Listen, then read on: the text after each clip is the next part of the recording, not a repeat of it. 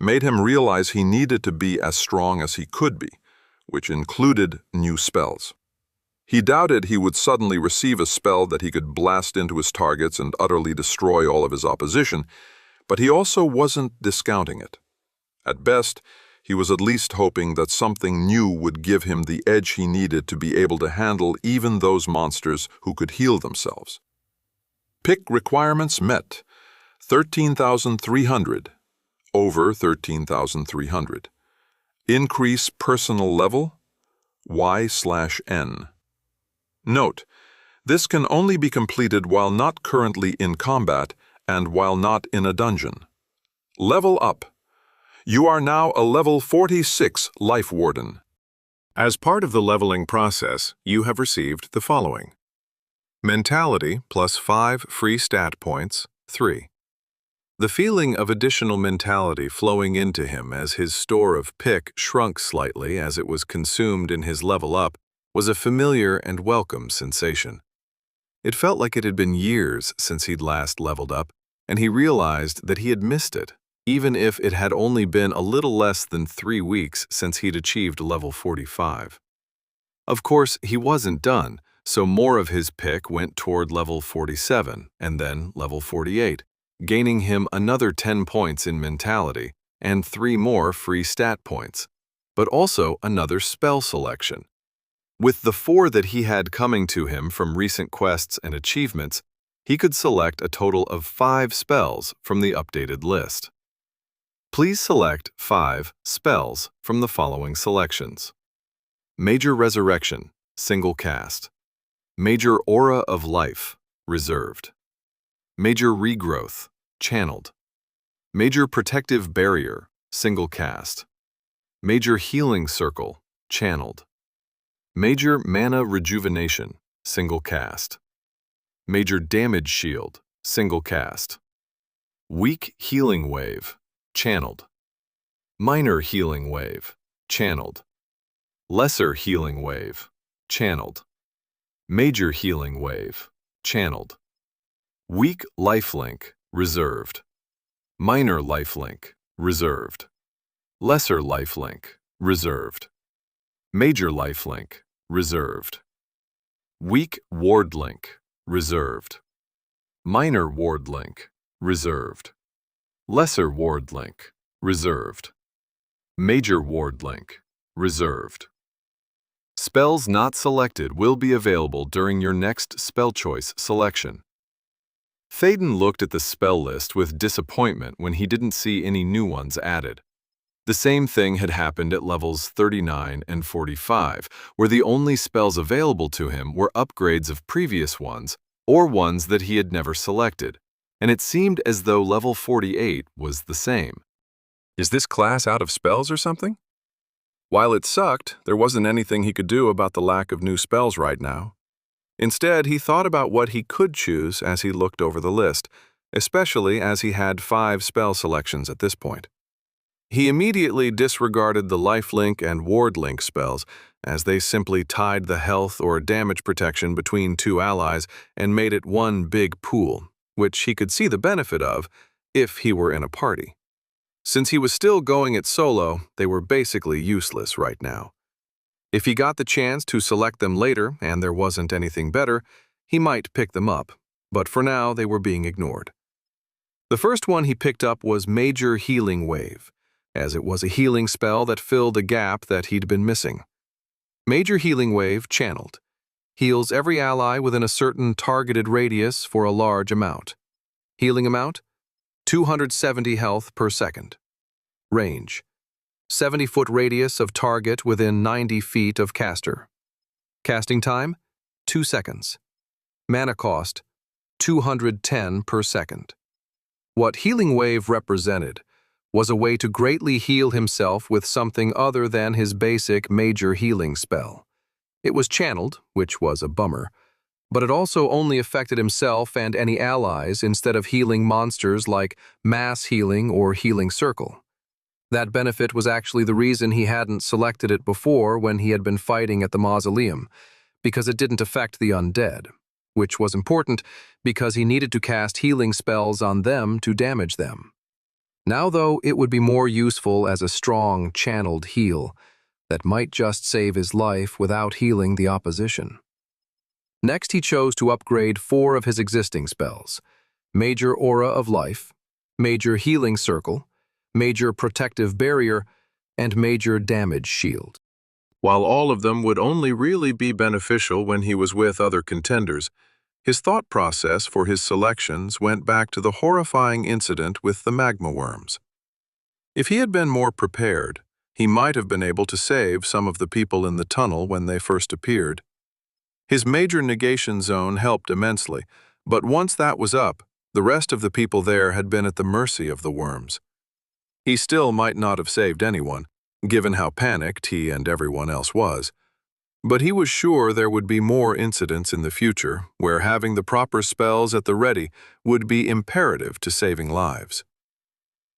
Major Aura of Life, Reserved. A persistent aura surrounds the caster that sends out healing energy to anyone nearby. Healing amount: 18 health per 5 seconds. Range: 50-foot radius of caster. Casting time: instant. Mana cost: reserved. 22.5% of mana pool. Major Healing Circle, channeled. Heals everyone within a certain targeted radius for a moderate amount. Healing amount: 18 health per second. Range: 15-foot radius of target within 75 feet of caster. Casting time: 3 seconds. Mana cost: 90 per second. Major Protective Barrier, single cast. Creates a full-body protective barrier around a single target that prevents 4 instances of all types of damage and afflictions from up to level 80 sources. Once damage is prevented, Major Protective Barrier disappears. Cannot target self. Number of targets: 1. Range: 50 feet. Duration: 5 minutes. Casting time: 5 seconds. Mana cost: 360. Cooldown: 10 seconds. Major Damage Shield, single cast. Creates a full-body protective barrier around a single target that prevents all types of damage. Once damage is prevented, Major Damage Shield disappears. Cannot target self. Number of targets: 1. Range: 50 feet. Duration: nod. A damage mitigation: 500 damage. Casting time: 2 seconds. Mana cost: 270. Cooldown: 2 seconds. There was another reason he chose these spells over the other options, and that was because he didn't want the Major Resurrection upgrade because it was already quite expensive, and the potential that he might not have enough mana to cast it was still a concern. Rejuvenation did absolutely nothing for him, since he didn't really have any mana regen to bother with, and Regrowth was used for regrowing missing limbs. He had enough mana to get the job done without a stronger spell, though he hoped he never had to do that to himself.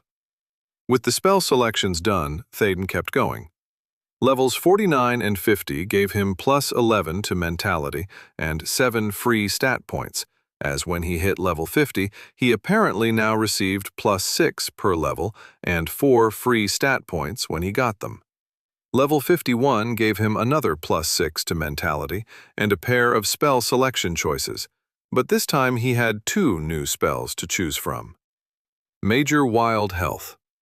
Leech, single cast. Affects a single target. Whenever a healing spell is cast upon a target with Major Wild Health Leech applied, the healing amount is increased, while a percentage of the extra healing is leached in the form of health from a random target within range of the caster, including the caster themselves. Cannot target self. Extra healing amount: 120%. Leached health amount: 15%. Duration: 60 seconds. Range: can be cast on targets up to 90 feet away. Leeching affects random target within a 20-foot radius of caster. Casting time: 4 seconds. Mana cost: 90. Major Sacrifice, single cast. Sacrifices the protective spell on a single ally, inflicting major damage to anyone within range. Once protective spell is sacrificed, ally is fully healed but cannot be protected or healed again for a short time. Cannot target self. Number of targets, 1. Range, 90 feet. Duration, NA. Area damage, 1000% of caster's mentality. Area damage radius, 20 feet. Target protection/healing. Cooldown, 10 minutes. Casting time, instant. Mana cost, 550. Spell cooldown, 10 minutes. The first of the new spells was confusing because it didn't make much sense until he read it a few times. He struggled to imagine it in a normal party, but thought that he understood what it was supposed to do after a few moments of thought. He supposed that if there was a fighter class out in front of the monsters and had the major wild health leech effect on them, then any time they were healed, they would be healed by another 120% of the healing amount. That was great. What wasn't so great was the fact that 15% of that bonus healing amount would be leached from a target around the caster, including the caster themselves. It was a way of boosting the healing of a specific person at the expense of health damage to what was essentially the back line of the party. It seemed moderately useful in a normal setting, though he wasn't sure how often he would use it, until he read it again and didn't see a single instance where it said it could only target or affect allies. He snatched it up immediately. With this new spell, if he was reading it correctly, Théoden could cast it on a monster and then heal it, and then the spell would leech from another target near him.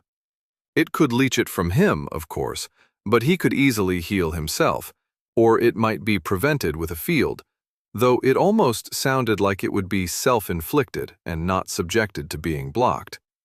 Ideally, it would leech away health from a monster nearby. Of course, it would only really work if he was facing more than one monster at a time, which he usually was, and as soon as there was only one left, he would have to rely on the tried and true damage reflection from his fields. Regardless, it was another way to do damage, and he was eager to try it out. He ended up selecting the other new spell, Major Sacrifice, because it was technically a spell that could do damage, but it wasn't something he could use himself. He read it twice to see if it also could be used on anyone, as thoughts of adding protective spells to monsters and then blowing them up flitted through his mind, but unfortunately it said it was only for allies. Still, if he was ever in a party and needed something to do that final amount of damage to a boss or something, this was the spell to do it, especially as it seemed to be based on 1000% of his mentality. So, with a mentality of 200, he figured it would do 2000 damage to anything within range, which he thought was a lot. With an eager grin on his face at trying out the new leech spell, but knowing that he wasn't quite done yet, he kept going. He was far from running out of his accumulated pick, after all. Chapter 24. Unfortunately for Théoden, there were no new spells waiting for him when he reached level 54. Nor at level 57. He still received a spell selection for each of those levels, as well as another plus 36 in mentality and 16 free stat points. He ended up finally taking Major Lifelink and Major Wardlink because he had the spare spell selections, but he didn't know if he'd ever use them. After those were chosen, he only had Resurrection, Regrowth, and Mana Rejuvenation at lesser quality, as everything else was now at Major, with no other spells he didn't have access to. His accumulated pick was still going strong as he pushed it all the way up to 60, when he received 2 more spell selections and saw brand new spells that he was able to pick from. Major Healing Burst, single cast. Greatly replenishes the health of a single target. Healing amount, 360. Duration, instant. Range, 90 feet. Casting time, 2 seconds. Mana cost, 210. Cooldown, 10 seconds. Major stacking buffers, single cast. When cast on an ally, they will begin to accumulate stacks of protective buffers for each instance of damage against an enemy. These buffers will be consumed upon taking damage and can negate all damage types up to a set amount. Number of targets: 1. Range: 20 feet. Duration: 10 minutes. Buffer stack limit: 300. Buffer damage protection: 9. Casting time: 10 seconds. Mana cost: 800. Seeing the description of both spells, there was no reason not to pick them up. First, the Major Healing Burst was the single-target, single-cast spell he'd hoped to have acquired long ago, as he didn't have one that wasn't channeled.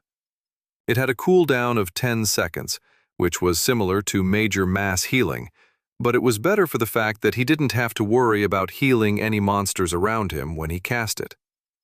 Major Stacking Buffers was unique as far as his protection spells went, because it was the only one that wasn't his channeled fields that he could cast on himself. From what you could tell, every time he, or whoever he cast it on, did damage to an enemy, he would start to accumulate up to 300 stacking buffers, which were consumed to prevent damage upon himself. He could only assume that it was designed for those who could actually do a bit of damage, which was likely why he wasn't excluded from casting it upon himself, and it was an extremely powerful spell. On him, it wasn't as effective because he had his fields to rely upon for damage prevention, but it could come in handy if he had to switch out one of his fields to cast another channeled spell at some point, giving him some extra insurance to make sure he didn't die. With Pick still burning a hole in his figurative pocket, he kept on leveling. Levels 61 and 62 gave him +7 mentality each, as well as 5 free stat points, which wasn't anything surprising by this point. What did surprise him was that at level 63 he received another pair of spell selection choices, and there were more spells to choose from. Pick requirements met: 18,400 over 18,400. Increase personal level? Y/N. Note, this can only be completed while not currently in combat and while not in a dungeon. Level up. You are now a level 63 Life Warden. As part of the leveling process, you have received the following: Mentality +7, 2. Spell selection choices. It was shocking, because he expected there to not be anything, as had been the theme for the last 20 or so levels. But something was different about this level. The new spells he had a chance to choose from reflected that. Major Health Transformation, single cast. Allows the target of Major Health Transformation to temporarily transform a portion of their current health into a boost to a single stat of their choice to natural limits. Any health transformed in this manner cannot be healed or regenerated until this effect is cancelled. After a transformation is cancelled, a cooldown will be in effect that prevents another such health transformation for a limited time. Health to Stat Boost Ratio, 20:1. Boost Duration, until cancelled or Major Health Transformation expires. Transformation Cancellation, cooldown, 30 seconds. Spell Range, 10 feet. Spell Casting Time, 1 second. Spell Duration, 30 minutes. Mana Cost, 480. Spell Cooldown, none. Major Mana Transformation, single cast. Allows the target of Major Mana Transformation to temporarily transform a portion of their current mana into a boost to a single stat of their choice to natural limits. Any mana transformed in this manner cannot be regenerated until this effect is cancelled. After a transformation is cancelled, a cooldown will be in effect that prevents another such mana transformation for a limited time. Mana to Stat Boost Ratio, 20:1. Boost Duration, until cancelled or Major Mana Transformation expires. Transformation Cancellation, cooldown, 30 seconds. Spell Range, 10 feet. Spell Casting Time, 1 second. Spell Duration, 30 minutes. Mana Cost, 480. Spell Cooldown, none. Both transformation spells were interesting and unique compared to what he already had access to, because they had nothing to do with either healing or protection. From what he understood of them, anyone with the spells cast on them could essentially sacrifice a portion of their current health or mana pool in order to boost a stat, such as physicality or celerity, at a 20-to-1 ratio. So if he were to transform 200 of his health, he could boost celerity by 10 points. Boosting physicality by 10 would bring his health back up by 100 points, making a net loss of 100 health, but it would make him stronger. He looked at the lesser versions of the spell and saw that they simply had worse conversion rates, which he supposed made sense in how they gradually got better. The same could be done with mana, which was something of which he had a lot to spare, but whether it was health or mana transformed in this way, it couldn't be healed or regenerated. That was bad enough with health, but if he couldn't regenerate mana… Wait a minute. Is my mana actually regenerating? Ever since he arrived on Tarth and began casting spells, Théoden had quickly discovered that he couldn't run out of mana. Although his mana pool got larger, even his earliest tests showed not even a blip in his current mana available when he cast spells. So he didn't think that it was as if he was spending it and then, faster than thought, it was regenerating. It simply wasn't being consumed at all, as if he had an unlimited supply. Would this work to consume some of my unlimited mana and boost myself indefinitely? It was something he couldn't wait to try, as thoughts of having 1,000,000 physicality flowed through his mind, where he could simply punch a monster and have them explode in a spray of blood from his immense strength. Since he wasn't planning on upgrading anything else, he quickly picked both spells and closed the windows in his mind's eye, eager to try it out. But he was interrupted by another message. Congratulations for reaching the pinnacle of your current class. Current class, Life Warden. Achievement received, Class Act 2. Bonus reward, additional classes unlocked. Contender World First achievement, 1 additional class option. Please see a support class representative to receive your support class evolution assignment. Until you complete your support class evolution assignment and then select your new class, your accumulated pick up to your current limit, 103,542 over 540,000, will be held in reserve. You will not be able to increase your level until you receive your new class. What? He yelled, nearly throwing himself from the tree in his shock at the notification. A new class already? And what is this about an evolution assignment? There was no more information available as to what that would entail, no matter how much he concentrated on the message, so he was left without an answer. The only good thing, he supposed, was that it also told him that he wasn't anywhere near hitting his pick limit, which seemed to be 3 times his previous pick limit back at level 21. In fact, level 63 is 3 times the previous class evolution. I'm guessing that's the theme? If it stays the same, does that mean I'll get the next one at level 189? Théoden wondered if this had all been covered in the training that he missed. If so, then he might have to find another person willing to talk to him about such commonly known information. Regardless of whether they knew this or not, that didn't stop the fact that he had hit his level cap for the moment, at least until he found out what the new evolution assignment thingy was all about.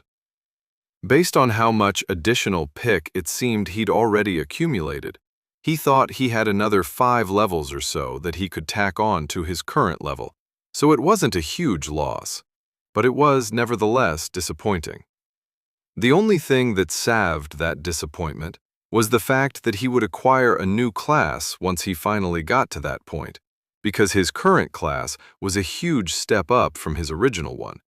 He could only assume that the next one would also be a major change as well. Before he started testing his new spells, Théoden looked at his current stats. Physicality, 36. Celerity, 21. Mentality, 279. Personality, 16. Fortuity, 116, 72. Free stat points. He had 72 free stat points to distribute how he wanted them, but he held off for a moment on putting them anywhere. Normally, he would have simply shoved them all into Fortuity to help with his chances of activating his bonus traits, such as the 5% damage reflection for his fields. But he had to think about what he was doing for a change. Given that he was going to be doing a lot of traveling, raising his celerity would allow him to run faster, and physicality would allow him to run longer, both of which would be highly beneficial. But what if his new spell worked in the way he hoped it would? There was only one way to find out. Casting major mana transformation on himself, he didn't feel any different, but there was a subtle sense of anticipation in his body, as if it was waiting for something to happen. Instinctually knowing that it was waiting for him to transform some of his mana, he mentally commanded 20 of his current mana pool of 2,790 to convert into celerity. As he watched his celerity immediately tick up from 21 to 22, he looked at his mana pool again with excitement. Mana, 2,790 over 2,790. It didn't change. With excitement, he transformed another 200 mana into celerity, giving him another 10 points in the stat, and his heart nervously thudded in his chest as his mana pool didn't even twitch. I'm unstoppable now, he crowed, giggling uncontrollably as he pumped 2,000 more mana into the transformation, converting it into 100 more points of celerity. He grunted in consternation as his celerity stopped at 63 without budging. He attempted to pump more mana into the transformation, but nothing worked to raise it up higher. What happened? He whined. His dreams of being the fastest and strongest person in the world dashed as his stat hit an invisible ceiling. Looking over the spell descriptions again for an answer, he groaned when he found it. Boost to a single stat of their choice to natural limits. He wasn't sure if he was supposed to know what it meant by natural limits, but apparently it was something like 3 times his base celerity of 21. He briefly put on some of his items that gave him some extra celerity, which he'd taken off while around other contenders so as not to draw attention to himself, and the results stayed the same at 63. Thaden quickly tried to effect another stat, but he discovered that he could only boost a single stat at a time. With that in mind, he canceled the transformation of mana to celerity, waited the 30-second cooldown required for him to effect another stat, and then started pumping mana into physicality. The sudden addition of 72 physicality to his body made him scream out in pain, as it felt like his muscles were about to explode. He found that he had actually hurt himself for a 20-point loss in his health, but a quick major regeneration fixed him up swiftly. The pain at least went toward proving his theory that he could only boost each of his stats by 3 times its natural base score, at least as far as his new mana transformation spell went. He could add more physicality with items after he'd been boosted, but they didn't affect the actual boosting process. To verify that this was the same for everything, he raised his mentality to over 800, which made him feel lightheaded and extremely sharp-minded at the same time. It was actually uncomfortable even after a few seconds, so he canceled that transformation as quickly as he could. Personality only increased by 32, bringing him to 48, but he couldn't really feel any difference there. Something odd happened when he increased his fortuity by 232 points, bringing it to 348 in total. He looked at his character report because he was wondering if his chance to reflect 5% damage with his fields would go past 100%, potentially for bonus damage or something. But the chance hadn't been brought up to the 104% that it should have been, or even 100%. On the contrary, it was stuck at 50%. 50.0% chance to double cast support spells from Life Warden. 50.0% chance to reflect 5% of prevented damage from defensive spells, from Life Warden. A few minutes of experimentation showed that as he went from 166 to 167 in fortuity, his chances went from 49.8% to 50.0%, instead of increasing to 50.1% like it was supposed to. In other words, he'd found a cap on his fortuity, meaning he wouldn't be getting to a 100% chance for either of the bonus traits from his Life Warden class. The stat was supposedly good for other things, of course, such as getting better loot drops or being in the right place at the right time, to which he attributed him finding that failed chilling necklace in the first place. But it really wouldn't help him in a more concrete way past 167. Théoden played around with a major health transformation spell as well, and found something that wasn't noted on either of the spell's descriptions. The same stat couldn't be boosted by separate spells to pass the natural limit. In other words, even if he had enough health to boost celerity to 63, he couldn't also boost it another 42 points using his mana. He supposed it made sense, even if it didn't explicitly say that in the descriptions. He also found out something that hurt his head a little, thinking about the interactions between the two spells, and which gave him a scare because he nearly died. Using mana to boost his physicality, the Life Warden then used his extra health to boost his celerity. When he canceled his mana transformation boost on his physicality, the loss of health that was spent to boost celerity might have killed him, because it was less than his current health pool. Fortunately, there seemed to be a failsafe that wouldn't allow someone to kill themselves, and he dropped down to 20 health as his celerity boost was reduced to the point where he wasn't using all of his health anymore. All of his experimentation wasn't just for fun, because it also helped him decide where to put his free stat points. Remembering how he had been nearly at a 50% chance to reflect damage in the Magma Dungeon when all of his achievement bonuses kicked in, he didn't need to shove all his points into fortuity. Instead, Théoden didn't add any to fortuity because at its current 116, which was slightly more than it had been at the time, all of his bonuses would now bring it to 170, more than enough to max out his chances at 50%, which left his other stats, and one in particular, as the beneficiaries of the free stat points. First, because it was always nice to be stronger and have higher health, he stuck 14 of his 72 points into physicality to bring it to 50. If he used his mana transformation spell on it, he could bring it, gradually, next time, to 150, which was insane for any type of healer to have. The rest, totaling 58, he threw into celerity, bringing it to 79. When tripled, it would be at 237, which was likely going to make him quite fast. He wasn't sure how fast, and he was slightly worried about testing it in case he hurt himself. But if it worked out, he would be able to get around much, much faster than he had been. When he added in the few additional points of celerity from his items, especially his traveler's boots, which added 2 celerity and an additional 15% increase in traveling speed outside of combat, he was nearly at 250 for the stat. When he was done playing around, he looked at a portion of his new character report without any items equipped or bonuses applied, and he was pleased at what he saw. Number 32599999-E, Life Warden, Level 63, Progressive Internal Combat Knowledge, Pick, 18,700 over 18,700. Adventurer Coalition Rank, Silver, 540 over 540. RP Health, 500 over 500.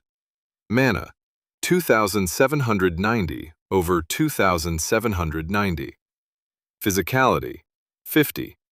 Celerity, 79. Mentality, 279.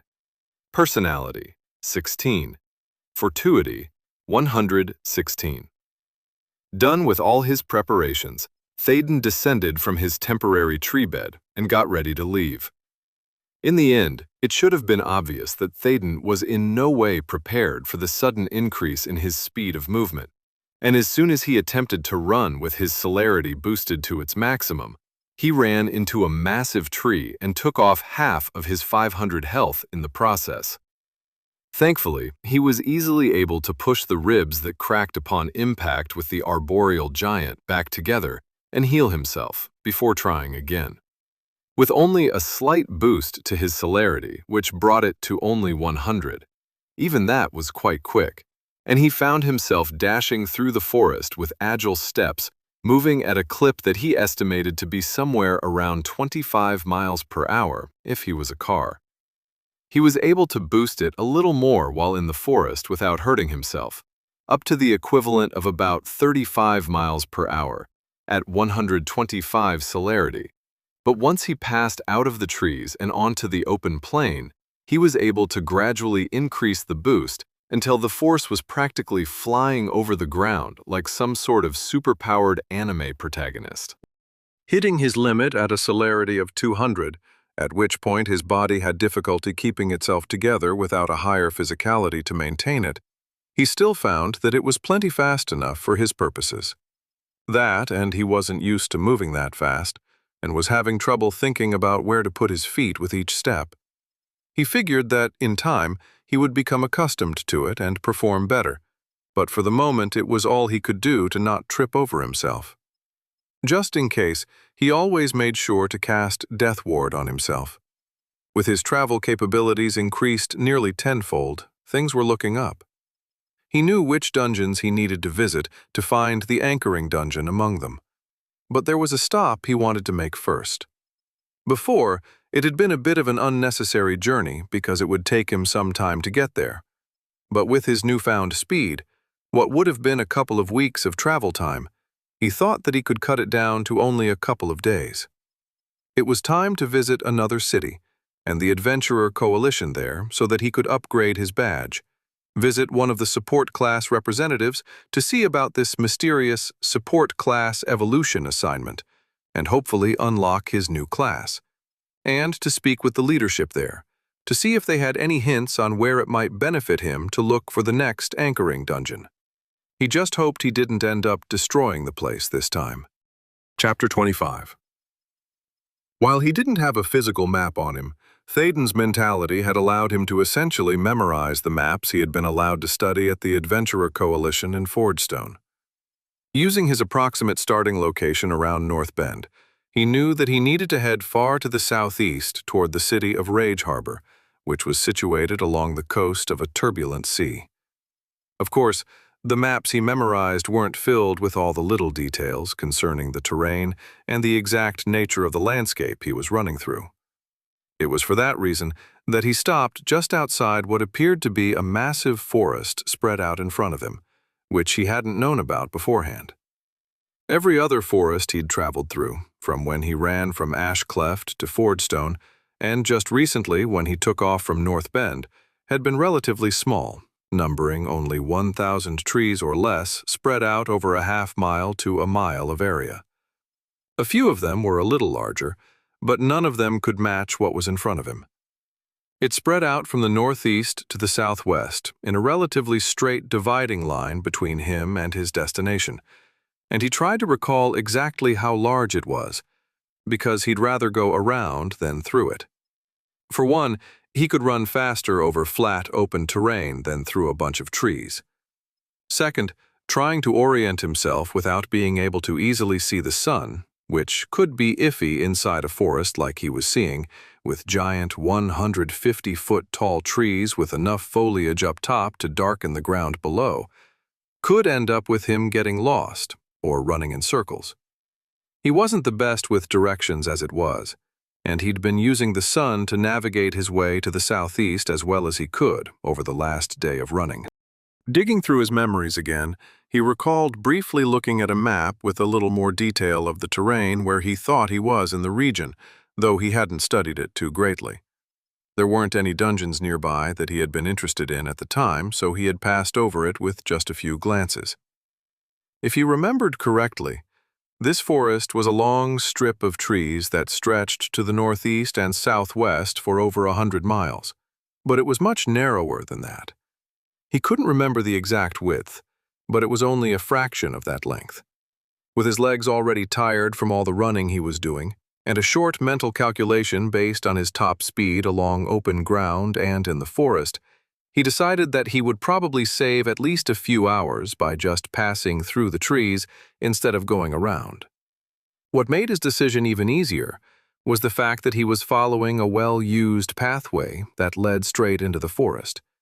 It wasn't a road, such as one that would indicate that it was used by wagons or other types of merchant-type caravans, but more of a route that many people traveled through to get to something inside. Given that he had just passed a town about 5 miles back, and that this pathway seemed to originate from it, he searched through his map knowledge and determined that the town was likely Galecton, and the pathway he was following led to a dungeon called simply the Den. The only things that he recalled from it were the facts that it had a recommended level of 15 to 20 for its minimal difficulty, and that it hadn't been cleared by that time, so any other information about what was inside was unknown. He hadn't seen anyone traveling down the pathway as he left the vicinity of Galecton, but it was more than possible that he might meet a party or two of contenders inside the forest if he kept to the path.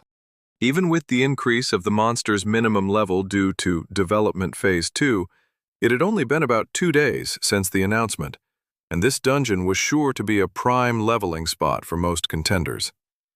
His first instinct was to venture off the pathway and make it through the forest to the other side, so as to avoid people. But he had an almost insatiable desire to test out his new spells, and to attempt another dungeon. He might not have a quest specifically for it, and he'd been avoiding smaller towns over the last few hours because flashing around his badge at the Adventurer Coalition in such a tighter-knit community would only raise some red flags. So obtaining one just for this specific dungeon wasn't worth the risk. But that didn't mean he wouldn't get anything out of it. On minimal difficulty, of course, it wouldn't be worth it, because he wouldn't get much out of it. But a harder difficulty, with higher-level monsters, would at least allow him to add to his reserve of pick and increase his competencies simultaneously. More than that, he would find out if he was going to have more problems with completing dungeons by himself in the future, like he had with the Magma dungeon. In addition, he wanted to test himself against a boss that was a bit higher level than him, and see how he fared against its level compression, the phenomenon he experienced back in the mausoleum against Nehetmo because of their vast level difference. It had been extremely oppressive, and he had barely managed to fight through the pressure it exerted upon him. In other words, it was a win-win for him no matter how he looked at it.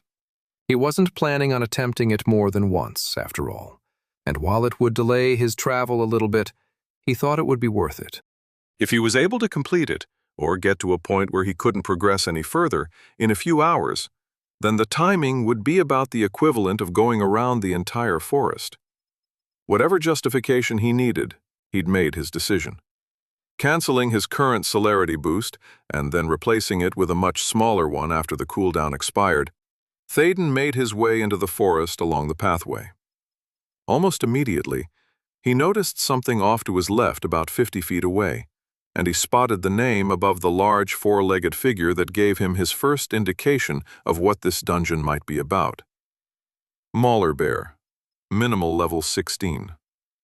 The brown-haired bear was at least 8 feet long and 5 feet tall at its shoulder, and it had massive paws tipped with vicious-looking 6-inch-long claws that seemed capable of mauling a fully grown adult person within seconds. Given that it was nearly 50 levels weaker than Théoden, it simply glanced at the Life Warden and then walked away. But it was interesting to note that it didn't seem to roam in packs like many other monsters he saw throughout his journey. As he jogged down the pathway, keeping to a reasonable speed so that he didn't run into a tree or even a group of contenders coming back the other way, he saw another few dozen of the Mauler bears in the distance, and the further he traveled, the higher their level became. Just as he saw one that was at level 19 far to his right, he heard and felt a deep roar coming from up ahead in the direction he was traveling, followed by the high-pitched scream of a woman. Uh-oh. Get involved or mind my own business? As another scream reached him, he instinctively sped up along the pathway, the decision taken from him by his traitorous feet. It only took about 20 seconds for him to reach a clearing in the forest, and he felt refreshed stepping out into the sunlight after being in the darkened environment beneath the leaves of the massive trees. He quickly stopped at the edge of the clearing as he took in everything going on in front of him.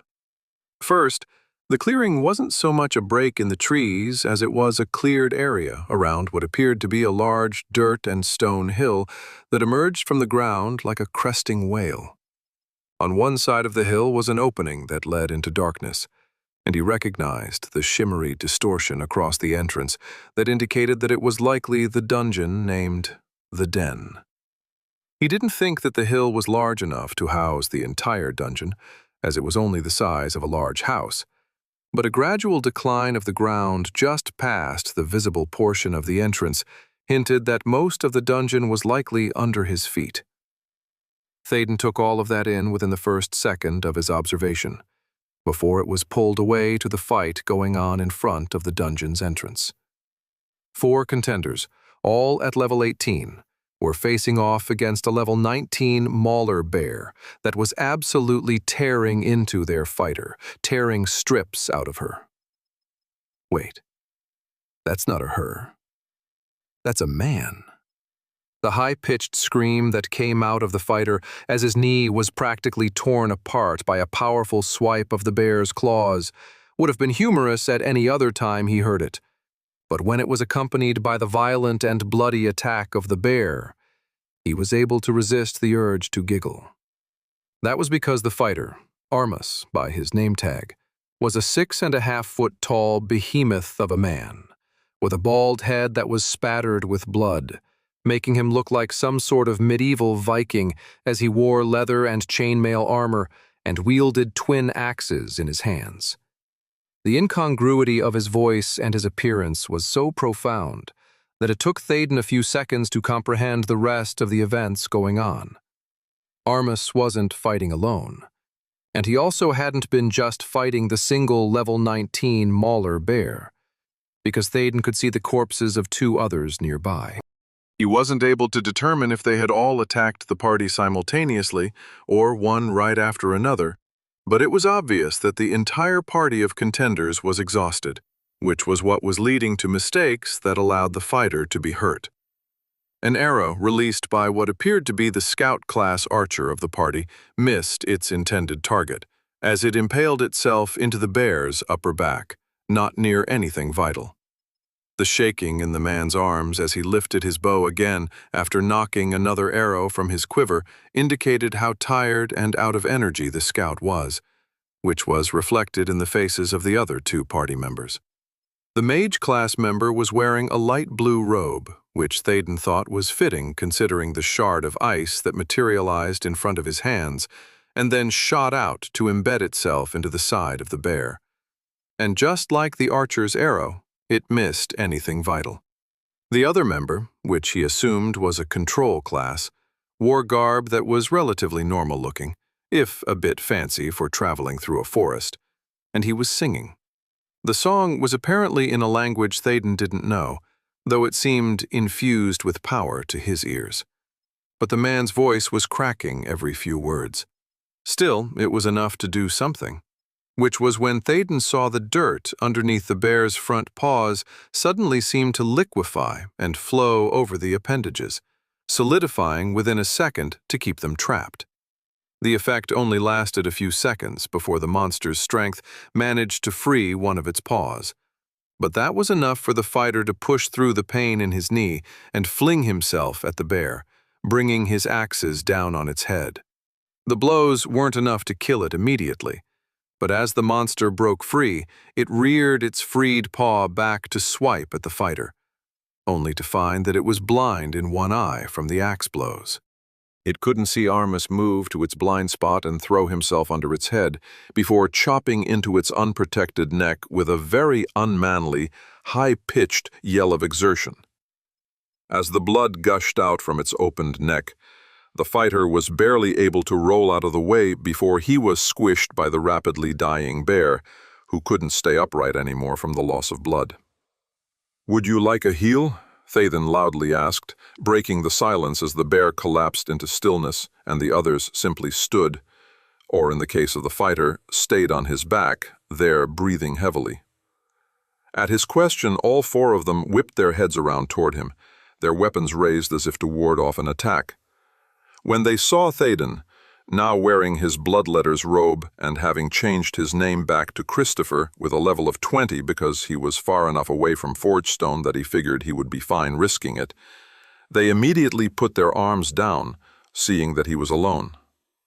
"Yes, please," the fighter said almost immediately, his normal, as in not screaming voice, actually quite deep. "Waiting for my health to regenerate with these wounds is literally a pain." Armus groaned as he sat up, and the Life Warden could see that he'd been cut deeply across his chest, practically shredding his armor. Switching out one of his access slots for his major healing spell, as that was the most common spell that all healing support classes likely had access to, he channeled healing energy into the sitting fighter, and his health shot up to full within seconds. While he couldn't tell exactly how much health Armus had, his dimmed name tag had been enough evidence that he'd been hurt pretty badly, but now it shone brightly, just like the others. He wasn't surprised to see that the back line of contenders weren't hurt, just exhausted, because it seemed like the fighter normally had a good handle on keeping attention away from them and could handle himself fairly well even without a shield to block attacks. "That's a lot faster than I expected," Armus remarked, immediately getting to his feet once he was fully healed. Thaden could still see some exhaustion in his stance, but it was less pronounced than it was. "And what is this glow around me?" The Life Warden had forgotten that most of the contenders probably hadn't seen his afterglow effect trigger after healing someone, or perhaps didn't even know about it. "It's just an extra healing over time effect that occurs after one of my healing spells. It won't hurt you." "Nice," Armus said with a grin, before frowning at his party members. "See, this is why I said we should get a support member for our party. Can you imagine how quickly we could tear through the den if there was someone who could heal me?" The ice-chucking mage spoke a bit condescendingly, which didn't seem like it was directed especially toward the fighter. Thaden could tell that it was his natural disposition, and immediately didn't like the man. Or it might have been the douchey mustache he seemed to be proud of sporting on his face. But the Life Warden preferred to think his own judgment of character was based on personality, not looks. "We've already discussed this, Arm. We'd lose out on pick and loot if we had a fifth member. Besides, you rarely ever get hit, so it isn't needed. This was just us getting unlucky when we emerged from the dungeon and aggroed 3 of these bastards when we were already low on mana." "Exactly," the singer quickly agreed, with a clearing of his throat. "And even if we wanted one, there aren't any available support classes within 50 miles of Galecton." Unfortunately, Armas turned toward Thaden, and he immediately knew what was coming. "Speaking of that, I haven't seen you around here before. Where's your party? Or are you in between parties right now and want to join us?" The Life Warden held his hands up. No. I'm actually meeting my party here. Thank you for the invite, though." He might have partied with Armas, but the other 3 gave him a bad vibe for some reason. Well, it was worth a shot," the fighter remarked. "Come on, let's get moving. I want to get back before dark." Thaden breathed a sigh of relief as the party left the clearing, after extracting their loot from the 3 bear corpses. Even in that short time, all 4 of them appeared a little less tired than they had been, and he figured they would be fine getting back to town now that they didn't have to wait for their main frontline member to heal up. When he was sure that the party was long gone, Théoden stretched and limbered himself up dramatically, psyching himself up for the dungeon. His last visit to a dungeon hadn't gone so well, but he was determined not to let that affect his next experience. When he felt like he'd delayed long enough, he walked up to the den's entrance and walked through the shimmery distortion. The Den Dungeon. Please select Dungeon difficulty: Minimal, Medial, Maximal. Dungeon Slayer. World First Achievement Override. Please select Dungeon difficulty: Minimal, Medial, Maximal. Given that the minimal recommended level was between 15 and 20, he didn't think Medial would do what he wanted. From what he could determine, the level ranges increased by about 10 to 20 from the minimum level for each step up in difficulty, so he estimated that the monsters in Medial's difficulty would be in a range around levels 25 to 45, the highest being the boss. For Maximal, he estimated that it would be around levels 45 to 75, as this dungeon had a slightly higher minimal level range than the Mausoleum, with the bosses in the Medial and Maximal difficulties being at 40 and 70 respectively. At level 63, he might not get pick for everything he killed inside, but he thought it would still be a decent test of his new spells. You have entered the Den Dungeon, Maximal difficulty. The Den Dungeon. Current difficulty: Minimal, Medial, Maximal. Recommended party size: 5. Recommended party levels: 60 to 70. I guess my calculations were wrong. Maybe this will be a better test than I thought. With a deep breath that smelled of dirt and a musty smell that reminded him of a wet dog, Théoden took his first step down the ramp into the unknown dungeon, his fields already around him to protect him from whatever he might find down there. Chapter 26. Walking down the dirt tunnel entranceway, Théoden was expecting some more magical torches along the walls similar to the Vogmite Tunnel's dungeon, but that didn't seem to be the case in the den. Instead, lights seemed to shine in from random holes in the ceiling, creating spotlights of illumination that seemed to make the shadows in between darker somehow. Thankfully, his continuous use of his glowing protective fields was enough to shed some light on these areas, especially once he was close enough, so there wasn't too much that was hidden from his sight. The tunnel eventually opened into an ovoid-shaped cave that had natural protrusions along the ceiling and walls, indicating that it wasn't carved from the rock or otherwise man-made. The uneven floor was only made slightly more level because it was filled with dry dirt. In that dirt could be seen many, many different prints of multiple sizes, as if thousands of beasts had passed along there. They crossed over each other so much that he wouldn't be able to tell what kind of animal produced them, even if he was skilled enough to tell the difference. The only thing he could tell was that, at least with some of them, whatever had made them had extremely large paws. Looking around the cave, there were two things that he immediately noted. The first, which he assumed was some sort of environmental decoration, were piles of bones scattered around, either pushed up against the walls or standing freely. Most of the bones were from smaller mammals, but he definitely thought he recognized a few fractured human skulls here and there. The second thing he noticed were large, dark recesses along the walls that no light seemed to penetrate, and since he didn't see any monsters visible, he could only assume that these obscured holes were where they were hiding. Before he passed over the threshold from the tunnel to the actual cave, Théoden rechecked his access slots to ensure that he was fully prepared for this. While he traveled, the Life Warden had spent some time considering all of his available spells, which now numbered 33, and had adjusted his normal repertoire to accommodate some of his newer ones. Available spells. You currently have 0/9 access slots available. Major Repulsion Field, channeled, 1 access slot. Major Absorption Field, channeled, 1 access slot. Major Cure Physical Affliction, single cast, 1 access slot.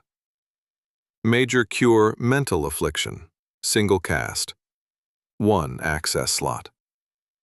Major regeneration, single cast, 1 access slot. Major healing burst, single cast, 1 access slot. Major stacking buffers, single cast, 1 access slot. Major wild health leech, single cast, 1 access slot. Major mana transformation, single cast, 1 access slot. The biggest change was switching out Major Death Ward for Major Stacking Buffers, even though it was a slight risk. The main reason for the change was because the Death Ward spell required 2 access slots, as opposed to the buffers at 1, and he needed the extra slots for his new spells. The other change to what he normally used was adding to his healing repertoire Major Regeneration with Major Healing Burst, as the instantaneous healing was something that he'd been lacking for a while, and while the cooldown was annoying even at only 5 seconds thanks to his ready-to-go advancement, it would pair really well with Major Wild Health Leech. He had to get rid of Major Health Reduction for the moment, because he didn't want to be without his cure spells, especially when he didn't know what he might face. Lastly, he also had Major Mana Transformation up, as he wanted to be able to change it if it was necessary.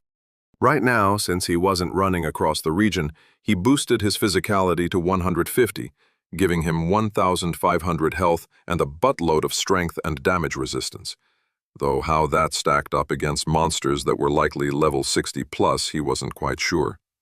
He was fairly certain he could probably kill one of the Vogmites from the dungeon he started in with a single punch with those kinds of stats, but how that translated to something much stronger, he didn't necessarily want to find out.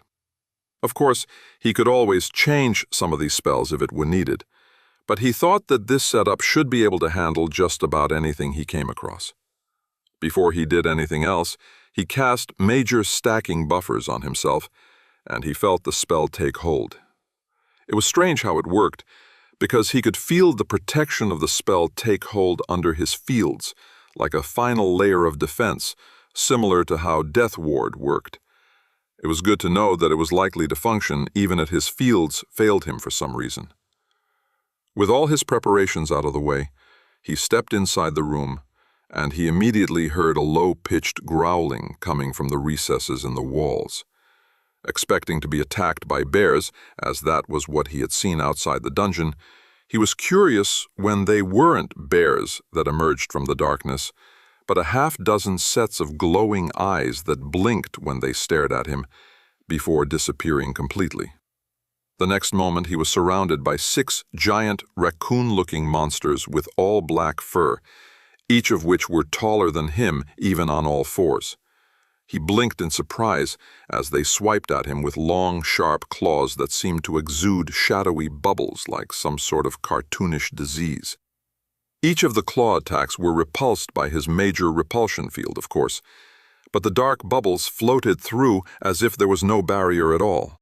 When they touched him, his vision went dark and then disappeared altogether. In other words, he was blind. Before he lost sight of the raccoons, he managed to catch the name of the monsters trying to kill him. Shadowcoon. Maximal level 60. The Shadowcoons kept beating on him with no effect, but they were also being hurt by his 50% chance of reflecting 5% of the damage they inflicted by his field. He only knew this because there was a small icon at the far right corner of his blinded vision that looked like a shield with a number on it, and that number was rapidly increasing even as he watched. It jumped from 10 to over 100 within a few seconds, and it looked to keep increasing as more and more damage was applied to the monsters attacking him. But Thaden couldn't see anything. A few casts of Major Cure Physical Affliction was all it took to get rid of the blindness affecting him, though he found that he had to cast it again every other second as the blinding effect accumulated upon him. But if he kept at it, he was able to see again. With his vision now basically restored, he used his Major Wild Health Leech spell for the first time on the Shadowcoon in front of him. It glowed very subtly, indicating that it was affected by the leech spell. And then he cast a major regeneration upon it. The green glow it took on was also relatively dim, at least compared to how it normally looked, but it was also enhanced by the golden illumination of afterglow. When regeneration and afterglow ticked and healed the Shadow-kun, he saw the slightly dimmer appearance of its name, indicating that it had taken a little bit of reflected damage so far, brightened considerably, healing it back to full health.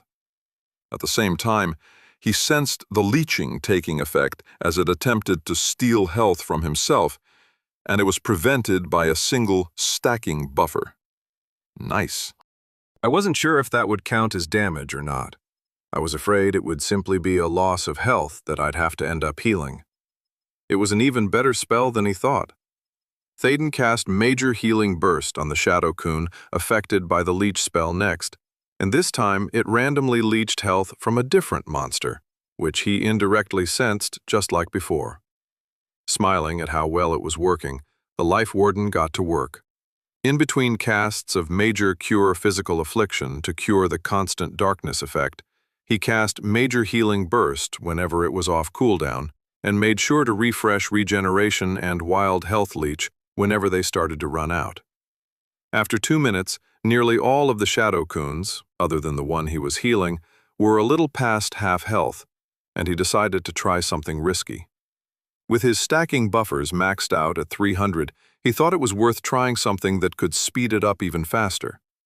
Canceling his Major Absorption field, as it didn't seem like any actual magical effects were trying to damage him, he breathed a sigh of relief when he didn't start taking any damage that his buffers were nullifying. He then switched out Major Mana Transformation for the moment and inserted Major Support Sprite in its place. Major Support Sprite, single cast, summons a small, invulnerable support sprite that hovers around a living target. For each single target support spell cast upon the recipient of the support sprite, the effectiveness of that spell is increased by 75%. Range, 90 feet. Duration, 10 minutes. Casting time, 5 seconds. Mana cost, 400. Thaden had never had the need or even the chance to use it before, but now there was a reason to do so.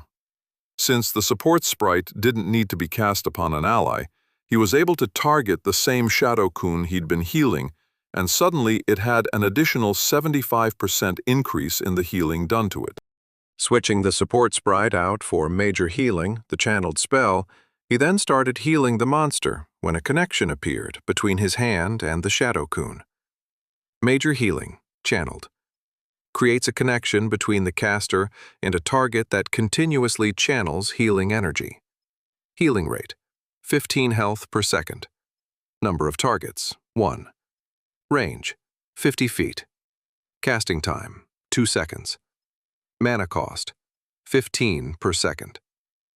Needless to say, the amount of healing he was doing to the monster jumped dramatically, as he was now healing through the Major Healing channeled spell. Regeneration and Afterglow were periodically healing, with Afterglow doing quite a bit since it was healing 1% of the Shadow-kun's max health every 5 seconds. And whenever the cooldown for Major Healing Burst was up, he was hitting it with even more.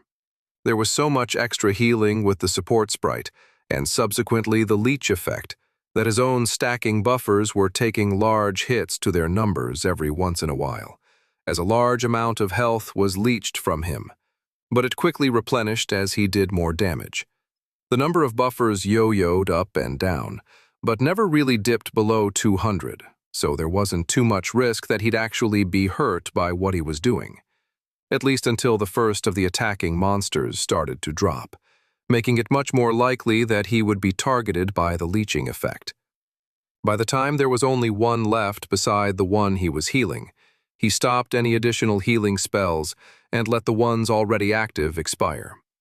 His buffers got low at one point, as he was taking more leeching damage than adding to the stack of buffers, but he never got to the point where he was actually being hurt. In a short 4 minutes, every Shadow-kun but the one he was healing was dead, and the heal over time effects on the monster were wearing off. Toward the end of the regeneration and afterglow effect, his buffers were actually all used up, and he ended up taking a little over 200 damage, which he was able to heal immediately with Major Healing Burst. He took note to be more cognizant of the lingering healing in the future once monsters started dying. It might end up taking a little longer to kill everything, but it would be much safer. By the time all the healing was done with, he was left with a fully healed Shadow Coon that continued to attack and blind him, though it took nearly 5 seconds before he became blinded by the little shadow bubbles on its claws. At this point, he had 2 choices. First, he could wait until the monster killed itself with the reflected damage from his fields. Based on how strong it was and what kind of damage he was already seeing, he thought that it would take at least 15 or 20 minutes for it to die, even if he switched out a spell to reduce its maximum health. Or, what he ultimately decided to do was to take the Shadow Coon with him. Now, he wasn't going to do anything too dangerous, such as running through the entire dungeon like he did the first time he ran through the magma dungeon. But he also didn't want to spend hours upon hours fighting his way through. As such, he figured that it might be worth it to progress to the next cave and potentially drag all of those monsters with him to the third, where he would begin the healing and leeching process again. Besides, with more targets around him to be randomly affected by the leeching process, the less that Thaden would be hit by it. But he wasn't just going to bring the Shadow Coon with him. No, he was going to double down and allow it to do even more damage as it leached from other monsters. How? Well, with Major Health Augmentation, of course. Major Health Augmentation, single cast, increases a target's maximum health. Number of targets, 1. Range, 50 feet. Duration, 30 minutes. Magnitude, 15% of maximum. Health. Casting time, 10 seconds. Mana cost, 180. It wasn't something that he'd ever contemplated before, increasing a monster's health, but when he paired it with Afterglow, the difference could be significant. Already, with the stronger healing advancement, he could increase its health by 22.5%.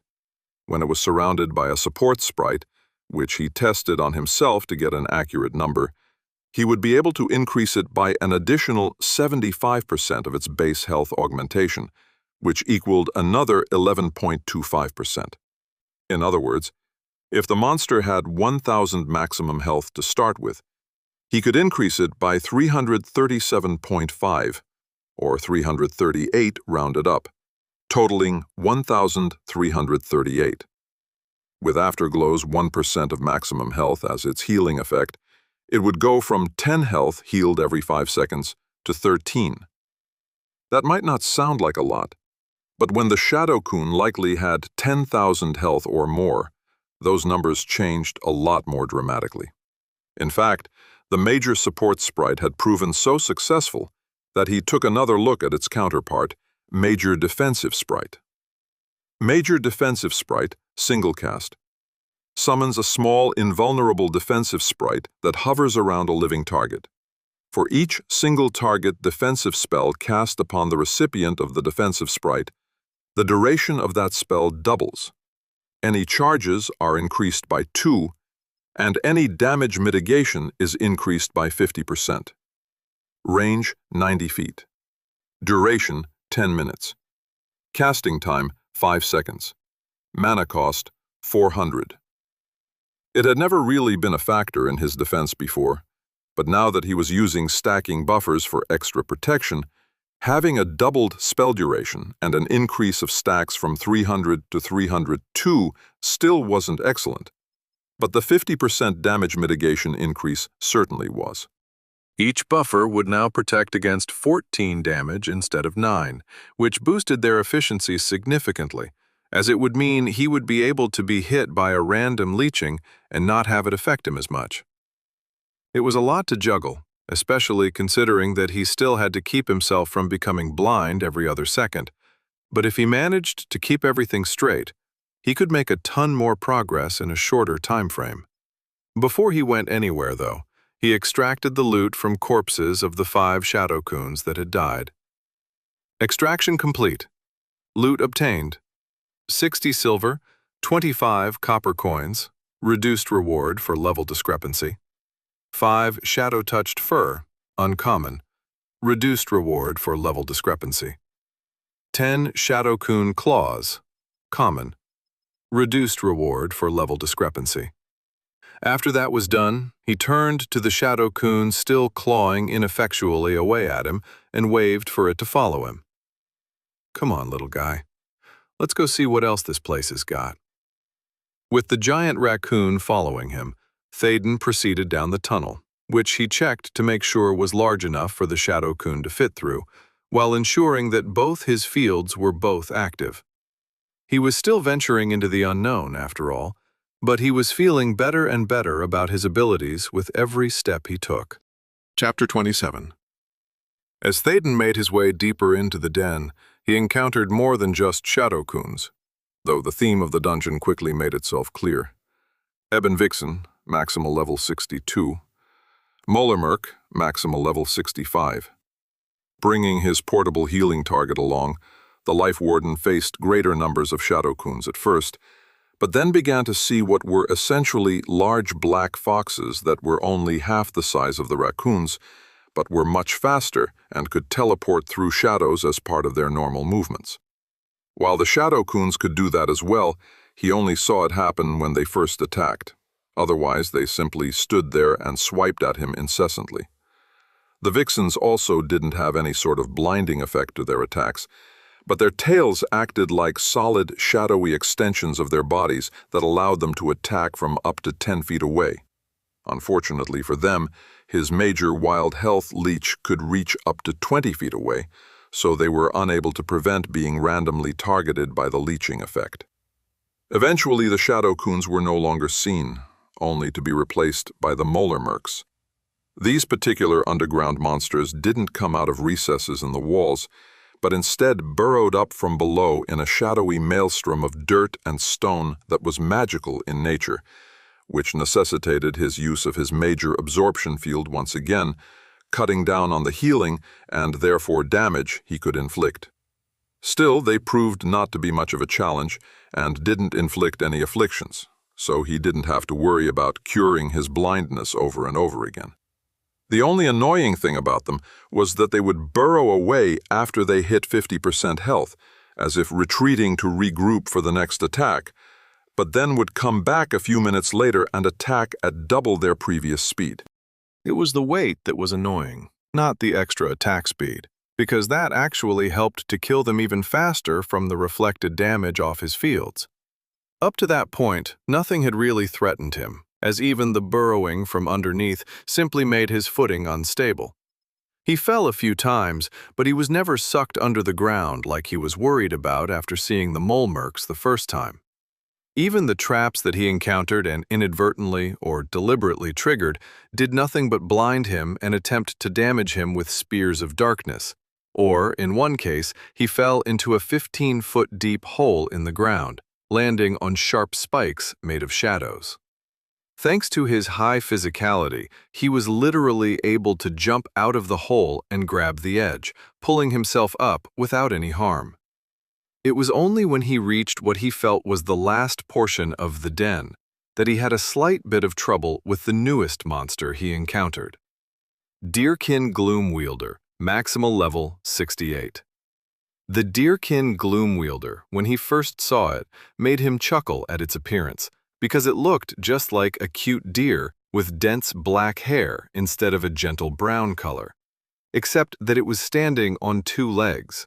It was also wearing what looked to be a black turban wrapped around its antlers, and a ragged, hole-filled black tunic covered its torso. What made encountering the Deerkin a bit more trouble was that it was a magic-wielding caster, meaning that it stayed as far away from Thaden as was possible in the large caves in which they appeared. That meant that his leeching was unable to reach them, as the spell only affected monsters within 20 feet of himself, so he had to rely on his absorption field to reflect their damage. The secondary problem he had with them was the fact that as soon as he caught a glimpse of them, they shrouded the entire cave in darkness, with a spell that his own spell's glows barely penetrated. As he made his way further into the dungeon, the illumination from the holes in the ceiling grew more sparse, until only a few areas had light with which to see. But the deerkin eliminated even that much. Now that would have been bad enough, not being able to see. But the darkness apparently did two things for the magical, upright deer monsters. First, the darkness apparently boosted their damage output, as if being bathed in the gloomy atmosphere enhanced the solidified bolts of shadows that were sent at him with the intent to tear him apart. This was actually a good thing, as it increased the amount of damage being reflected back toward the strange casters. In addition, the extra damage barely counteracted the darkness's other effect on the deerkin, which was to heal them. It was a gradual health increase, as if being fully submerged in the lack of illumination was enough to soothe their wounds. Thankfully, it wasn't enough to outpace their own damage output, though it did make their eventual deaths take at least 10 times longer than any of the others. He estimated that it would take about an hour for them to finally receive enough reflected damage to push past their gradual healing. But he didn't wait around to find out, because he took the first batch with him into the next cave, where they were joined by even more. That was the hardest part, out of everything that he had to face, finding the exit. When everything was covered in darkness, he stumbled over the uneven floor of the caves, and it was only when he was a foot or so away from the walls that he was able to follow them around to where he thought the exit could be found, triggering shadow and darkness-based traps along the way that simply delayed him further without actually harming him. As he passed through multiple caves, the deerkin were joined by some of the previous monsters he'd fought, all with higher levels than before. Soon enough, at least an hour later, he was constantly being blinded by shadow coons that he was barely able to see before they were swallowed up by the ever-present darkness. His feet stumbled as they were tripped up by merkmole attacks, and he was constantly stabbed at by black fox tails that he only barely saw as they struck him, only to be stopped by his fields. He lost track of his original shadow coon that he had buffed with increased health, so he was forced to grab onto the paw of a different one as it attacked him, barely avoiding its claws, and his strength was just barely enough to pull it forward as it became unbalanced. Gripping its fur along the neck, he swung himself up to its back, where he began to ride it like a very grumpy and insane horse. Even as it literally turned its head all the way around in an attempt to bite him like some sort of demon-possessed victim, he was already casting spells on it one after another. A support sprite, health augmentation, and wild health leech all landed upon it one after another, followed by a plethora of healing spells that started to leech health from the monsters around him. The shadow coon tried to buck him off, even rolling on the floor to scrape him off, but his physicality was high enough to hold on. Any damage that would have been done to him by being literally rolled over by something that outweighed him by at least 1,000 pounds was negated by his repulsion field. Unfortunately, he had to maintain his raccoon-back position because as soon as he let go, he would likely lose sight of his healing target. He wasn't sure how long he stayed on its back, as his entire focus was in maintaining the spells on himself for protection, the spells on the shadow coon, and the healing that was doling out more and more leeching health damage to the monsters around him. In complete darkness, unable to see more than a foot or two around himself, his world consisted of smelly black raccoon fur and the oily feeling that surrounded his fingers as he held onto the monster with a death grip. It wasn't until he felt pain that his focus snapped, and he realized that he'd been taking an inordinate amount of leeching health damage over the last few seconds. He immediately stopped any healing he was doing to the shadow coon under him, and instead worked on maintaining his own health as it continued to take hits every few seconds.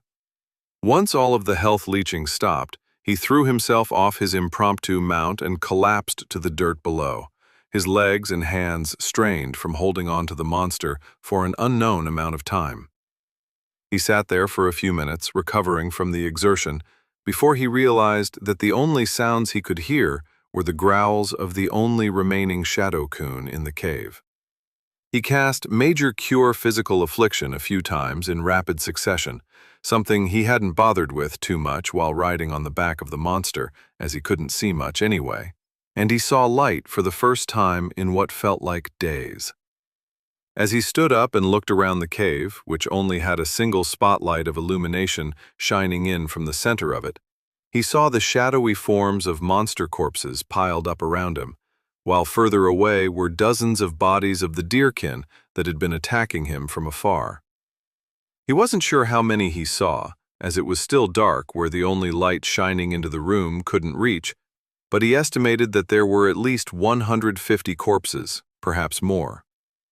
My impatience is going to be the death of me one day. Still, he couldn't help but be satisfied with what happened, even if he hadn't planned on accumulating so many monsters all at once again, like he did in the magma dungeon. Something about being plunged into complete darkness and having to wait for an hour or more for the deerkin to die made him extremely impatient, as he realized that if he didn't do something drastic, he could be inside the dungeon for many hours, if not days, while he waited for them to kill themselves, room by room. While Thaden began to extract the loot from the bodies as he consistently cured his blindness, the remaining shadow-kun started to whittle away its own health. Because it still had a health augmentation on it, it took longer than usual for it to die from reflected damage, but it was still only about 12 minutes of time, which gave him more than enough opportunity to finish extracting all of the loot from the bodies. Along with every monster he had killed before he decided to forge ahead and gather them all up again, he whistled in appreciation as he took in his haul. Extractions complete. Loot obtained: 138 gold, 13 silver, 52 copper coins, 9 lesser shadow resistance rings, uncommon, 2 leather jerkin of dusk, uncommon, 2 leather pants of dusk, uncommon, 2 leather gloves of dusk, uncommon, 1 leather boots of dusk, uncommon, 1 leather hood of dusk, uncommon, 1 shadow silk cape of dusk, rare, 1 gloom dirk, rare, 1 staff of night, rare, 1 harp of twilight dreams, epic, 1 stiletto of dark agony, epic, 1 muffled boots of stifled silence, epic, 1 shadow silk robe of darkness's embrace, epic, 147 shadow-touched furs, uncommon, 72 eyes of the unseen, uncommon, 35 shadow silk remnants, uncommon, 168 shadow-kun claws, common, 105 ebon vixen tails, common, 96 molamurk teeth, common, 60 deerkin antlers, common. The first thing he noticed was that he had gained a lot more loot from this dungeon than he did from the magma dungeon, at least with just a single run through it. He wasn't sure if the higher rarity loot was due to his higher fortuity or the fact that this was a maximal difficulty dungeon. Regardless of the reason, it didn't really matter in the end. Ignoring all the crafting components, he obtained a total of 9 lesser shadow resistance rings, which were similar to the heat resistance rings he obtained in the magma dungeon, but instead of only 15% resistance, they were 20%, and they required someone to be level 50 instead of 40. He also received what appeared to be a full set of leather armor that was only usable by scout classes, including a shadow silk cap, a gloom dirk, a stiletto of dark agony, and muffled boots of stifled silence, the latter two of which were epic rarity. There was also a staff of night, which only mages and control classes could wield, as well as, strangely, a harp of twilight dreams that was only for control classes and heavily boosted their personality stat and the effectiveness of any sleep-type control spells by 75%. He hadn't really looked into what exactly control classes could do, but he could only assume this type of boost was good. The one thing he could actually use, other than the lesser Shadow Resistance Ring, was the Shadow Silk Robe of Darkness's Embrace, which was, amazingly, only for support classes. Shadow Silk Robe of Darkness's Embrace Rarity, Epic. Class Restrictions, Support. Level Restriction, 60. Physical Damage Resistance, 5. Magical Damage Resistance, 10. Plus 70. Mentality, plus 9. Celerity, plus. 100% increase in effectiveness of all support spells if target is in a low-light environment, plus 10% shadow resistance overall. It was a much better robe than the Dark Abyss Robe of the Dead he received in the Mausoleum of Despair, as it gave 55 more mentality and 7 more celerity, while taking away the 2 in physicality. The main benefit, though, was that it didn't have a personality penalty. Even though it was all black and practically screamed dark, evil wizard, it didn't have the same kind of negative connotation associated with one that was made for people of a necromantic persuasion. It was also extremely comfortable, as it felt like wearing a soft hug. Thinking about the 3 dungeons he'd spent any considerable time in and their loot, he started to form a picture of how their loot breakdown seemed to work. The mausoleum seemed to have items that were primarily geared toward mages and scouts, such as necromancers and assassins. The magma dungeon appeared to be focused on fighters and perhaps some mages, while the den was again focused on scouts. That didn't mean that items usable by other classes didn't drop, but that wasn't as common. For instance, out of everything that dropped in the last 2 dungeons, he was only able to use 2 things that weren't resistance rings usable by all classes: the Wolfen Magma Cap, and now the Shadow Silk Robe of Darkness's Embrace. What he needed to find was a dungeon that catered towards support classes, though that might be difficult going by just the name. He hadn't been looking into the types of loot that could be gained from any of the dungeons while he had been studying the maps and dungeon listings back in Forgestone. But the next opportunity he got to do such a thing, he would certainly devote some time to it. There had to be a dungeon out there somewhere that would be good for him to visit for more class-appropriate gear. Now that he was done with his looting, it was time to move on. The tunnel leading from the current cave was larger than the others he'd seen, by at least twice the size, which he figured could only mean he was getting close to the end of the dungeon, or was there already.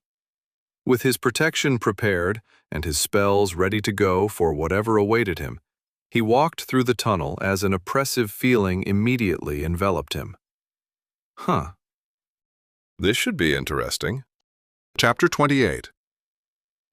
Expecting to see something similar to the Mausoleum of Despair, which was a massive arena where he was confronted by multiple mini-bosses and capped off by the extremely powerful Monarch of the Dead boss, Thaden was in for a completely different experience when he started walking through the tunnel to the boss cave.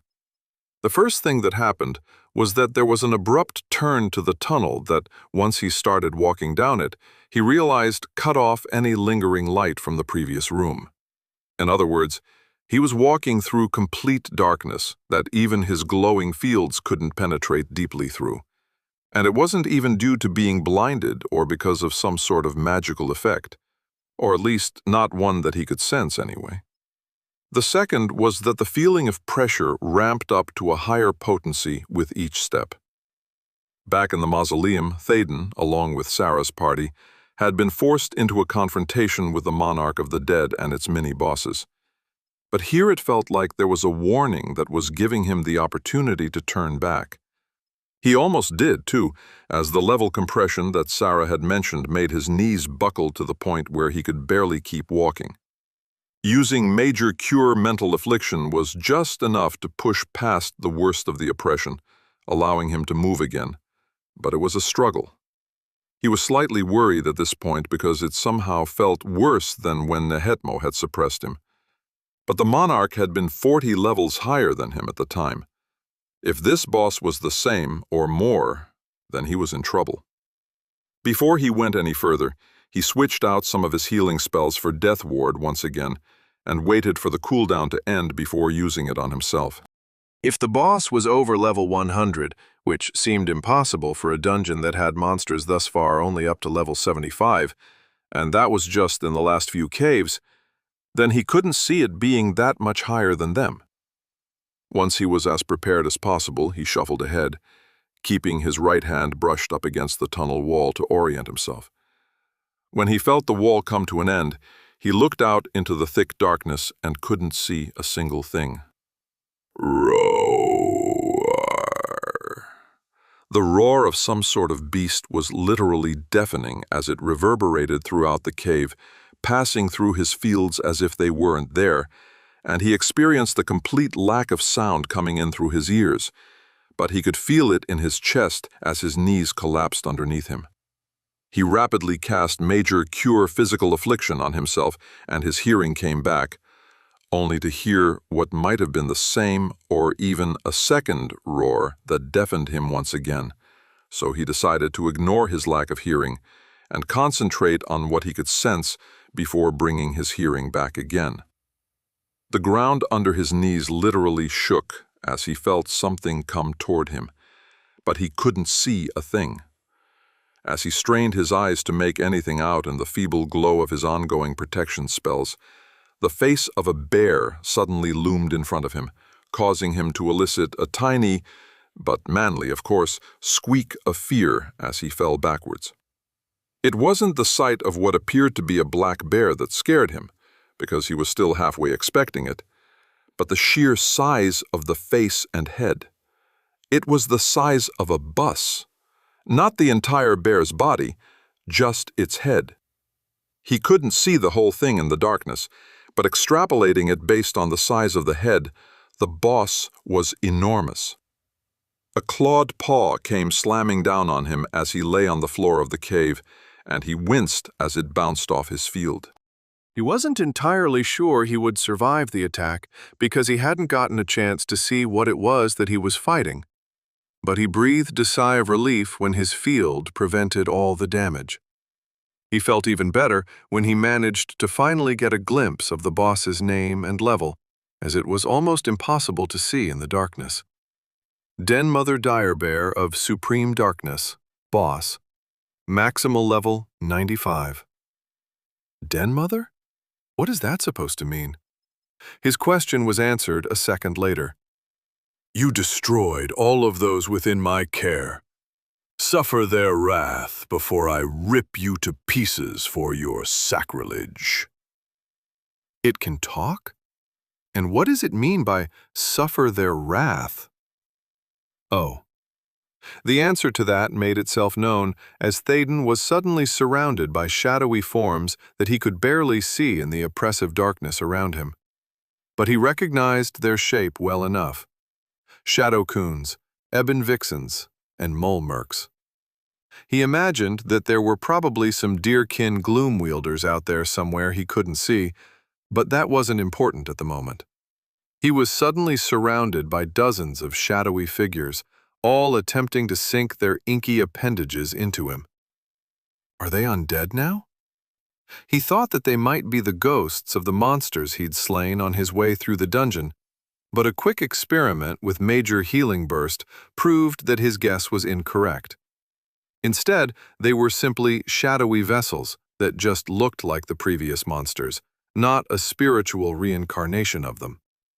So, just like he did against those monsters through the dungeon, he set up a major wild health leech process with which to start leeching health from them. But it didn't take long before something became apparent.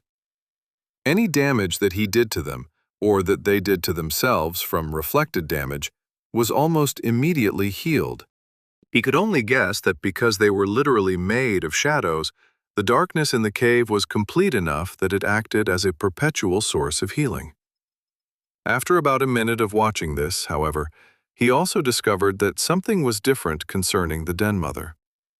The fact that he could see something different was proof enough that something was happening, because he could see more and more of the boss with every passing second as the darkness that pervaded the cave began to thin.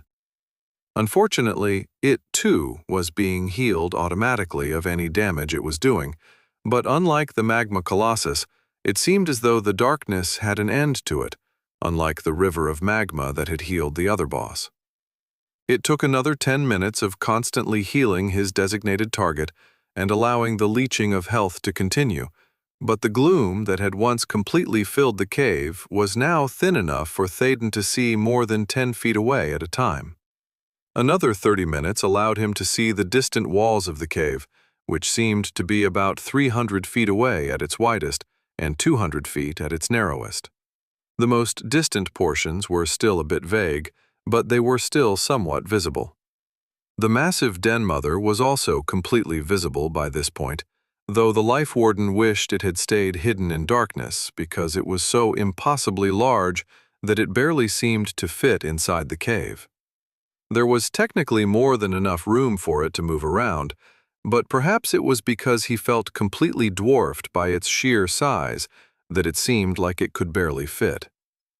At an hour, the ceiling was finally visible, as the last of the darkness was consumed from the room to power the constant healing of the shadowy monsters, who were looking more and more transparent as time went on.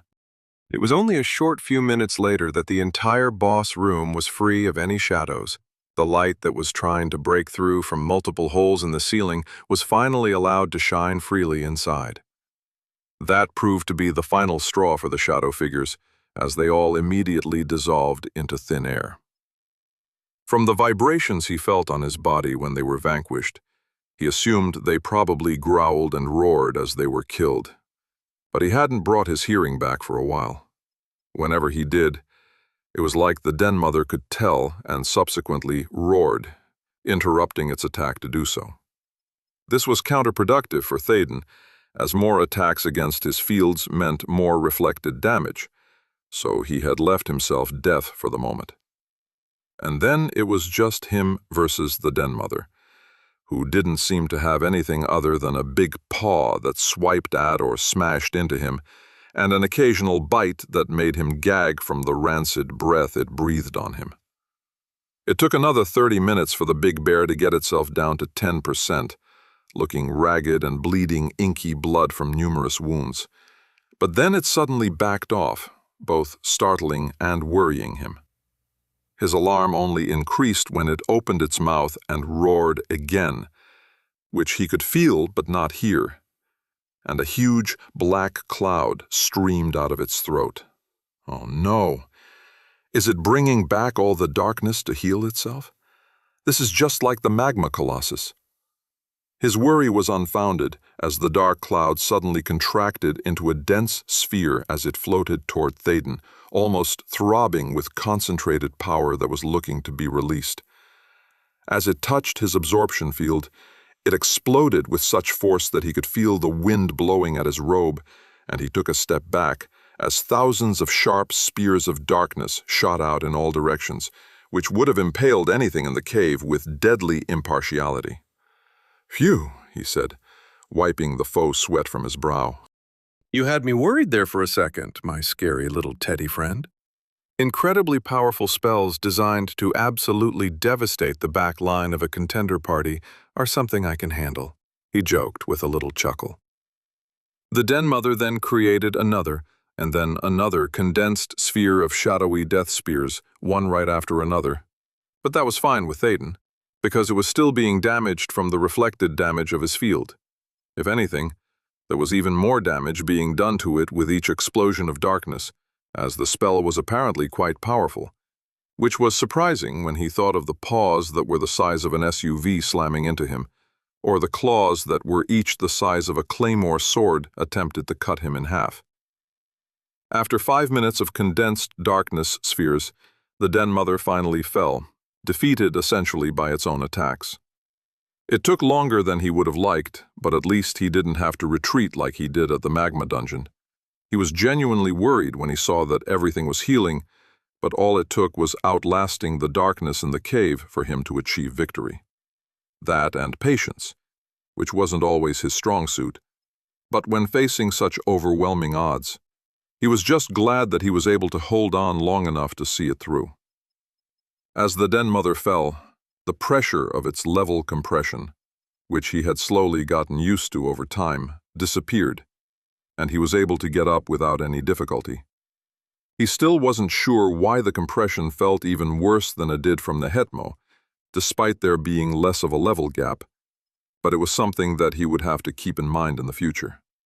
If the dungeon from his quest had an even stronger boss, then he wouldn't just have to worry about his fields not being able to prevent damage from them, but the compression could incapacitate him to the point where he couldn't even think.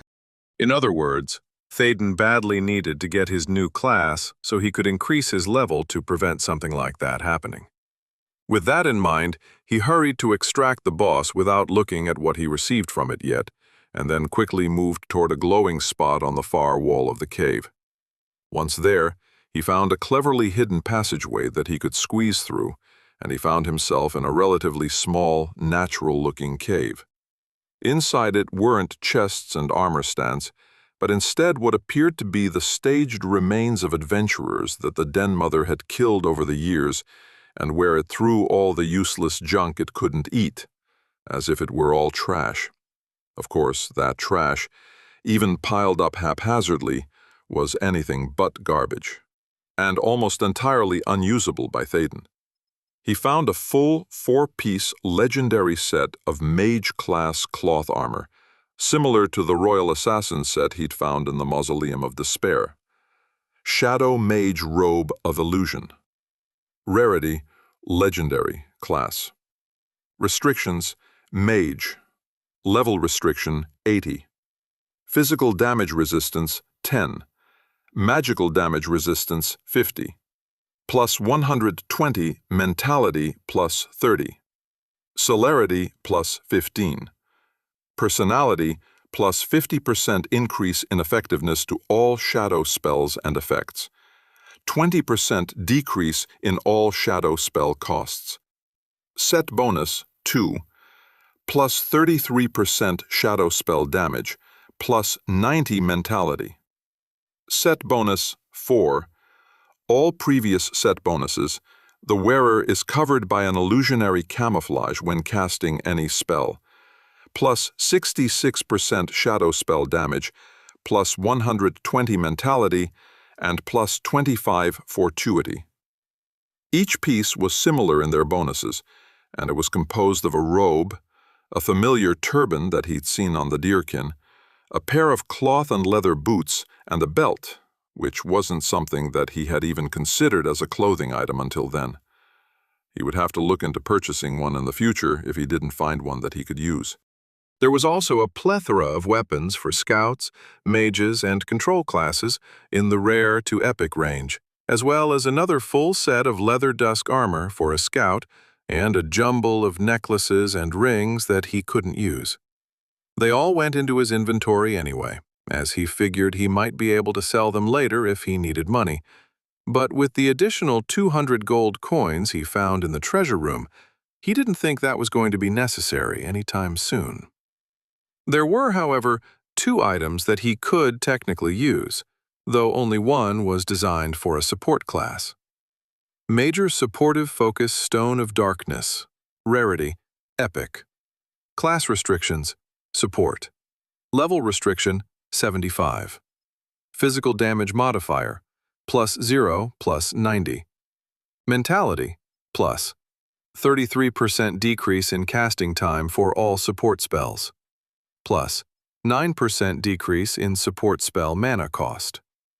Spells cast through the Major Supportive Focus Stone of Darkness have a 10% chance to cause a blindness affliction. Unfortunately, Thaden couldn't yet use the Major Supportive Focus Stone of Darkness because it had a level restriction of 75. The other item, though, was something that anyone could wear, and it only had a level restriction of 60. Hood of Obscurity. Rarity, Epic. Class restrictions, all. Level restriction, 60. Physical damage resistance, 0. When worn, obscures the wearer's name tag and level and face from most determined inspections by other contenders. At first, he wasn't exactly sure what use obscuring his name tag and level would be, considering that he had the ability to change it to show whatever he wanted. But only a few seconds of thought revealed how powerful it could be, at least to someone wanting to sneak around somewhere. It would certainly be ideal for an assassin class that was determined to kill contenders that were a higher level than them. But it could also be useful to Thaden when he simply wanted to pass through an area where he didn't want his name tag to shout out his presence.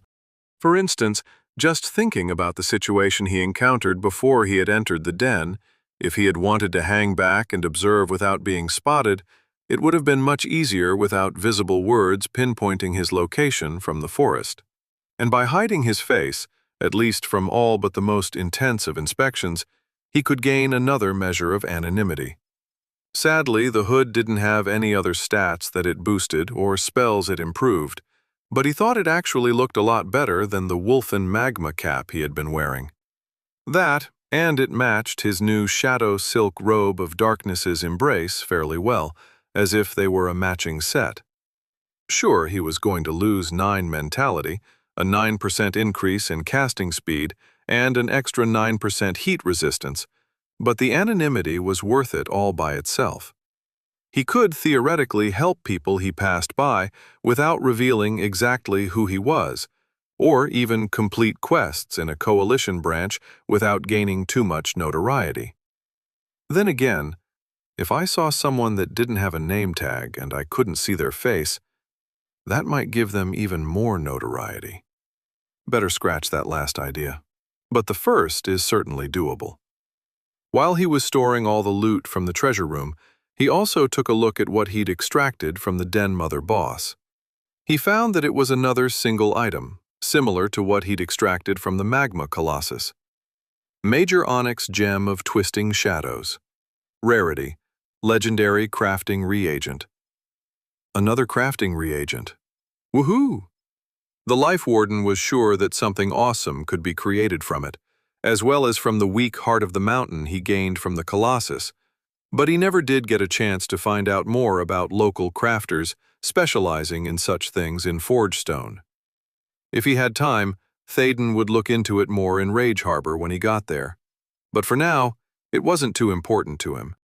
When he was done with the treasure cave and equipping the one item he could actually use, he followed another glowing spot on the cave's wall and found his way out of the den. A long tunnel led toward the side of the entrance, and he emerged, wary of another party being nearby. When the stony wall closed behind him without a sound, he stood there, listening for any hint that someone was nearby for nearly a minute, before deciding that it was clear. He was tempted to check his notifications immediately to see how well he'd done, but he decided to wait until he found a place to sleep for the night. It was getting dark already, and he didn't want to camp out in a tree anywhere near the dungeon, so he took off after a slight boost to his celerity, heading northeast to try to get through the large strip of forest before it became too dark to see. Chapter 29. Thaden didn't get a chance to check his notifications after traveling through the rest of the forest and finding a place to sleep for the night up in a tree, but he certainly checked them in the morning once he wasn't tired enough to fall asleep while reading. He skipped over the monster slain messages as a matter of course, and only concentrated on any competency increases and possible achievements. Support spellcasting.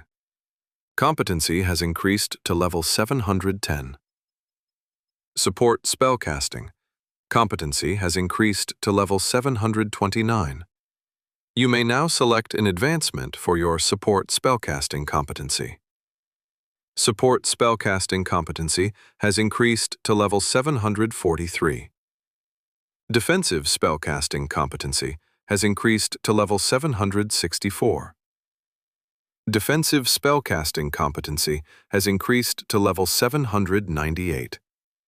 Natural regeneration competency has increased to level 39. Natural regeneration competency has increased to level 42. Congratulations for completing the Den Dungeon on maximal difficulty. Achievement received.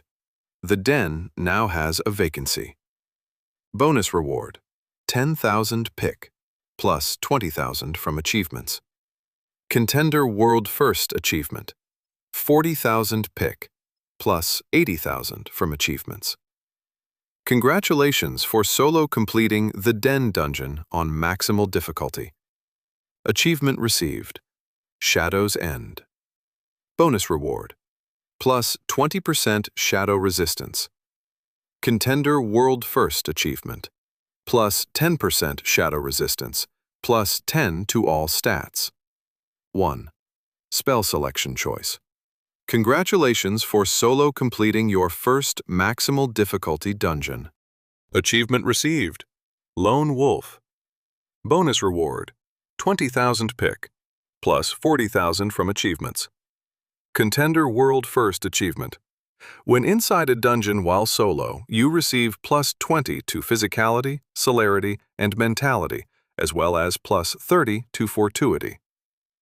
There weren't a lot of achievements that he gained from completing the Den on maximal difficulty, but they were still welcome. 30% shadow resistance, another plus 10 in each of his stats, and another spell selection choice, whenever he got the chance to choose one again, was nothing to scoff at. The extra stats while he was solo in a dungeon was also incredible, as he was fairly sure it stacked with his other achievements that had the same bonuses.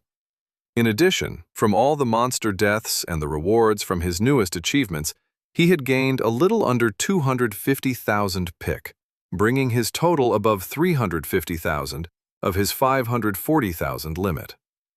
Please see a support class representative to receive your support class evolution assignment. Until you complete your support class evolution assignment and then select your new class, your accumulated pick up to your current limit, 352,127 over 540,000, will be held in reserve.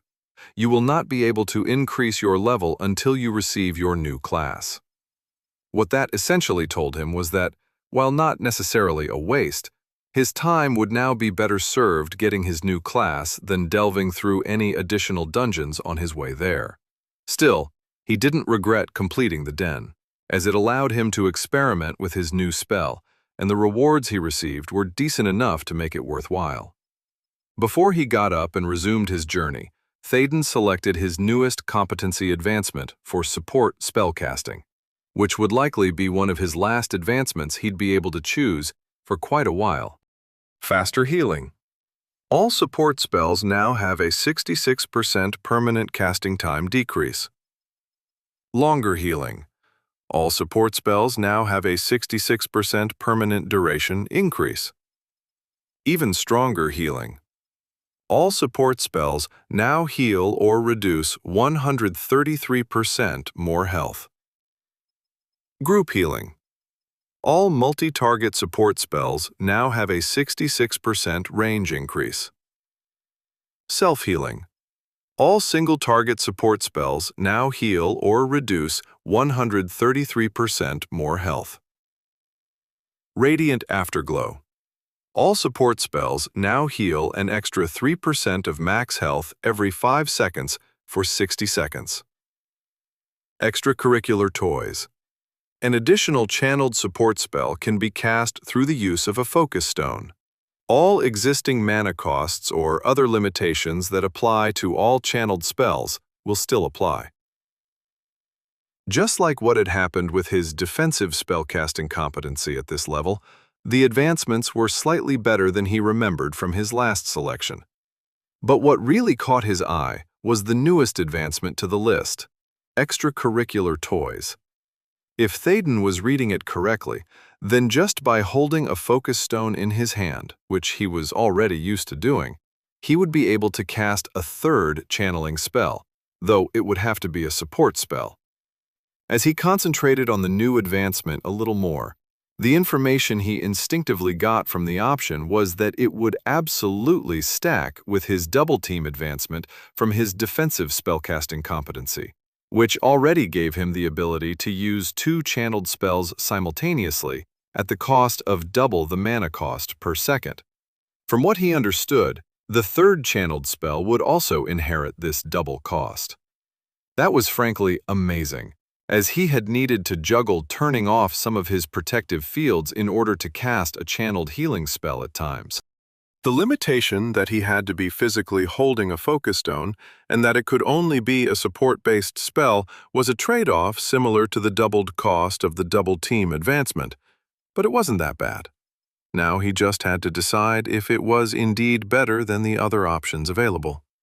Afterglow had been extremely important when it came to utilizing his major wild health leech spell, as the constant healing had ended up doing a lot of damage to the other monsters around his healing target.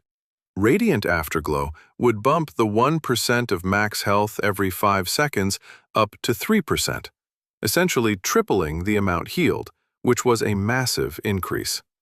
Even stronger healing was also an option, as it would increase the amount he could heal, or reduce in the case of health reduction, by 133%. The upgrade to his previous advancement was significant, and he'd already seen that it stacked with Afterglow, so it would essentially be boosting that by 2.66 times the healing at the current 50% increase from stronger healing. It wasn't quite the same tripling of healing that Radiant Afterglow provided, but it would strengthen all his healing overall. Then there was self-healing, which increased all single-target healing by the same 133%. The difference there was that the 50% increase in healing from stronger healing still applied, so single-target spells and effects would essentially be boosted by 188%. It really came down to whether he wanted to focus on area healing or single-target healing. Based on this last dungeon and his current spells, he was leaning toward the latter, but then again, having access to another channeled support spell in addition to his protection would give him more choices with which to heal. For the first time in a while, the decision of what to choose for his advancement was difficult. It was basically down to whether he thought extra healing was more important than having an extra channeled spell at his fingertips. In the end, what decided it for him was consideration of the close calls he'd had over the last few days, and what would work better to let him survive being nearly killed again. Yes, stronger healing spells would have helped significantly, but what he'd been lacking was a powerful way to heal himself constantly while taking large amounts of damage that couldn't be prevented, such as when he had nearly melted into a puddle in the magma dungeon. And that healing was in the form of Major Healing Wave. When he had upgraded the spell earlier, he knew that it could potentially be just the thing to help heal him in a pinch, as it had a base healing amount of 270 health per second, but if it was something he could keep active all the time, then it would be very difficult for him to ever die. Not impossible, but just extremely difficult if he was constantly healing himself for what was essentially 405 health every second, with just his stronger healing advancement at work, plus any other healing, such as regeneration and afterglow at work. If he wasn't boosting himself with mana transformation, his max health was only 600, so he was restoring 2/3 of his base health every second. If he used the support sprite to increase the healing even further, that number jumped from 405 to 608, which was basically his entire base health pool. With the choice to also use his major healing spell against any leech targets without having to sacrifice his protection, the choice was obvious. Yes, stronger healing would undoubtedly work out to be more effective with leeching, but the added ability to keep himself alive with what was essentially going to be a 5th layer of defense after his 2 fields, stacking buffers, and death ward, he wanted that extra protection. He privately acknowledged that he was a bit reckless and impatient at times, or most of the time, really, and this would hopefully help him stay alive when he did something extraordinarily stupid again. He tried not to regret the extra healing he was giving up as he chose extracurricular toys as his newest support spellcasting competency advancement. But it was hard. At least until he brought out his lesser defensive focus stone and cast Major Healing Wave on himself while maintaining both of his fields. When they were all running simultaneously with no problems, he felt nearly unstoppable by that point. With all of his notification review and choices done, Thaden got on the move. He was determined not to let anything distract him from reaching Rage Harbor, where he could see about whatever he had to do to obtain his newest class, as his development was currently stalled. Boosting his celerity and pleased with the outcome in the den, the Life Warden smiled as he ran extremely quickly across the landscape, only stopping every hour or so for a few minutes to rest and eat something, because he was expending a lot of energy to keep up his pace. He passed through grasslands dotted with random stands of trees, a large arid plain filled with scrub vegetation and random piles of stone that appeared out of place, and finally a stretch of gently rolling hills that had his calves burning as he ran up and down them at his swift pace. At the top of one of the larger hills, he was able to stop and look out ahead of his location, where he could spot a large splotch of white and blue in the far distance, between a large pass in between what appeared to be a ring of mountains. Based on his mental map, and how the landscape had largely matched what he remembered of the terrain, what he was seeing was the massive sea named after the turbulent waters inside of it, the Rage Water. The entire sea was ringed by a mountain range that had multiple passes leading through it. Thaden might have to search its shores for Rage Harbor, the city that was his destination, but he hoped it wouldn't be too hard to find. If he'd stopped at any of the towns he'd made a wide circle around on his run there, he might have had a better idea of where exactly it was, but he wanted to avoid people for as long as possible. While he had his hood of obscurity on, he didn't have to worry about being recognized. But he'd still made sure his name had been changed to Christopher and set his level to 20. He didn't want to be targeted by other contenders yet, and it was inevitable that he'd run into them in the city. He just wanted to put off those kinds of confrontations until the last moment, if at all possible. His experiment with being a little more personable and attempting to blend in with the general population in Forgestone hadn't exactly worked out the way he had originally planned, so he was rethinking his strategy. If he could swing it, he would be in and out of the city in less than a day, and he planned to avoid as many of the obstacles that had impeded him in Forgestone, such as the vice leader of the coalition branch singling him out in front of everyone in the lobby. He would get inside the city, get his business done before anyone could question who he was or where he came from, and then be gone.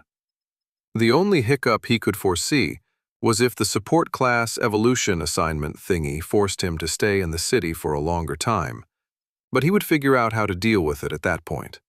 For now, all that mattered was getting into the city, figuring out what he had to do to obtain his new class, do it, get his new class, and then go hunting for the specific anchoring dungeon from his main quest. That should be simple enough, right? The gently rolling hills eventually gave way to grasslands once again, but Thaden barely looked at them as he was just glad for the flat ground that allowed him to run faster without tripping or running into anything. After a few more miles of that, the only thing stopping him was the mountains stretching to the east and west, where they would eventually curl around to encompass the entirety of the Ragewater Sea. The sea was apparently freshwater instead of saltwater, and dozens of large rivers flowed into and out of it at different points around its circumference, which was why there was a city situated along its banks. Despite the turbulent waters of the sea itself, it acted as a hub of trade for nearly the entire region, or at least that was what he remembered from the brief description he read about it in his studies back at Forgestone. How ships or boats of any kind could handle the aforementioned unsteady waters was something he didn't know, but he'd probably find out during his visit. Rushing toward the pass between the mountains, he found that it was largely filled with a river that cut in from the east somewhere as it flowed into the sea further ahead.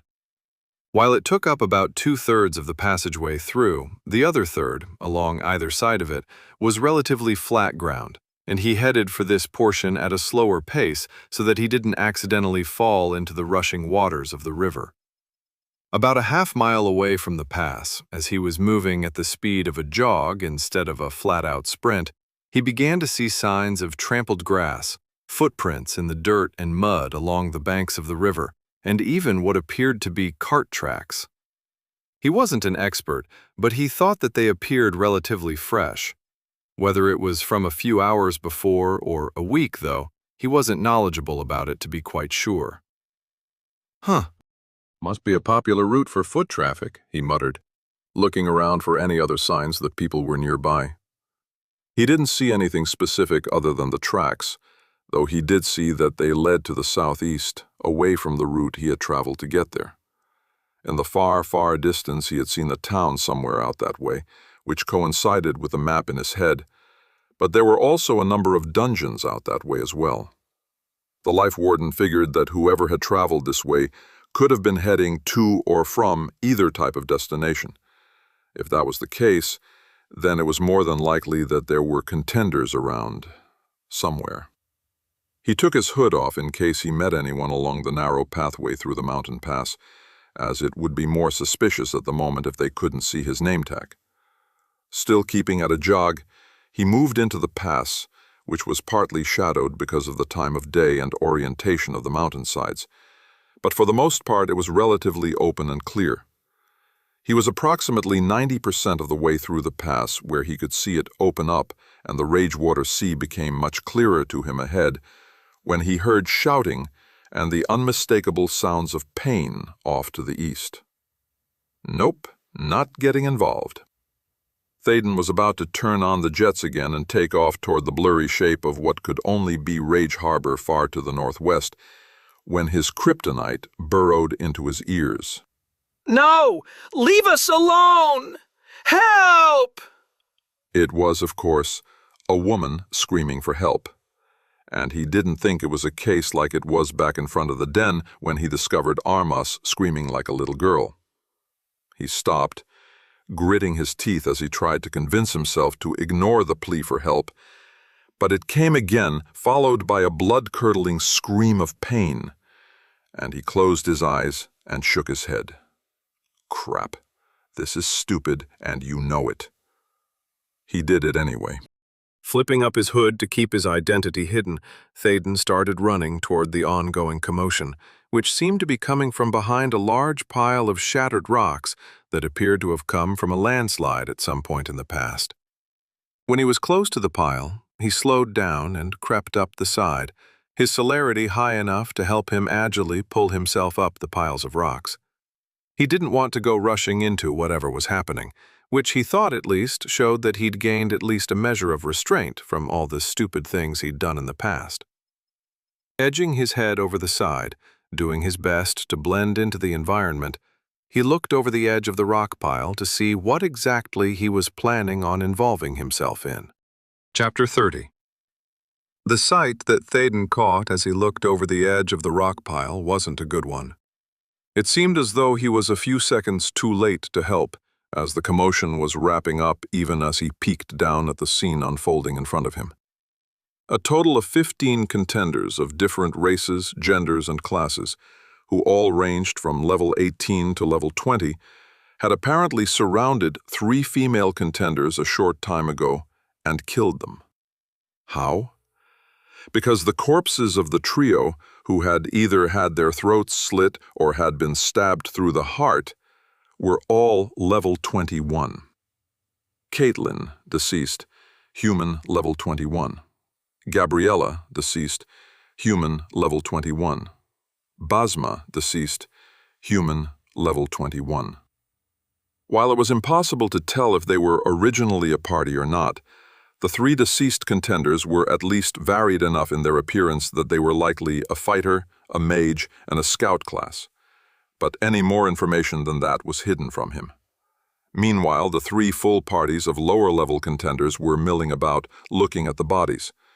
There were a few that were audibly celebrating with each other and giving out high fives, as if they had suddenly accomplished a great feat, while at least half of them had guilt written all over their faces and in their very demeanor, something that Théden was intimately familiar with after Forgestone. This guilt, however, was the guilt of deliberately taking another contender's life for the sole purpose of removing them from the rankings and improving the killer's chances of coming out on top. It was the same thing that many of the contenders back in Ashcleft had tried to do to Théden, but he had escaped because of his ability to avoid being hurt by anything. These unfortunate women, however, had not. "This doesn't feel right," he heard mentioned in a low tone by one of the guilty-looking murderers to another. "Are you sure that this is what we're supposed to be doing?" The speaker was answered with a headshake. "No, not at all. I know it was mentioned multiple times during training, but I don't remember the assimilators requiring it of us.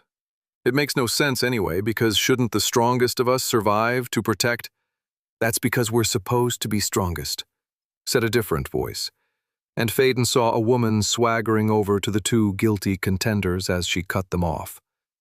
If there were a female version of a Chad, Théden thought that this would be her to a T. "If they had been stronger, they would have been able to get away before we could surround them. That won't be happening to anyone in the Reapers Guild, obviously." Reapers Guild? There are more guilds here like the Harvest Guild? Must be common around the cities. Childishly stupid name, though. "Yes, but don't you think it's a little unfair how they can't fight back?" the original guilty individual that had spoken asked. "Not at all. It's survival of the fittest out here. And they should have known that they would have a target on their back as soon as they hit level 21 and obtained their new class. Only the stupidest contenders would do such a thing without a plan in place to avoid being taken out immediately. Without a guild backing them, they had no chance." Théden listened to them talking and began to wonder if he was wrong about the reasoning behind the whole contender versus contender system that was put in place. Or is this simply where all the bloodshed I assumed would come is starting? He didn't know, but now that he was seeing what he had prophesied coming true before his very eyes, he didn't like it. His thoughts were running along the same lines as one of the guilty murderers, as he thought the entire thing was unfair, stupid, and destined to fail. He had originally thought that it would simply weed out all of the psychotic murderers over time, but so much talent would be wasted just to avoid ending up with a contender who couldn't be trusted not to have murderous tendencies as soon as they left this development world. What made it even worse was that those of a higher level couldn't even fight back after being attacked, which was obvious by the fact that none of the murdering contenders appeared to have been hurt at any point. They might have been healed by the 3 support members of the parties he saw, of course, but there was usually some sort of blood or torn armor to show the damage they took, and there was nothing of the sort. What kind of asinine thinking led the assimilation system to do something like this? As he watched the lingering contenders eventually group up together and leave, unable to even loot the corpses of those they killed because it wasn't something the system allowed, yet another reason why the whole thing didn't make any sense to him, because then there might actually be a logical, if flawed, motive to kill other contenders. He had already switched out 2 of his access slots to fit in lesser resurrection. While he waited for the 10-minute cooldown to end, he contemplated what he was about to do. Obviously, his conscience wouldn't just let him walk away at this point without bringing them back to life with resurrection, but doing so would be complicated. The last time he'd done it, he'd brought the party he'd saved into a dungeon with him. At the time, the act had been motivated by a desire to learn more about what he didn't know that the other contenders did. He was the first to admit that he was still ignorant of quite a few things, but he'd learned enough from Sarah and the others that he didn't feel like he was floundering around anymore. In short, he had no desire to bring these contenders into a dungeon, nor did he want to inadvertently expose his identity. Fortunately, with his name tag and level hidden from them, as well as his face, even if they suspected that he was the individual at the top of the rankings, they wouldn't know what he looked like. He also couldn't really disguise his voice very well, and doing so would only be even more suspicious. Therefore, the only solution was to not talk at all. Perhaps I'll go the mysterious mute stranger route with this. It seemed like the ideal way to deal with the situation. As soon as he was done bringing them back and healing them, he would swiftly take his leave and make his way to Rage Harbor. He had no responsibility to them, after all, as after their resurrection he would leave them to figure things out on their own, even if doing so might eventually lead to their deaths at the hands of those who'd already done the deed once. Théden waited another 10 minutes before he climbed over the rest of the stone pile and made his way down to the corpses. He immediately had to stop himself from throwing up as he looked at their slack faces frozen in expressions of pain and horror, and the blood that practically covered them was sickening. He'd seen dead people before, of course, such as the local Churi adventurers that had died near the mausoleum, as well as Sarah and her party. But somehow this was viscerally different than those times. Even if the damage that had been done to them by the undead had subjectively been worse, the scene in front of him was the result of murderous intent, perpetrated by his own people. The monsters of this world would and could kill a contender without a second thought, but humans from Earth should know better. It was as if the baser instincts of his kind had emerged from the illusion of civilization that kept them from simply killing each other like mindless beasts. He still didn't understand the thinking behind it, neither the act nor the system that put it in place. Are the lives of family members back home really worth the knowledge that they killed another person in cold blood? It was hard for him to answer that, given that he didn't have the same motivations that most of the others seemed to have. But logically, there had to be at least a small portion of the contenders that were in a similar position. He couldn't be the only one who didn't have anyone back home counting on him to succeed. He just shook his head, knowing that just standing there wouldn't answer those questions. Before he did anything else, he used his major mana transformation spell to increase his personality stat, boosting it from 26 to 78 in a few seconds. He didn't feel any different, but if he was going to be interacting with other people, even while staying relatively anonymous, he figured it couldn't hurt. Looking around one more time, ensuring that none of the murderous contenders were still nearby, despite seeing them quite a distance down a pathway that he was fairly certain led to the city of Rage Harbor, Théden raised his hands toward the nearest body, Caitlin. She was a fighter class, based on her chainmail and steel armor, battered shield stuck halfway into the ground, and wicked-looking warhammer lying next to her. In an instant, the magic left him and entered her battered body, immediately healing the wounds that had killed her, which included the slit throat that had basically painted her front side red. A few seconds later, he watched as her eyes snapped open with a scream on her lips, and she jumped to her feet. Seeing a figure in a black robe and hood standing approximately 15 feet away, she seemed to instinctively lean down to grab her warhammer from where it lay, before immediately launching herself at him with a two-handed downward strike of her weapon that would have smashed his head open like a ripe watermelon if it had hit.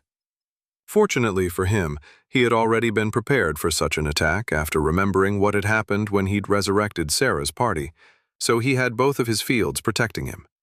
The warhammer hit his major repulsion field and rebounded instantly, and the repulsion effect sent her flying backwards.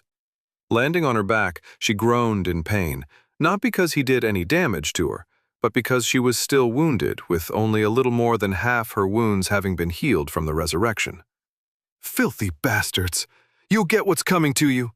she shouted, even as she struggled to her feet. Théden cast Major Regeneration on her, followed by Major Healing Burst, and then channeled Major Healing into her, making the healing energy connecting them together obvious what he was doing, since the others were instant cast. The step Caitlin was about to take toward him froze in the air as she registered that she was being healed and not attacked, and her mouth opened in a wide O of shock. She was completely healed in the first second, as Healing Burst did most of the work, but he figured it couldn't hurt to make it obvious what he was doing. He didn't want her attacking him again, after all. "What? Who?" she began to ask, before she seemed to register what had happened. All it took was a simple glance at her still deceased companions before she burst into tears, collapsing by the side of the one called Gabriella. No, look what those sons of bitches did to you. Gabriella had been pierced through the heart, from the back it seemed like, and there was a gaping hole in the woman's robe where whatever weapon was used to do the deed had torn it apart. Caitlin whipped around after a few seconds of horror and anger, making her entire body shake in reaction to the scene. And she stared at Théoden with a determined and hopeful expression on her face. Can you resurrect her too? I'll do anything. Théoden held up his hand as he maintained his silence, as he didn't want her to continue whatever she was going to say. He simply nodded his head in response to her question, and she practically collapsed in relief. Where did you come from? Who are you? How did you heal me so quickly? The question started coming rapid fire a moment later, ending with an anger-filled query of, where are those murdering bastards from the Reapers Guild? As tempting as it was to say something, Théoden kept his mouth shut and simply stood there silently, to the mounting frustration of the fighter. But she seemed to relent after a few minutes of assaulting him with questions, sighing heavily as she turned away. Not very talkative, are you? That's fine. I'm just grateful that you happened along when you did. Or are you part of the assimilation system? You don't have a name tag, which is hella strange, but I guess I don't get to know. Whatever. She stayed kneeling by Gabriella's corpse, staring down at the mage with a distant expression on her face for a few minutes before looking back at Théoden. How long until... well, you know. The Life Warden looked at the cooldown and saw that it was nearly up. He held up both hands with his palms facing out before he started to count down from 10 by ticking off his fingers one by one. She seemed to understand what he was saying and looked back at the woman on the ground, holding her cold hand in her own. The next resurrection went off without a hitch, and with Caitlin nearby, Théoden wasn't attacked again. He looked away at the reunion between the two formerly dead contenders to give them privacy, because it seemed as if there was more than just a professional relationship between the two, but he soon felt their gaze on him and turned back. What he saw in their eyes made him slightly uncomfortable, because there was something akin to adoration or hero worship that virtually sparkled in their eyes. With both of them still on their knees facing him, it was almost too much to bear. You've done so much for us already, but would you be able to resurrect Basma as well? We would be oh so grateful, and would be willing to repay you however we can, Caitlin said with a very obvious tone to her voice, but she was once again cut off by Théoden's raised hand. The Life Warden was glad that his hood hid the cringe she was sure was written all over his face as he nodded. He had no desire to ask for any favors that these women seemed eager to impart, which was extremely odd to him that they were doing in the first place. Sure, he could understand them being grateful, but to imply that they were willing to pay for such a service with... His thoughts froze as he came to a realization. Is this my personality at work? Théoden immediately felt disgusted at the whole basis behind the personality stat. He had thought that it would make him more friendly and likable, putting those he interacted with at ease. But it seemed to do more than that. Granted, he doubted that having a high personality would allow someone to simply walk up to someone and seduce them against their will.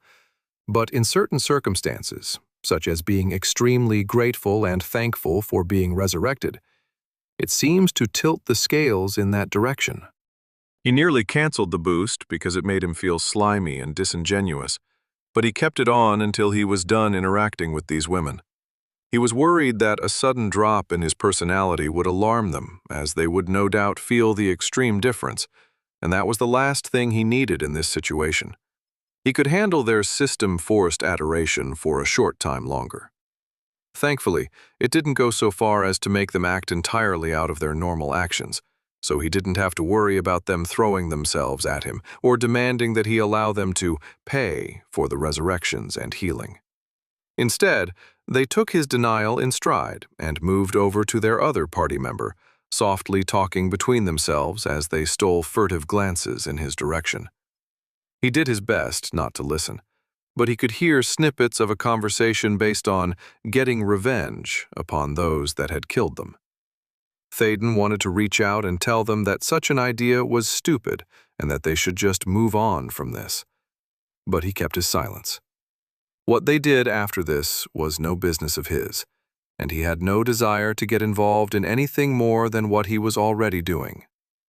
The Life Warden gave them another warning when he was about to resurrect the last woman, and they were overjoyed as they spoke with Bosma about what happened, even as Thaden healed her to full as well. While he was doing that, he had canceled his personality boost and waited for the cooldown to end before boosting his celerity once again. Even as the three women spoke happily amongst themselves, tears flowing freely as they realized they had all been brought back to life, their miraculous and mysterious healer took off, not desiring to stick around any longer. He was a half-mile down the pathway the murderous contenders had taken earlier, before the three freshly resurrected women even noticed. Chapter 31. It wasn't long before Thaden was forced to make a wide turn to avoid the murdering contenders, walking along the pathway that led toward the city of Rage Harbor. He stayed as far away from them as he could, which only amounted to about 500 feet as he skirted the edge of the mountain range surrounding the Ragewater Sea, and he was running as fast as he could while still maintaining his balance. Even so, one of the scout classes from the group spotted him and called out to the others before giving chase.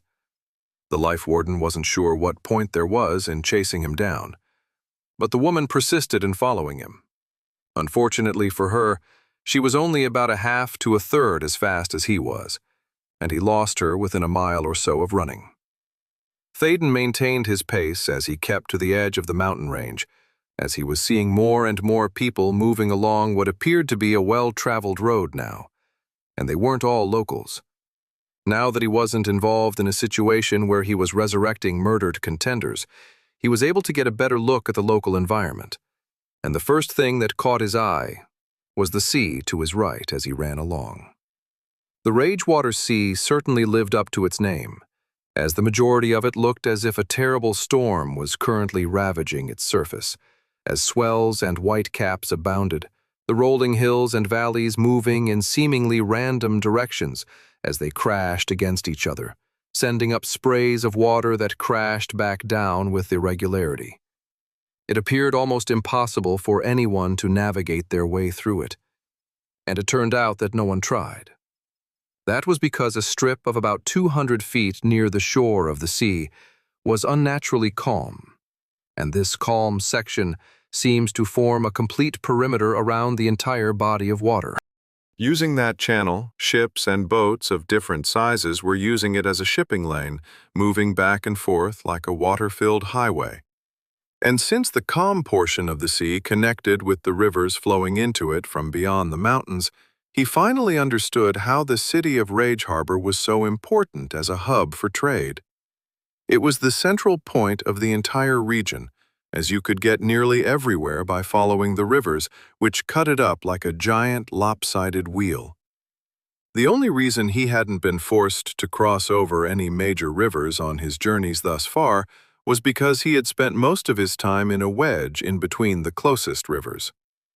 There was a single river that he had to cross up ahead before he reached the city, but even at a distance he could see a hefty-looking wooden bridge that arched over its length. In fact, it was so well made and almost modern-looking that he thought it could have been transported from Earth. He wasn't exactly a bridge guy, but it certainly looked impressive.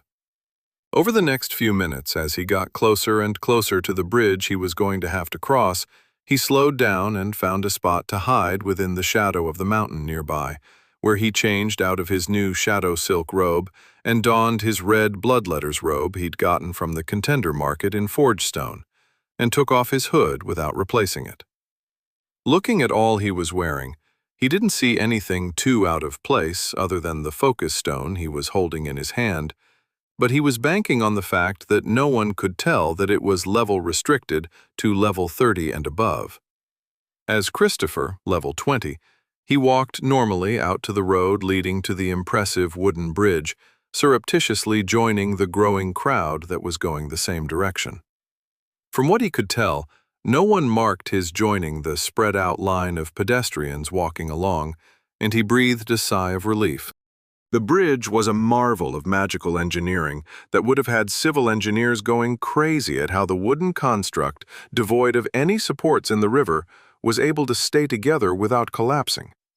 Sure, he knew the basic principles of an arch like this, and how they spread the force imposed upon them all the way to their bases, and how the simple shape was extremely strong. But the sheer span of the bridge was over 500 feet over a rather large river. It wasn't even a high arching bridge, which would have spread the forces even better, but a relatively shallow one that, to his rather limited engineering expertise, should have collapsed under its own weight as soon as it was built. It did nothing of the sort, thankfully, as it seemed even sturdier than a steel bridge in concrete would have been. While he didn't know what exactly it was that made it so strong, he could only assume it was some sort of magical effect. Théden took in even more sights as he crossed over the bridge, seeing many dozens of boats along the river and in the nearby traffic lanes on the Ragewater Sea, with all of them either coming or going from the city ahead. As he got to the apex of the wooden construct, he was able to see Rage Harbor clearly for the first time, and he was just as impressed as he was when he saw Forgestone for the first time. It was also built into the side of a mountain, though the mountain range here was much shorter and acted more as a backdrop than a major feature. Rage Harbor was larger in size than Forgestone, at least as far as what was visible outside of the mountain, but most of that was probably due to the docks he saw lined up next to the calm waters of the sea, which extended for miles and had thousands of boats and ships lined up, moving in or moving out in a logistical nightmare that he was glad he wasn't in charge of. Other than where the docks were situated, the entire city was enclosed by walls, which weren't quite as tall as the ones around Forgestone, but they were close. Down near the wall, he'd have to pass through to get to the city, there was only a single large gate that seemed to be handling all the traffic. It was a major change from what he saw in the previous city, which had multiple gates to handle all the traffic. But he supposed that, with the fact that most traffic came from the water, it wasn't needed as much. This was made obvious when the line to get into the city was much shorter than the one that he'd had to enter at Forgestone. Approximately 30 minutes later, he joined that exact line he'd spotted from the bridge, with the sun overhead hinting that it was getting close to dinner time. He pulled a hunk of bread out of his inventory and tore into it as he waited in the line of about 30 people, which moved fairly quickly. "Hey, Christopher, what guild you in, bro?" "Bro? Who is—" Théden turned around a second later, somehow remembering that his name was Christopher again, and saw a pair of burly-looking fighters that were surprisingly level 22 behind him in line. Thankfully, they weren't familiar to him, as he wasn't sure how he would react if one of the murdering contenders had been behind him. So he answered like he thought he should. "None, actually. I've come to join a guild before I hit level 21 because I've heard it's a bit hazardous for my health to reach level 21 without one." The one that had asked him the question chuckled and patted him roughly, but good-naturedly, on the back, which got through because he didn't have his fields active right now. The glow of them in their active state would generate too many questions. Thankfully, his physicality was high enough that he didn't even shift at the contact, which was probably a bit of a mistake on his part, but the fighter didn't seem to notice. He looked up to see the man's name tag and had to suppress a groan. Brad Human, level 22. Not Chad, but close enough. Fortunately, Brad seemed to have a better personality than the contender back in Ashcleft. "That's for sure, bro. If you're not in a guild, you're a dead man once you walk out of the city. You a healer?" Théden nodded. "We could definitely use you in the guild then. Healers are few and far between. When you get a chance, check out the Victory Guild down on Montpierre Street later and tell them Brad sent you. I could definitely use the referral bonus, bro. In fact, I should just bring you there. Thank you for the offer, but I really need to get to the Adventurer Coalition before my quest timer runs out. Speaking of which, do you know where it's located? He asked. This is my first time in the city, if it wasn't obvious. Sure thing, bro. It's straight down the main street just inside, and after about a half mile, just take a turn toward the water and bam! It's right there, bro. Thanks. I really appreciate it. I'll be sure to visit your guild after I'm all done with my business with the Coalition. I can follow you and make sure no one else snatches you up, Brad added. But a shoulder check into his side by his companion stopped him. Connor, the other burly fighter, interrupted. We've got plans, moron. The guild leader is expecting us back yesterday with this information, or have you forgotten? No, I didn't forget. But recruiting another healer should be equally important, Brad grumped. Normally, yes. Recruiting another support class for the guild is extremely important, but we're on a timetable we can't ignore.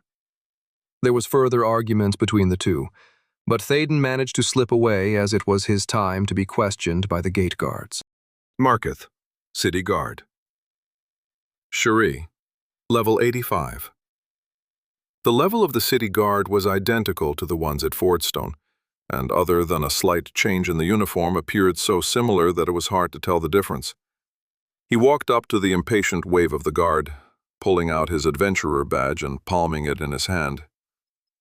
Business in Rage Harbor? Came the bored question. Just visiting the Adventurer Coalition. Badge. Thaden flashed the silver-ranked badge briefly, before whispering just loud enough that only the guard could hear, I'd prefer to stay anonymous. His words prevented the Cherie from going pale and sputtering, which he was fairly certain was what was about to happen if he hadn't said what he did. As it was, all three of the guard's eyes opened wide before he seemed to collect himself. Very good, contender. You may enter. Thaden thanked him even as he eyed the crowd behind him, looking to see if anyone had noticed the guard's reaction, having learned from his experience with Camille at Fordstone. While he couldn't be 100% certain, he was fairly confident that no one was even paying attention, especially as Brad and Connor were nearly in a shoving match as they argued about Thaden. Unfortunately for them, the object of their argument speedily rushed away as soon as he was past the Rage Harbor gate guard, quickly ducking down a side street to break line of sight from the gate.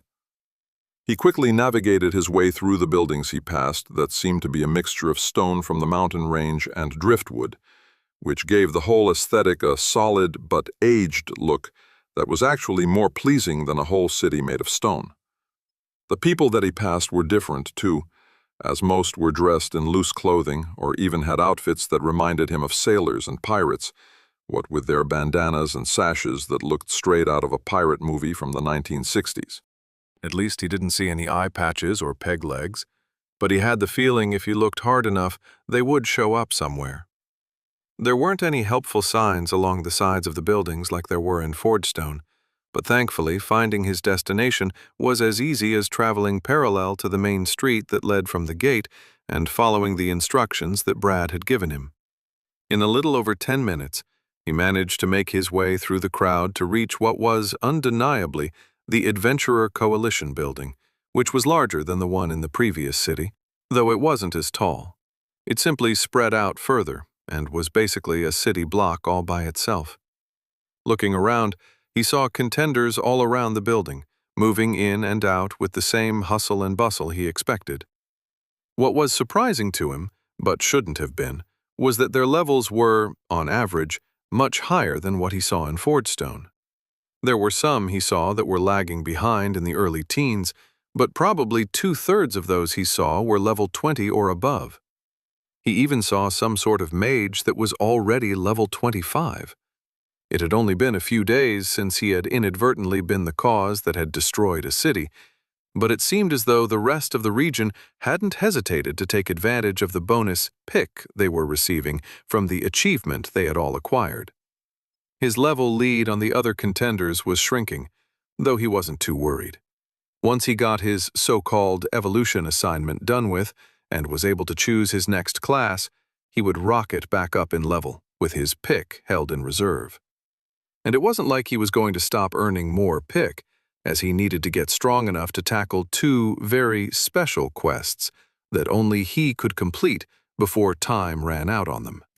He no longer felt too out of place as a level 20 entering the Coalition building, but he was wary as he found himself in a large and grand lobby with thousands of different contenders milling around or lined up to visit the reception desks around the perimeter, just like every other Coalition building he'd ever been inside.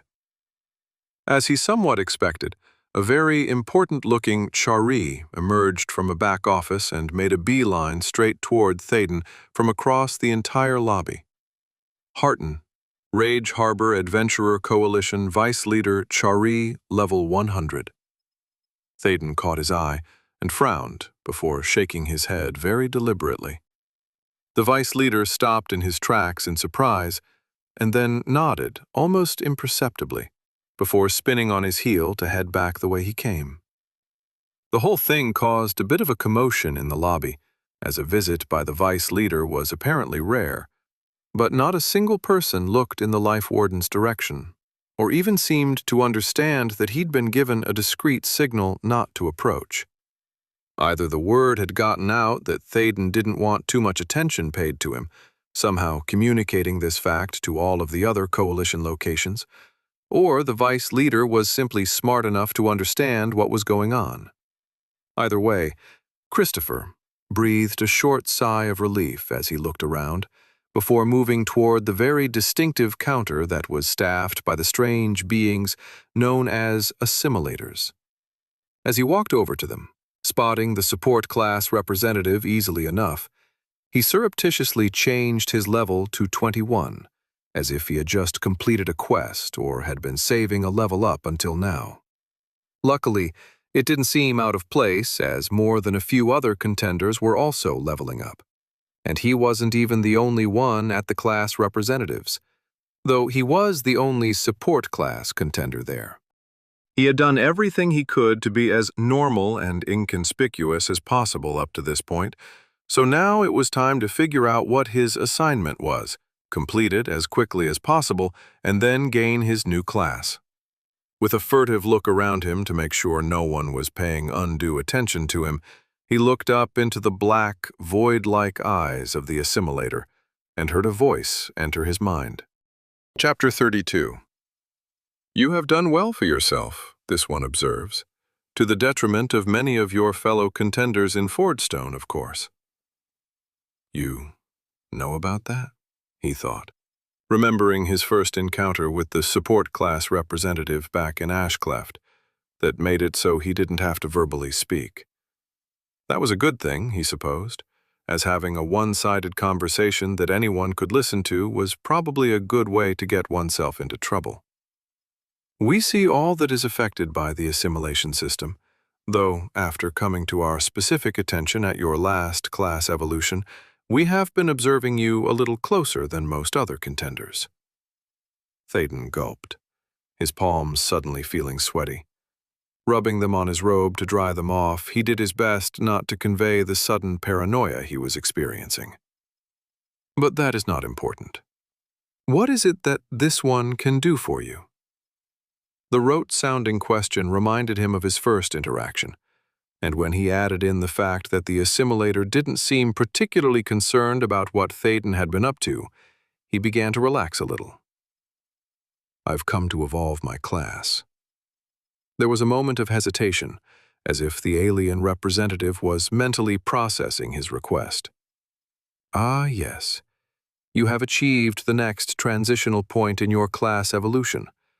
However, it appears as though you have yet to complete your support class evolution assignment. What is that? This is the first time I'm hearing of it. That seems to take the tall being aback, as he could feel a mental shock uncomfortably reverberate through his mind, making him wince a little from the near pain of it. Truly? This one detects no deception in your thoughts. This information will be passed on to the ones in charge of training. Punishment will be administered to those who have failed to properly prepare all contenders for their experience here on Tarth. There's no need for that. As for your support class evolution assignment, the assimilator kept going, ignoring his protest. It should be a relatively simple task for one such as you, or perhaps not so simple now that this one has reviewed your achievements. This one is sending the support class evolution assignment that you should have received during training to you now. Thaden could sense that a new window had opened somewhere in his vision, but he was still focused on looking at the assimilator's eyes and couldn't look away. Once that has been completed, come see any support class representative at any Adventurer Coalition location. If there is nothing else you require, good luck, and don't die, contender. His eye contact with the representative suddenly broke, and Thaden felt a little dizzy as he turned away.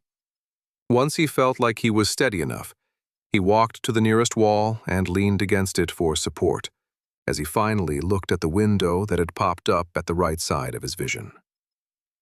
Congratulations on choosing to become a support class. You'll find the experiences as a contender both challenging and rewarding, as you literally hold the difference between life and death in your hands. As a support class, your role in any party is to be, as you no doubt guessed, a supportive influence toward the positive outcome of battle. This can be accomplished through healing and protective spells, as well as granting the ability to boost the fighting capabilities of your party. You might even be able to bring them back from the dead. As a trade-off for having such powerful abilities at your fingertips, your offensive capability has been hindered to almost complete negligibility. No weapons may be wielded for offense, and you are barred from many types of defensive armors, and any competencies based around direct combat are unavailable to be learned or applied to your class. But fear not. It is the role of your fellow party members to protect you, just as you support them, creating a symbiotic relationship that will prove your worth many times over. On your journey to become a powerful support class contender, there are multiple milestones called evolution assignments that you will need to accomplish before you'll be able to evolve your class. These tasks are designed to test your abilities to successfully mesh with your party and show how you have become a successful and valuable contender. While most of these tasks are hidden right now, you will unlock knowledge of a new evolution assignment with each newly evolved class you obtain. Do not worry too much about accomplishing these assignments as you level up, as during your normal development they may end up being naturally or automatically completed. Support Class Evolution Assignments. Level 21. Cast enough spells to restore 50,000 total health and prevent 10,000 damage. Level 63. Complete at least one dungeon on minimal difficulty, at least one dungeon on medial difficulty, and at least one dungeon on maximal difficulty while in a complete 5-member contender party. Level 189. Locked. Thaden slumped against the wall, propping him up, as he read and reread the message in the window. After a few minutes of staring at the assignment for level 63, he wanted to scream out in repressed frustration, but he was still conscious of his location. Doing that in the middle of the coalition lobby he was standing in might subvert all of his careful preparations to making it this far without calling undue attention to himself. Instead of screaming, he settled for punching the wall behind him as he pushed himself away and closed the window displaying his assignment, gritting his teeth in anger. Seriously? I came all this way, and now the system wants me to complete a minimal and medial dungeon with a full party? The only consolation he saw in the whole assignment was that he already had the maximal portion of the requirement done, courtesy of completing the Mausoleum of Despair with Sarah and her party. This isn't going to work. Everyone is too low of a level compared to me, and convincing anyone to dare a higher level, more dangerous dungeon would be equivalent to asking them to kill themselves. Why is this system forcing me to party with other contenders when I've been doing fine on my own? The answer to that was obvious, even if it didn't fit his own situation. Support classes were essentially helpless without someone else to support. He imagined that most support classes would easily complete the assignment before they ever hit level 63, as it would be easy enough for them to join 4 other contenders to make a full party. Healers were uncommon enough that there was a 99.9% probability that any support class would get snatched up and into a party fast enough to make their heads spin. But Thaden wasn't like any other support class. If he had known about the requirements for the evolution assignment earlier, he might have been able to do it with Sarah and her party, but that wasn't really a possibility right now. As he walked around the lobby, the Life Warden contemplated his limited options. First, he could utilize his relatively new emboldened leadership competency, which would temporarily boost the stats of other contenders that he partied with, as well as increase their level, at least on paper, so that they qualified for stronger dungeons, pick, and loot from slain monsters.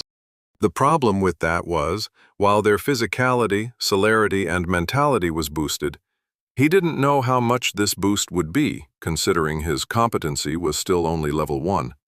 In addition, even with higher stats, the competency didn't miraculously give them any more spells or skills to use in a dungeon, meaning that they would likely have 30 or 40 plus levels of missing spells or skills that they would have normally had if they had actually leveled up that far. The issue that would bring was that they would have trouble doing enough damage to the monsters to make a difference, and protecting them from death would be a full-time job on his part. Unfortunately, with other people around, Thaden didn't have a way to taunt monsters so that they attacked him alone. He got away with it in the mausoleum because he did so much damage to the undead with his healing spells, but the same wouldn't necessarily apply to almost every other dungeon out there. Of course, this only mattered if they were in a strong dungeon around Thaden's level. If they were in a much weaker dungeon, they would probably be fine, but they would get absolutely no pick or loot from completing it. The second thing Thaden could do was pretend to be a normal level 21 and sneak onto a party doing dungeon delves, and then later act confused about why they weren't getting any pick or loot. Unfortunately, he didn't think that he could maintain the ignorant act for long, because that just wasn't his strong suit, and it was more than likely that the party he joined would suspect what was going on, especially as it was unlikely that he could turn his emboldened leadership competency on and off. It would be pretty obvious when everyone's stats suddenly jumped up, and while he didn't know how their temporarily inflated levels were represented, he wouldn't be surprised if they could see that too. The first 2 options were essentially trying to convince a party to either brave a much harder dungeon than they had any business being around, or going through a weaker dungeon without any benefit to themselves. He was fairly confident he could keep a party alive in a harder dungeon, but even if he was unsuccessful, he always had his resurrection spell. But would a party he didn't know trust him enough to count on him to do that? To convince them that he could easily do it, he'd likely have to reveal at least some of the secrets he'd prefer to keep hidden at the moment. Plus, trust was a two-way street. Would he be able to count on them not to try and stab him in the back? But the second option of a weaker dungeon gave rise to a third option. While the prospect of no pick and no loot was a deal-breaker in most cases, as it would be a waste of time, what if it wasn't? What did Thaden have to offer to a prospective party that could offset this penalty? Lots of gold that he had very little to spend it on, and lots of loot he couldn't use and was planning on selling at some point. He couldn't do anything about the loss of earned pick, but he could certainly make it worth their while with other rewards. In other words, he would hire a party to take him through a minimal and medial difficulty dungeon, sort of like power leveling, but in reverse? He wasn't sure if that was the right analogy, but it was the closest thing he could think of. The more he thought about it, the more he was liking the idea. He wouldn't have to go through a difficult dungeon, where it was likely the party would die multiple times, with the possibility that they were killed in a way that they might not be able to be resurrected, such as falling into a pool of magma or eaten and digested by a monster. And he would even be able to maintain at least a modicum of anonymity. Not completely, of course, because it would be difficult to explain why the party wouldn't receive any pick or loot from going through the dungeon. But he could keep most of his more important secrets to his chest. But first, he needed to figure out where to hire a party for something like this. The answer was fairly simple when he thought about it for a few seconds: the contender market. He would simply hire himself out like he did when he was attempting to infiltrate the Harvest Guild back in Forgestone. But instead of a contract bond to perform a separate service, which would put himself outside of the party, he would design a contract bond that would make him one of their party on trial basis. He had seen some like it before when he was originally looking through the different services, and the whole thing acted like some sort of looking for group application on some of the MMORPGs he'd played in the past. Looking around the lobby, he saw a sign posted above his head that pointed toward a nearby hallway with the words "Contender Market Access" written on it. So he followed the directions. As soon as he got near his destination, however, he slowed down and shook his head. Nope, not going to happen. The hallway led to a large room, not quite as large as the lobby, and it contained 50 separate booths, where Thaden could see someone sitting down at a table with their finger on a glowing blue spot. He couldn't see the market screen, of course, but he recognized it from his room back in the Fordstone Coalition building. The problem was that there were at least 500 people crowded into the room in line to use the contender market. A sign posted above each booth informed everyone that there was a 10-minute limit to market access before they had to let the next in line have a go. A quick calculation based on the number of people he saw put the wait time to a couple of hours. But Thaden didn't want to wait that long. There was a much better solution, even if it wasn't something he had originally been planning on doing quite yet. Unfortunately, his evolution assignment was screwing up his plans already, so he figured he might as well screw it up some more. Time to lean into the whole mysterious stranger routine once again. Leaving the Coalition building, he moved a short distance away into an alleyway and found a secluded spot where he was shielded from prying eyes, before changing into his shadow silk robe and hood of obscurity, and then he boosted his celerity using major mana transformation. Weaving in and out of the contenders outside the building, to their shock and surprise, he sped into the Coalition lobby and did his best to avoid the crowd as he shot toward the reception desks. He managed to squeeze through a gap in the contenders standing in line as he moved up to the nearest receptionist. Dropping his voice down low, he said to the woman behind the counter, "I need to see the vice leader," before flashing his silver-ranked badge so that only she could see it. "Hey, get back in line," the mage-class contender he cut in line started to say, but he immediately stuttered to a stop as Thaden turned his empty-seeming hood toward him and stared him down. Go right ahead." Thaden just nodded as the receptionist's eyes widened at the whole scene, though it was most likely due to the rank of his badge than anything else.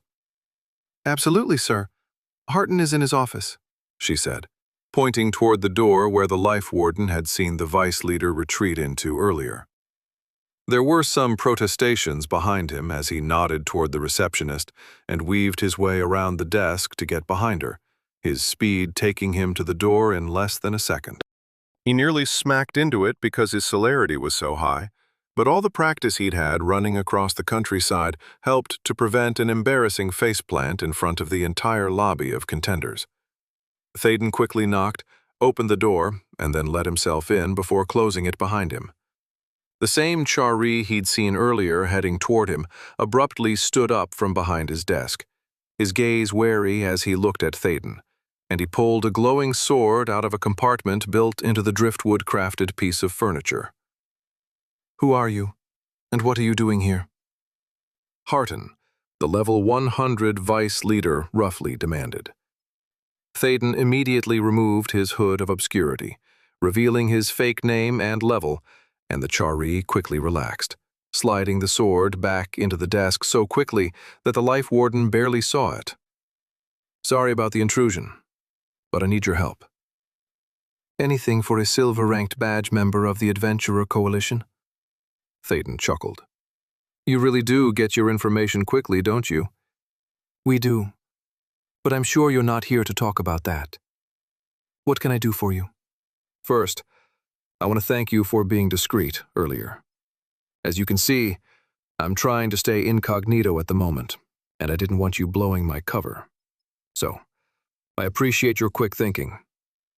Secondly, I need a room here with access to the contender market, like they have, had in Forgestone," he said, stumbling over the tense a little bit in embarrassment and shame. "Ah, yes.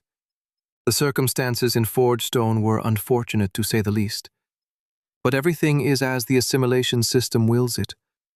I also want to apologize, on behalf of the Adventurer Coalition, for the actions of the former vice leader.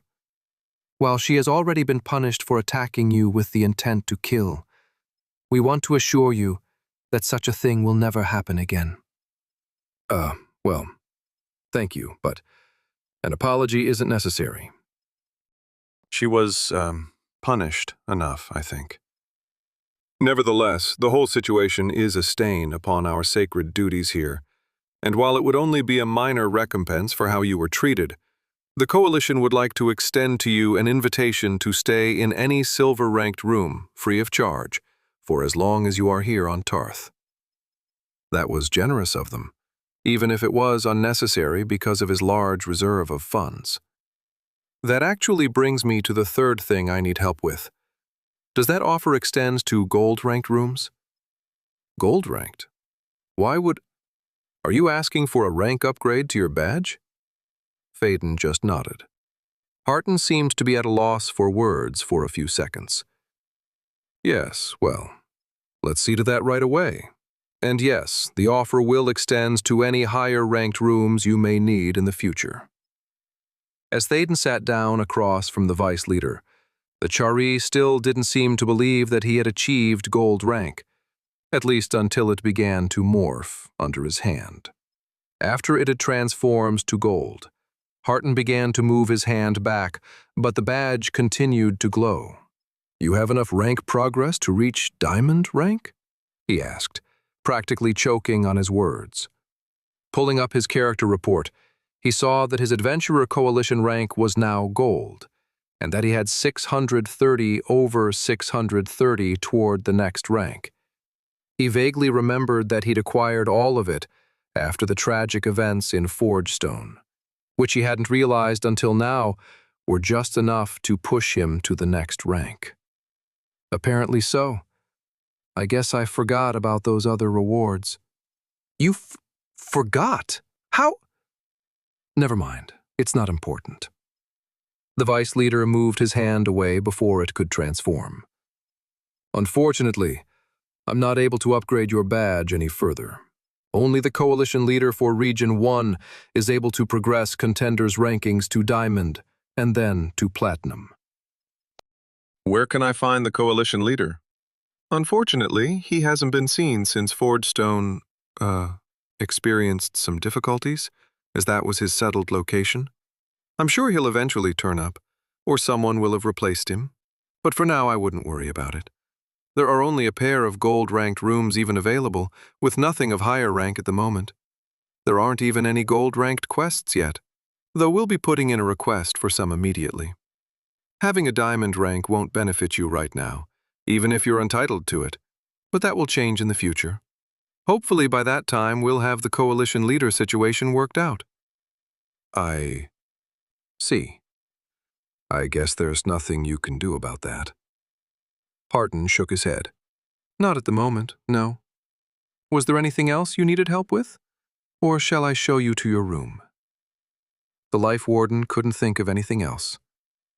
I'd love to see my room. Both of them got up a second later as the vice leader took them out a different door, which didn't seem to be connected to the lobby, but Thaden slipped his hood of obscurity on over his head anyway. Just in case, he said at Harton's questioning look. The vice leader nodded. Very well. If you would kindly follow me. Without another word, Thaden followed the Chari to see what his now free stay in a gold-ranked room would get him. Chapter 33. If there were such a thing as a penthouse suite in the world of Tarth, the gold-ranked room Thaden was led to would be it. It had all of the amenities of the silver-ranked room back in Fordstone, only more. Bigger bed, bigger bathroom, fancier-looking everything. It had it all. He knew that it was more expensive because of the fact that none of it was constructed of local stone or driftwood, meaning that it had to be shipped in especially for the room, and the accents of real gold worked into the architecture were a nice touch. He was warned not to try and chisel any of the precious metal out, as that would be something he would be charged for. Thaden didn't have any intention of doing so, as he had no need for it right now. Amazing, the life warden remarked as soon as he took it all in. The room even had a sunroof. There are a few more things I wanted to ask. First, I don't suppose you have any information regarding the anchoring dungeons and where I could find them. The vice leader shook his head, his expression blank. No, sir. I can get you all the information we have available on all the dungeons and maps of the region, but I have no knowledge of specific anchoring locations, I'm sorry to say. Thaden couldn't tell if he was lying or genuinely didn't know, but he knew it was a long shot anyway. That would be wonderful. I've looked at all the information once, but I wanted to see if there was anything I missed. I appreciate whatever help you can provide. Again, we're here to help with anything you need. Within the rules, of course. We don't have any concierges available yet, but I will make sure we have one transferred immediately. What was your other question? Harton asked politely. Yes, is there a way to make a contract bond for a service in the contender market that would ensure the silence of whoever accepts my service? Meaning, essentially, that they can't talk about what they see or hear while I'm undergoing the service? The vice leader nodded, though it wasn't in confirmation. I can understand why you would want such a thing, but unfortunately that isn't something that can be included into a contract bond. Really? Why? It is not a specific service related to class abilities, party management, or finished products that need to be delivered. These types of things are measurable, and therefore enforceable if not provided as part of the service. But the assimilation system cannot monitor thoughts or words, written or vocalized, only specific actions that directly impact another contender. Wouldn't telling someone my secrets directly impact me? Regardless of the finer details, it seemed as though whatever he did wasn't going to be covered by some sort of magical, non-disclosure agreement in the contract bond. Unless there is anything else you need, I will leave you now and ensure your information arrives as soon as possible. Thank you so much, Vice Leader. You've been a big help. Harton affixed a smile to his face and bowed slightly, before turning on his heel and leaving Thaden alone. Thaden wasn't looking forward to digging through all the dungeon information again, but now that he had a purpose for doing so, he was hoping that something would pop out at him. Before he did anything else, he took the time to take a lengthy shower, the first he'd really had a chance to enjoy since he left Fordstone. Afterwards, he felt thoroughly refreshed and put on clean, comfortable clothes from his inventory, before making his way to the table where he could find access to the contender market. As he sat down in an extremely plush chair, he couldn't help but marvel at how much nicer the feel of it was compared to the one in the silver-ranked room he'd had before, something that he didn't think was possible. As he sunk into the comfortable furniture, he felt slightly guilty at enjoying such luxury when it largely came from the destruction of an entire city. But he pushed away those feelings as much as he could because they weren't productive. But he sat up a little straighter and tried not to enjoy it too much. Accessing the market was just as easy as it was before, and he took a few minutes to peruse the listings of items, since it had been nearly a week since he'd checked it out last. Unfortunately, while there were items there that weren't available before, none of them were better than what he already had. He was left thoroughly disappointed, seeing as he had a lot of money to spend. But he was beginning to learn that finding appropriate gear for himself was almost always going to be a challenge, especially at his level. He was better off trying to find it from loot in dungeons, which was where most of it had come from. He resolved to check out the local shops for anything he could use if he found the time. But for now, he had something more important to do. Selecting the services menu, he looked at the postings there and was rewarded with the sight of dozens of people looking for a new party to join, just like he remembered. What he hadn't remembered, or there hadn't been any at the time, were postings where both guilds and entire parties were recruiting new members. It seemed as though they had found a way around the whole contract bond thing to essentially advertise on the market, with the former extolling their benefits and reasons to join a guild, and the latter having a general outline of their existing classes, their accomplishments such as what dungeons they'd already completed, and anything else that might catch the eye of prospective party members. As for what party members they were looking for, 90% of them were looking for a support class, as he could have guessed before even looking at them. The rest were a mixture of other classes, though the majority of them were for a control class, which was the next least popular type of class from what he'd learned. Idly looking through them, thinking about his own service posting he was going to be putting up, one of them caught his eye. Not because of some boast or anything positive like that, but because of the desperate tone that was conveyed despite it being a simple text posting. Service category: Party Management Service. Contract duration: a single delve through Crestline Gorge of up to 12 hours. Temporary or permanent party positions negotiable after service contract is complete. Service description: Look, we've been stuck at level 20 for days now because we're too scared to level up. All the damn guilds demand a fee if we want to join them, and obtaining our next class is too dangerous without a guild to back you up in case you get jumped. The boss from the Crestline Gorge should give us the funds we need, but we can't beat it without a support class. Believe me, we've tried. It's why we're broke, because we spent all our money on health potions, which are a ripoff, as you probably know. Anyway, I hope someone is willing to help us out here, because otherwise, we're screwed. Service location: Rage Harbor. Service provider: Gregory, Scout class, level 20.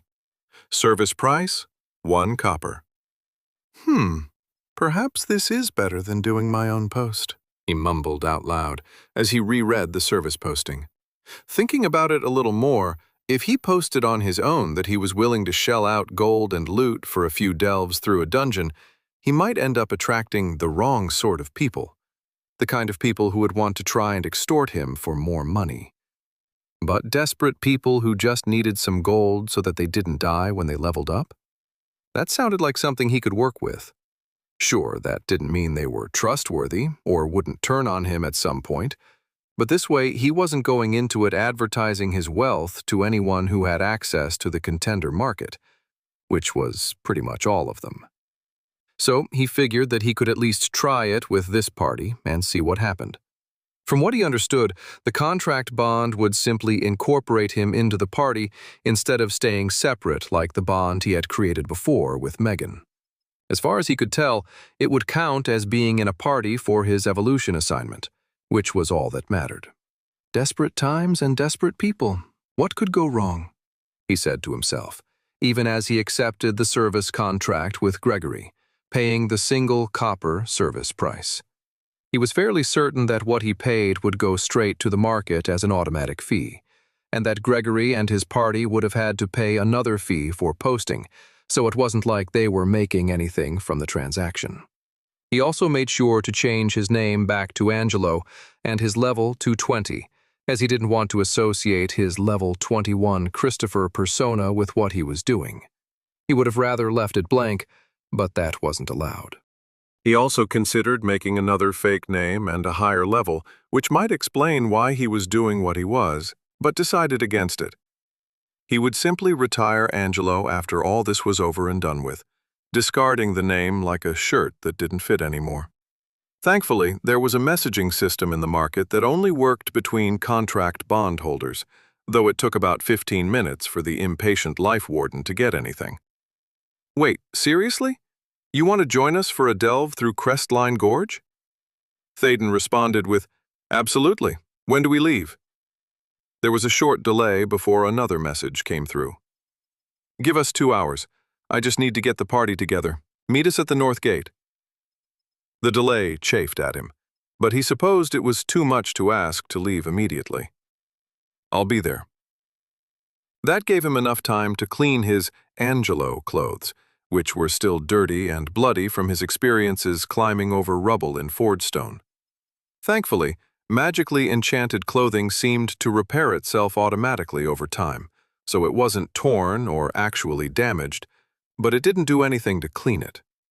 Using the extravagant bathtub as a makeshift laundry was probably a sacrilege, but it got the job done, to the point where most of the stains were gone, and a hot air dryer that was normally used to dry the body after getting out of the bath or shower helped to expel all of the water, leaving it almost as white as it should be. Of course, he wasn't going to be leaving the Coalition building in those clothes, as his previous experience with Camille left him paranoid. But as soon as he got somewhere private, wearing his hood of obscurity and shadow silk robe, he would change and meet the party at the North Gate.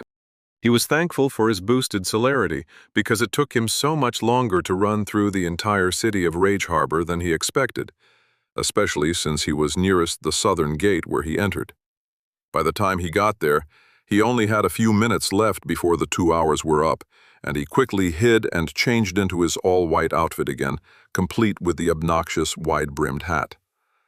Walking quickly to the gate, he stopped just inside the entrance where a bunch of other people seemed to be waiting for their party, or for some other reason he didn't bother to look into, and he looked around for a level 20 scout class named Gregory. Not seeing anyone, he figured it would be just another few minutes before they arrived, so he stood there and waited. And waited. A little over 30 minutes later, while tapping his foot impatiently and boredly perusing his character report, he finally saw a group of 4 contenders hurrying toward the gate with a leather armor-wearing scout named Gregory at the front. With a full black beard that appeared a bit scraggly covering his face, he looked as if he had just been woken up from a nap, if his slightly disheveled appearance was anything to go by. His party members, 2 other guys and a dark-haired woman who was either the mage or the control class because she was wearing a robe, appeared even worse as they were still arranging their clothes and combing their hair with their fingers. "I'm so sorry. It took forever to get their lazy asses out of bed," Gregory said as soon as he was close enough. Bed? But the sun is just barely setting. It probably wasn't the smartest thing to be going out at night, but nothing really scared him outside the walls of the city anymore. "Yeah, we're usually out and about at night, as the lines are shorter for the dungeons around here. It's a rare sight for us to see sunlight," the scout explained. Thaden just nodded, starting to understand why they looked the way they did. "Are you sure you're up for this? Or do you need a few minutes to prepare?" The woman, Melindra, was getting a particularly stubborn knot out of her hair as she spoke. "Nah, we're good. It's only an hour or so before we'd normally be up, so it's no problem. We'll be fine by the time we get there anyway." Thaden was skeptical, but they apparently knew what they were doing. "If you're sure, then let's get going," the life warden said with a shrug. "I'll have to follow you, though, because I'm new to the city and haven't been to any of the dungeons around here." He knew in general where it was, but that wasn't exactly the same as having been there. He also knew a little more information about it, but he wanted to see what the others would tell him, since it sounded like they'd been in there more than a few times. Gregory raised his eyebrows at that admission, then shook his head. "That's fine. We've been there plenty of times, though I swear the loot drops get worse and worse every time we go." "Why don't you go to another one then?" All 4 of them chuckled sadly at that. "Guilds, of course. I'm assuming that wherever you came from, the guilds haven't essentially taken over yet?" Even as he spoke, the scout started moving toward the gate, with everyone else following behind. "No, I haven't had too much experience with them. Makes sense, I guess. They're only really in the big cities, but I'm sure they'll be everywhere in a month or two, Gregory explained. Anyway, Crestline Gorge is the only dungeon nearby that isn't controlled by the guilds. Theoretically, they can't actually stop anyone from delving through them, but they'll make your life a living hell by harassing you non-stop afterwards. And you'll be blacklisted from joining any guild from that point on. It's essentially a death sentence once you hit level 21. Things were starting to come together. And I'm guessing that the loot drops in the gorge are poor to begin with, which is why none of the guilds are controlling it? Exactly. It's basically only the boss that has a chance to drop anything good, which is the problem because we can't kill it before we're forced to retreat. I see. How much is whatever drops from the boss worth? Additional question, how much do the guilds charge in order to join them? Gregory hesitated to answer, but the fighter of the party, Carlos, answered for him. It sells for about 30 gold. If we can find the right buyer, the guilds take 5 gold from us to join them. There was a hint of a Hispanic accent to Carlos's words, which didn't exactly match his appearance as a pale white guy. Or maybe I'm just being racist. He sighed, admonishing himself for getting sidetracked. That's insane. Extortion, even. But not against the rules, Gregory said. As long as they don't start anything in the city, none of the locals care one bit about it.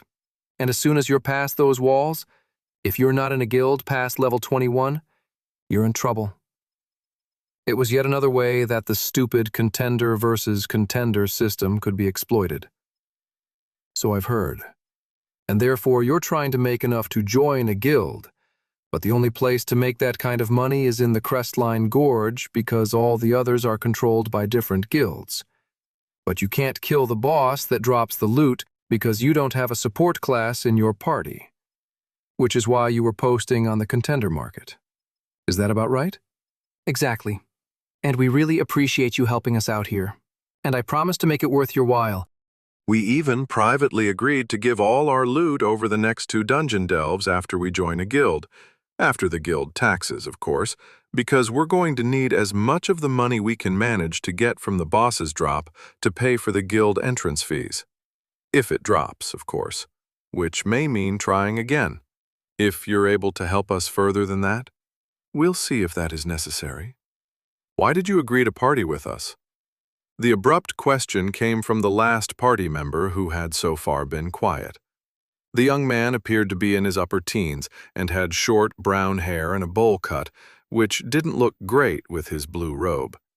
He held a gnarled wooden staff in his hand, but his limbs were scrawny enough that Thaden doubted he had ever used it as an actual weapon, or if he had, it hadn't done much damage.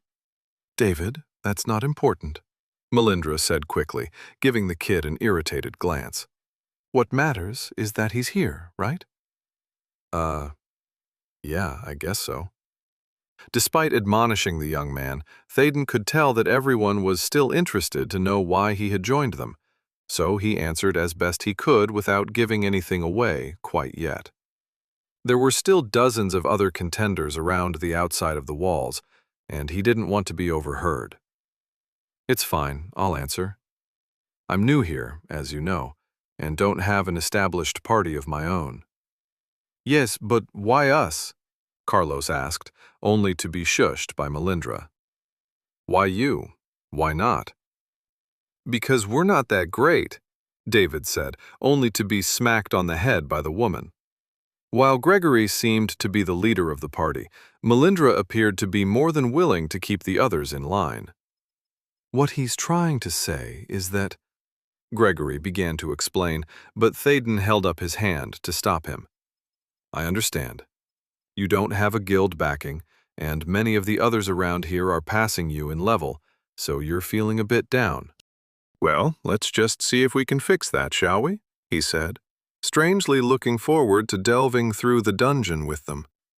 They weren't exactly the best contenders he'd ever seen, but they would serve their purpose. Better yet, he was beginning to like them. "On the way, why don't you tell me more about this dungeon we're going to?" Gregory was silent for a moment before he started to explain what they would be facing inside the dungeon. It generally matched the information he already had on the place, but they had a lot more detail to add on specific areas and traps that they expected to find. While it wasn't groundbreaking information, it got them all talking a bit, and by the time they arrived, about an hour and a half later, Théoden thought he heard a little bit more hope in their voices. Of course, they still had yet to invite him to the party, and once they did, the level 63 Life Warden would have some serious explaining to do. Chapter 34. There was a line to get into the Crestline Gorge, which was situated inside a pass in the mountain range that surrounded the Ragewater Sea. It actually led into the mountains and was sealed off on the other end, with the entrance having a massive distortion that extended from one side of the gorge to the other, which he recognized from other dungeons, though this was by far the largest he'd ever seen. He stopped Gregory and the party about a quarter-mile away from the line they could see in the distance, which was lit up by magical lights that someone had set up for the contenders waiting for their chance to enter the gorge. It wasn't fully dark yet, though he gauged that it would be in about 30 minutes. With enough light to see around them, he asked them all to step to the side so that he could discuss something with them.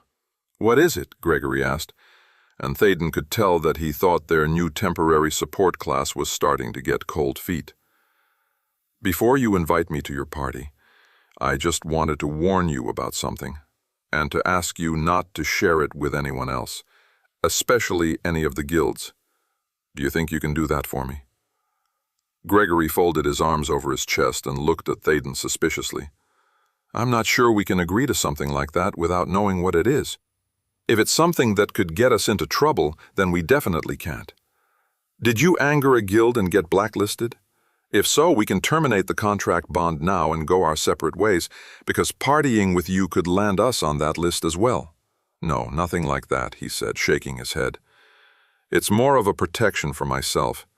It shouldn't affect you at all, unless someone talks about it."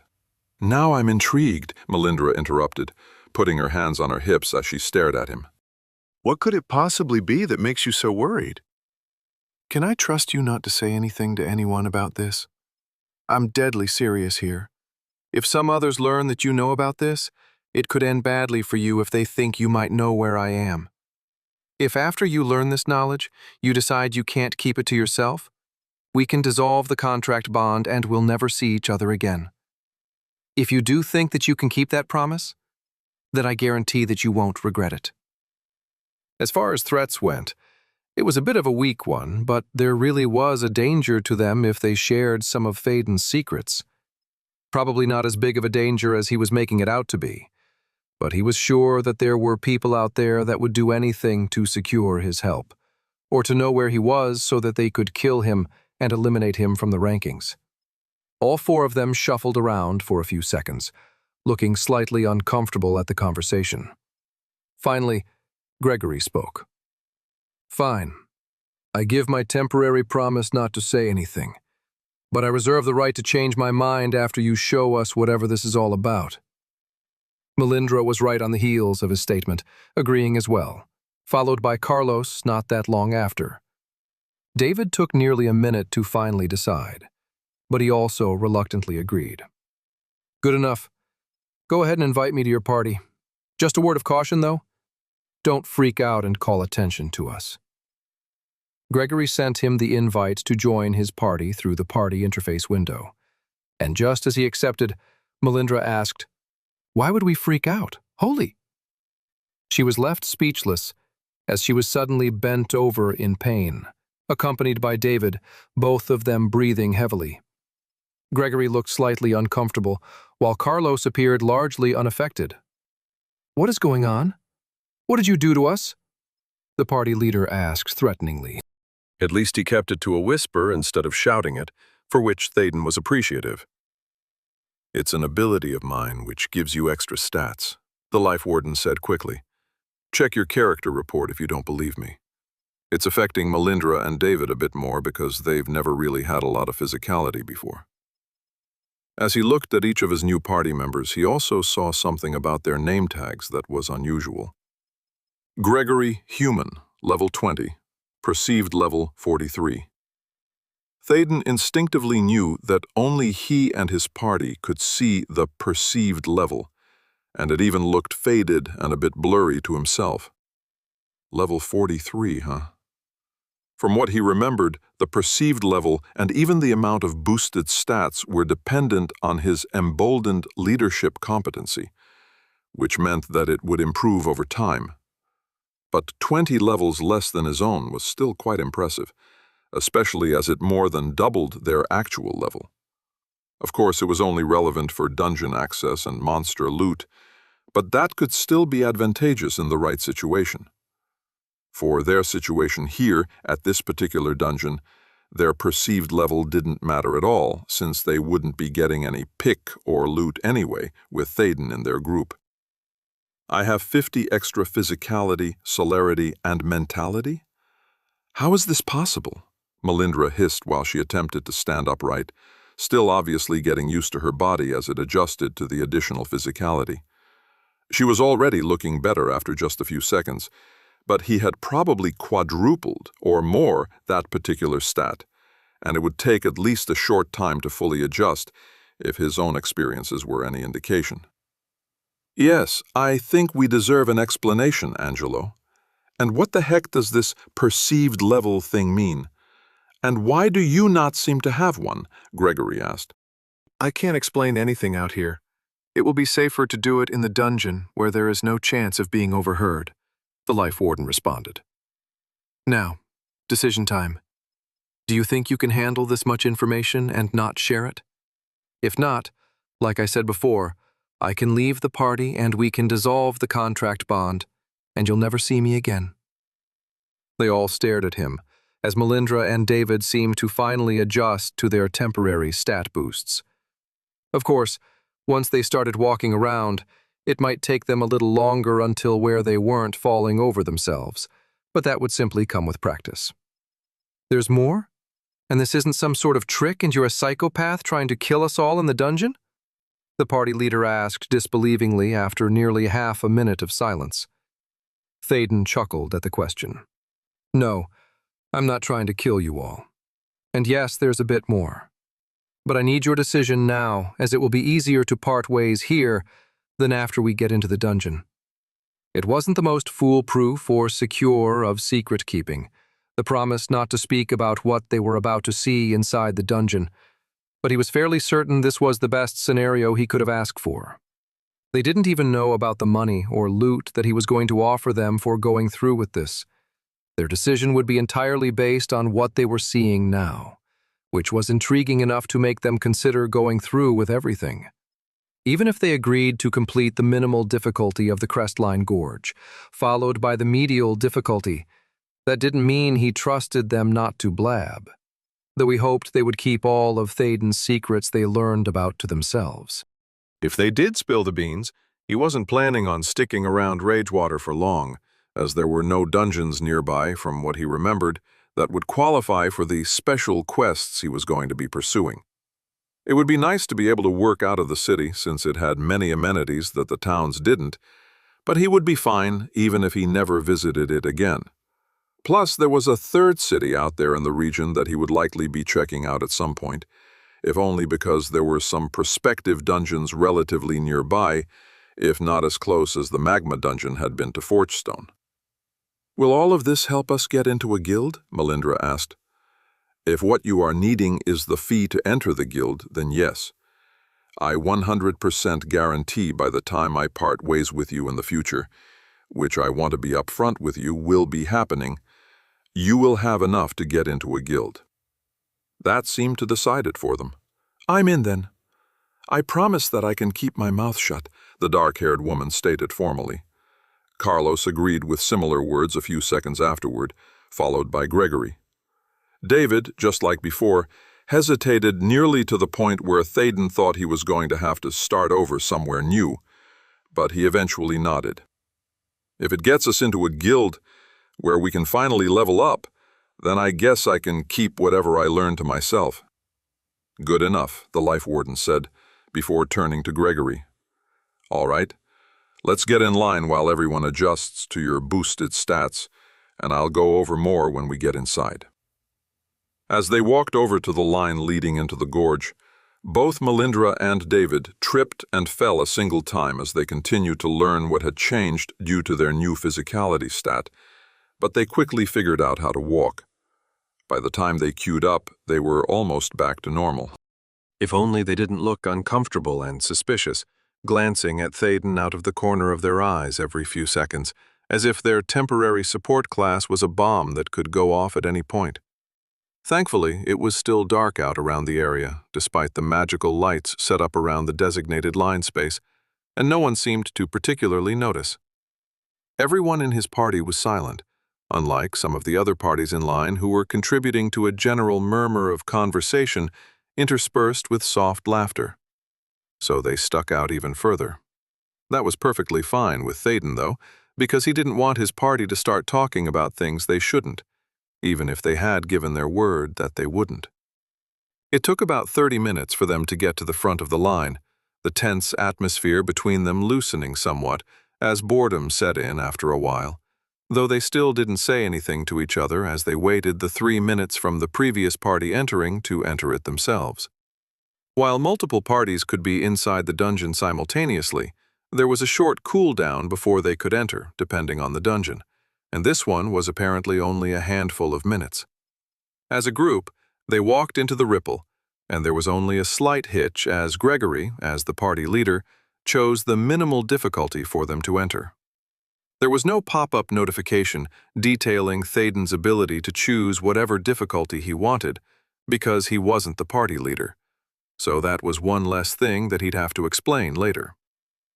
You have entered the Crestline Gorge Dungeon, minimal difficulty. Crestline Gorge Dungeon. Current difficulty, minimal. Medial. Maximal. Recommended party size, 5. Recommended party levels, 11 to 21. On the other side of the distortion, Thaden looked behind him to verify they were inside the dungeon, which was confirmed when he didn't see the people waiting in line on the other side. He looked at the information that had been provided to him upon entering, and it took him a moment to figure out why the recommended levels were now 11 to 21 instead of 10 to 20. That moment of thought was all it took for him to remember that Developmental Phase 2 increased the level of monsters in dungeons every 48 hours. But that wasn't the only difference, as instead of it being the dark of nighttime in the gorge like it was in the outside world, the sunlight coming from above the gorge's walls looked to be locked in a perpetual state of dawn, giving them enough light to see by, but with shadows lurking along the edges of the mountainsides. As for what was in between the two cliffsides on his left and right, there was a lush belt of green vegetation that lined the entire valley, with short, soft grass composing most of the floor and dense trees that formed the walls of different areas within the gorge dungeon. Instead of rooms or caves, the entire dungeon was open to the air, but from what he'd heard Gregory mention on their journey from the city, there was an invisible wall above the trees that prevented someone from simply jumping or somehow flying over the tree walls, and the vegetation was virtually indestructible, so no cutting or burning their way through. The entryway was devoid of monsters or traps, as most dungeons were, but Thaden was sure that just ahead through a narrow pathway between the trees, they would find their first obstacles. "All right, now spill it," Gregory said, lining up with his fellow party members as they faced him with their arms determinedly crossed over their chests.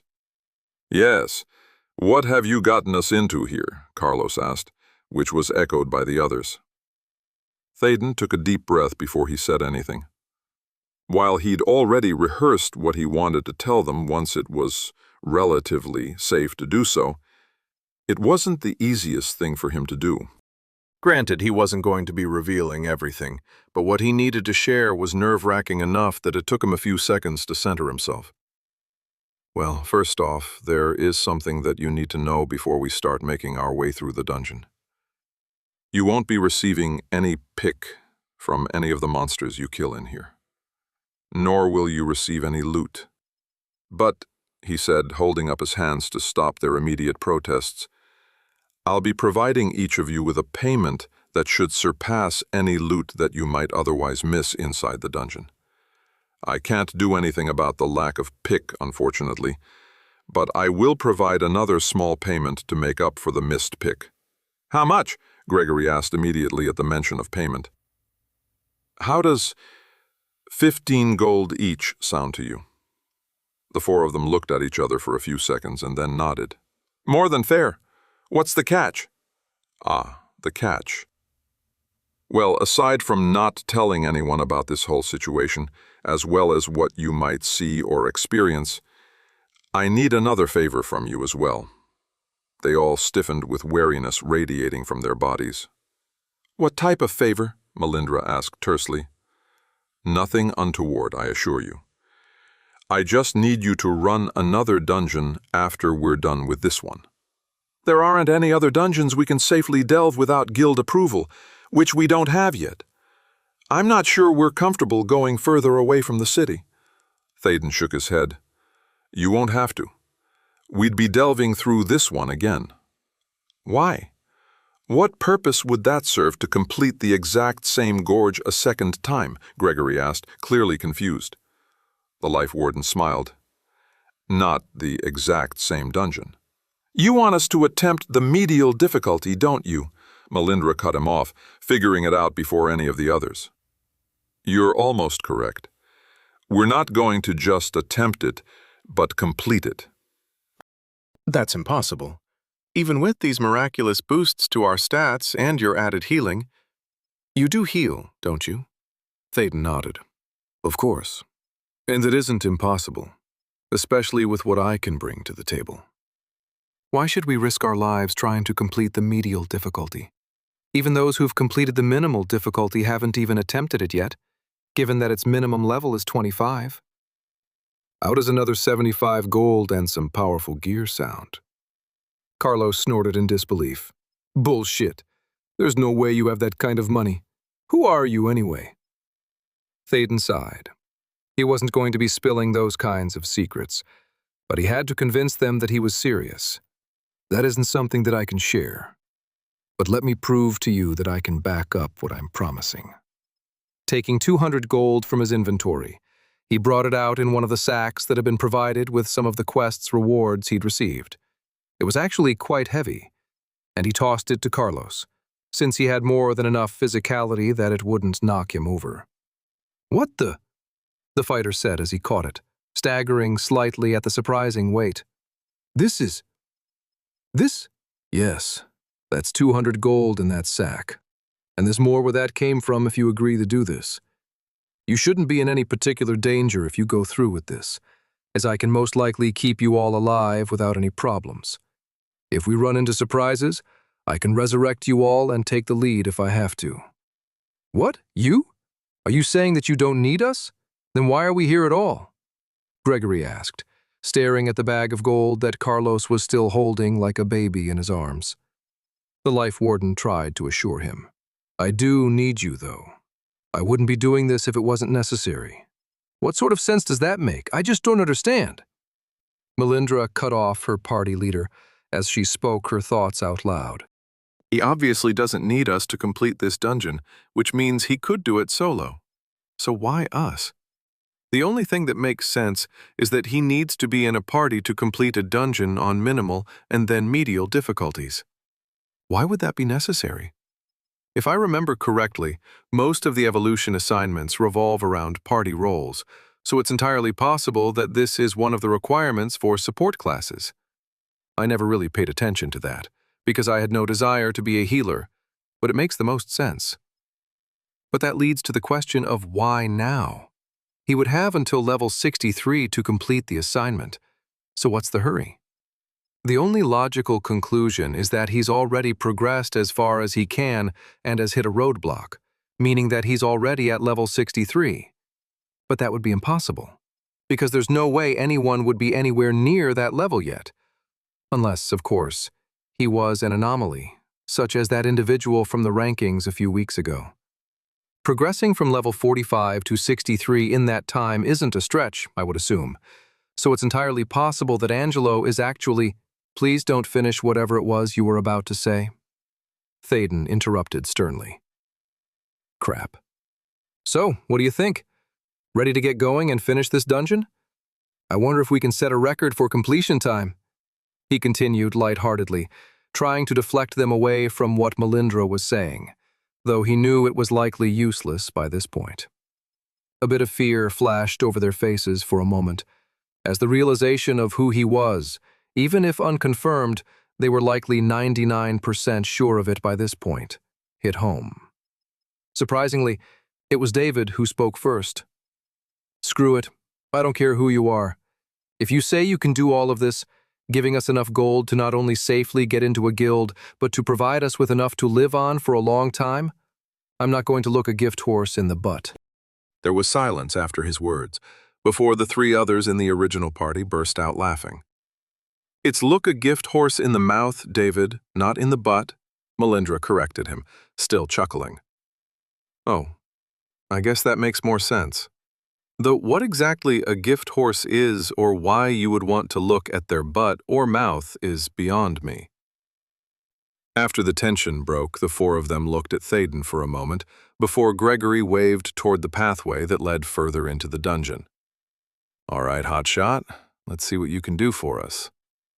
I'm looking forward to seeing what we've been missing all this time without a support class in our party. Since he'd never really had a chance to flex his abilities as an actual healer in a party, Thaden couldn't help but agree. Chapter 35. It felt strange for Thaden to think of someone else for a change, at least in terms of being in a party. He didn't count the experience in the mausoleum with Sarah and the others because they had been essentially bystanders. But in this case, it was Gregory and his original party that were going to be doing the damage and leading things inside the dungeon. That meant that the Life Warden was relegated to simply being a support class and a healer. He found that he didn't mind the notion of it as much as he thought, given how much he enjoyed going solo. It wasn't something that he thought he would do very often unless forced into it, such as this situation with the evolution assignment. But he wasn't going to complain at the moment, because he could finally test out some of his spells that had essentially been sitting on the shelf and collecting dust.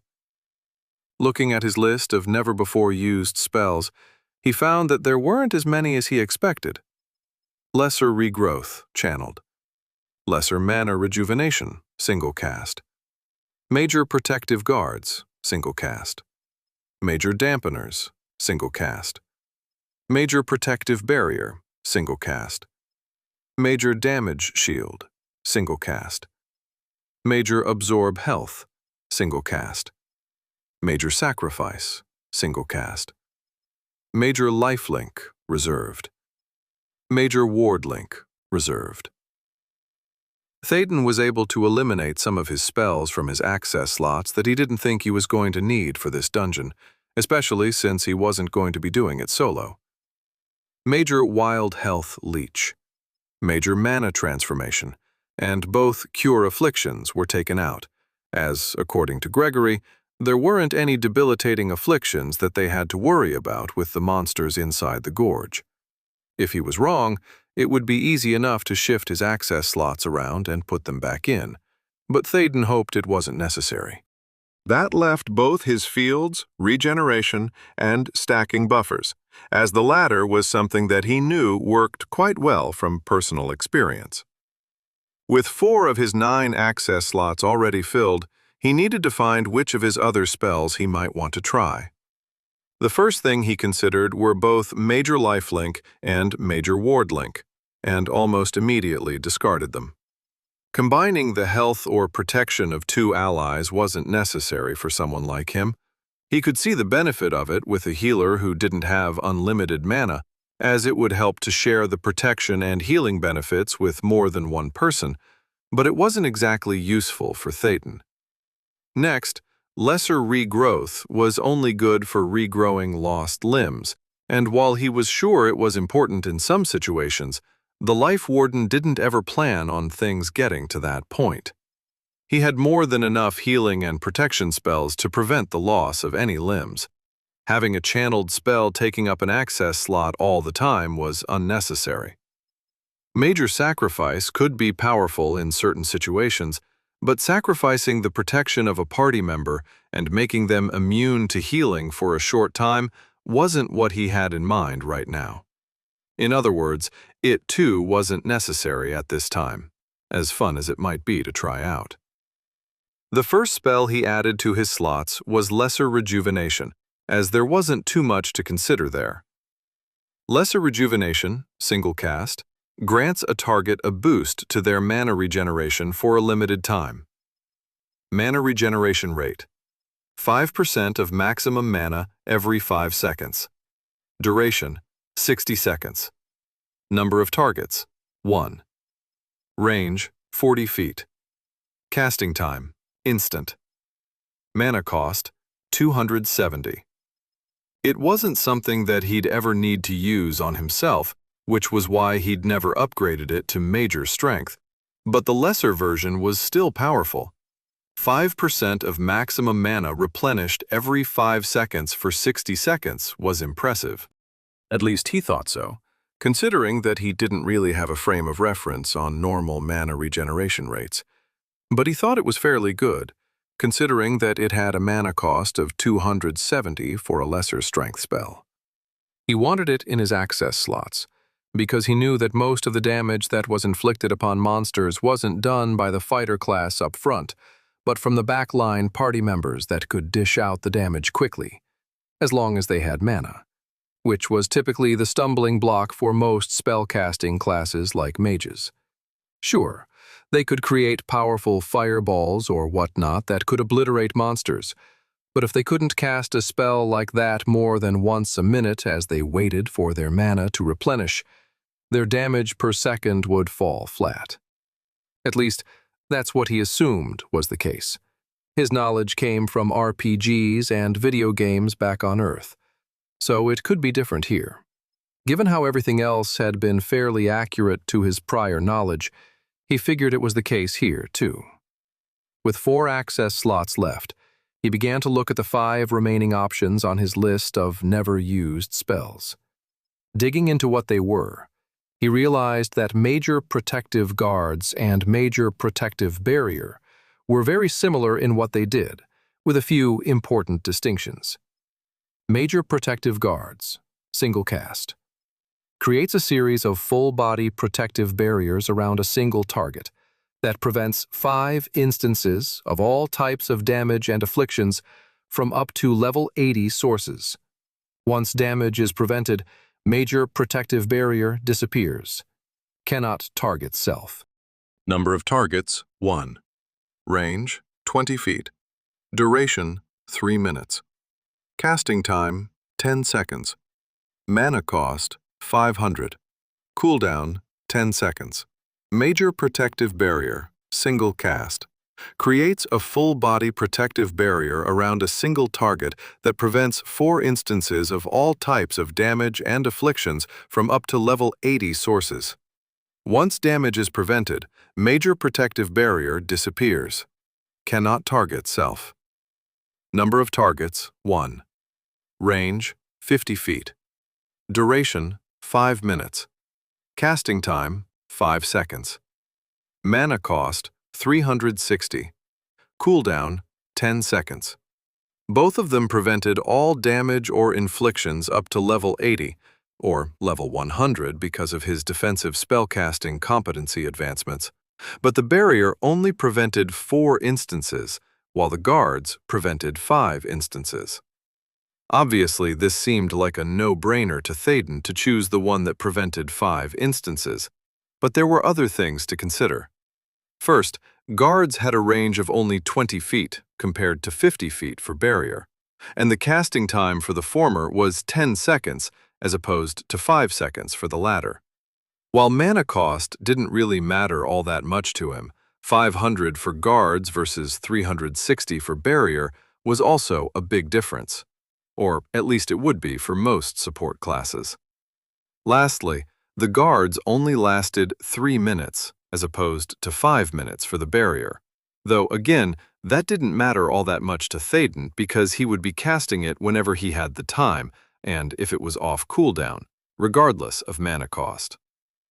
With those considerations in mind, He went with the major protective barrier instead of the guards, even with the lower number of preventative instances, because he had no problem casting it again whenever it was necessary. That left Major Dampeners, Damage Shield, and Absorb Health. Major Dampeners was based on the target of the spell losing health, which would then start accumulating damage mitigation effects that could prevent up to a 50% maximum amount of damage to them. Major Absorb Health returned 20% of inflicted damage as health, sort of like a lifesteal effect he'd seen in some games. Both spells were most effective if the target was losing health and either needed it back without additional healing spells cast on them, or to prevent them from dying as quickly. For now, at least in this minimal difficulty dungeon, Théden didn't think it was going to be necessary. Why? Because of the last spell, Major Damage Shield. At a cost of 270 mana and a casting time of 2 seconds, it provided 500 damage mitigation, and the cooldown was only 1 second thanks to a competency advancement. That meant he could cast another one of these spells every 3 seconds if it was necessary, and 500 damage was a lot to mitigate. His experience with his stacking buffers proved that to be the case. The only downside was that it didn't prevent any afflictions, just damage. But that shouldn't matter too much in this particular dungeon. Regardless, if it was up to him, none of his party members would take even the slightest bit of damage to their health throughout the entire delve. After adding Major Damage Shield, he was left with 2 extra access slots, which he filled with Major Support Sprite and Major Defensive Sprite. If healing was necessary, then he would change out the Support Sprite for Major Healing Burst and do some quick healing with the sprite's bonus. The same could be said for the Defensive Sprite, as he could change it out for anything that might be needed on the fly, such as a sudden affliction that needed to be cured. His goal was to keep both sprites around everyone, as they lasted 10 minutes and would be invaluable, especially the defensive sprite, in preventing any sort of damage that might threaten them. Prepared as he was going to be, Théden cast Major Support Sprite on each of his party members as they made their way through to the first open-spaced area, followed by Major Defensive Sprite. But he was immediately surprised when each of his defensive sprites was also cast upon a second target. He'd forgotten about his extended protection advancement, which extended single-target defensive spells to protect an additional target. He supposed, since it was technically a defensive spell, it still counted, even if the sprite by itself didn't do anything to protect them. "What is this?" Melindra asked, staring at the glowing balls of light that hovered nearby them all. "Just something that boosts protection and healing. Don't worry about it," he assured her and the rest of the party. "I'm just getting started." Théden then cast Major Damage Shield on everyone, which had a 2-second casting time and a 1-second cooldown, followed by Major Stacking Buffers, which had a 10-second casting but no cooldown. He followed that up with Major Protective Barrier, which had a 5-second casting time and a 5-second cooldown. He only had to cast them each twice because he was able to cover all 4 of them with just 2 casts, thanks to extended protection, and he didn't need them on himself at the moment since he had already activated his fields. The damage shield had no duration to it, being a shield that would prevent 750 damage until it was all used up. Stacking Buffers had a 20-minute duration as it accumulated stacks of protective buffers, whereas Protective Barrier had a 10-minute duration and would prevent 6 instances of any damage or afflictions, all thanks to the defensive sprite boosting the effects of each spell. He wasn't sure how they stacked together, or which one would trigger first when someone was attacked, so he would have to see what happened once they found a monster that attacked them. Lastly, as the pathway through the vegetation seemed to be opening into a larger area, he cast Lesser Rejuvenation on everyone to help replenish their mana for a 60-second duration, which had its 5% of max mana replenished every 5 seconds, boosted to 9% thanks to the support sprite, and also tacked on Major Regeneration as an extra safeguard in case something actually got through the protection to damage them. It only lasted 45 seconds, but he could refresh it at any point if he thought it was necessary. You are all now protected more than an actual tank. Have a boost to your mana regeneration, and have enough perpetual healing to handle anything these things can throw at you, he told them as soon as his actions were complete. And they looked at him in a mixture of confusion and astonishment. You will also accumulate stacks of protective buffers when you damage monsters, even if it's only a single point of damage. In other words, go all out, and don't worry about getting hurt, let alone dying. The four of them looked at him skeptically, but Carlos just shrugged, lifted a large shield that he'd taken from his inventory on his left arm, and twirled a short sword in his right hand. Fine with me. Anything to get through these trash mobs faster, he said, smiling as he rushed into the clearing. The others followed after him less enthusiastically, and Thaden brought up the rear. A few seconds after Carlos had entered the clearing, he was attacked by what appeared to be a half-dozen large rats that ran out of the vegetation around the perimeter, camouflaged until that moment. Gorge Grat, minimal level 11. The Gorge Grats were as big as a medium-sized dog, with sharp, 6-inch-long incisors that appeared capable of cutting through hard leather with ease. Their claws could also be used as weapons, though it was obvious that 95% or more of their attacks were based around their bites. Not that they had a chance to show that off, as Carlos was already in among them and showing why they considered these things trash mobs. While they were quick, faster than most other monsters that size, they were also 9 levels below the untested Shield Man, a new class that Thaden had just learned about as they were talking about their roles along the way.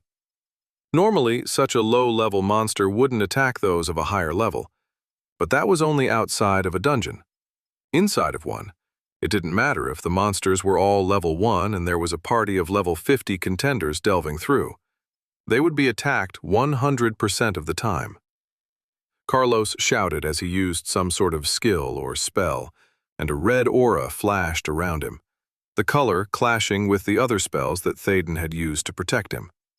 The Life Warden could sense that it was a taunting type of skill that directed all the attention of the Grots on him, and he went to work blocking and bashing with his shield as he spun around to keep them all at bay, while slicing out with his sword at opportune times.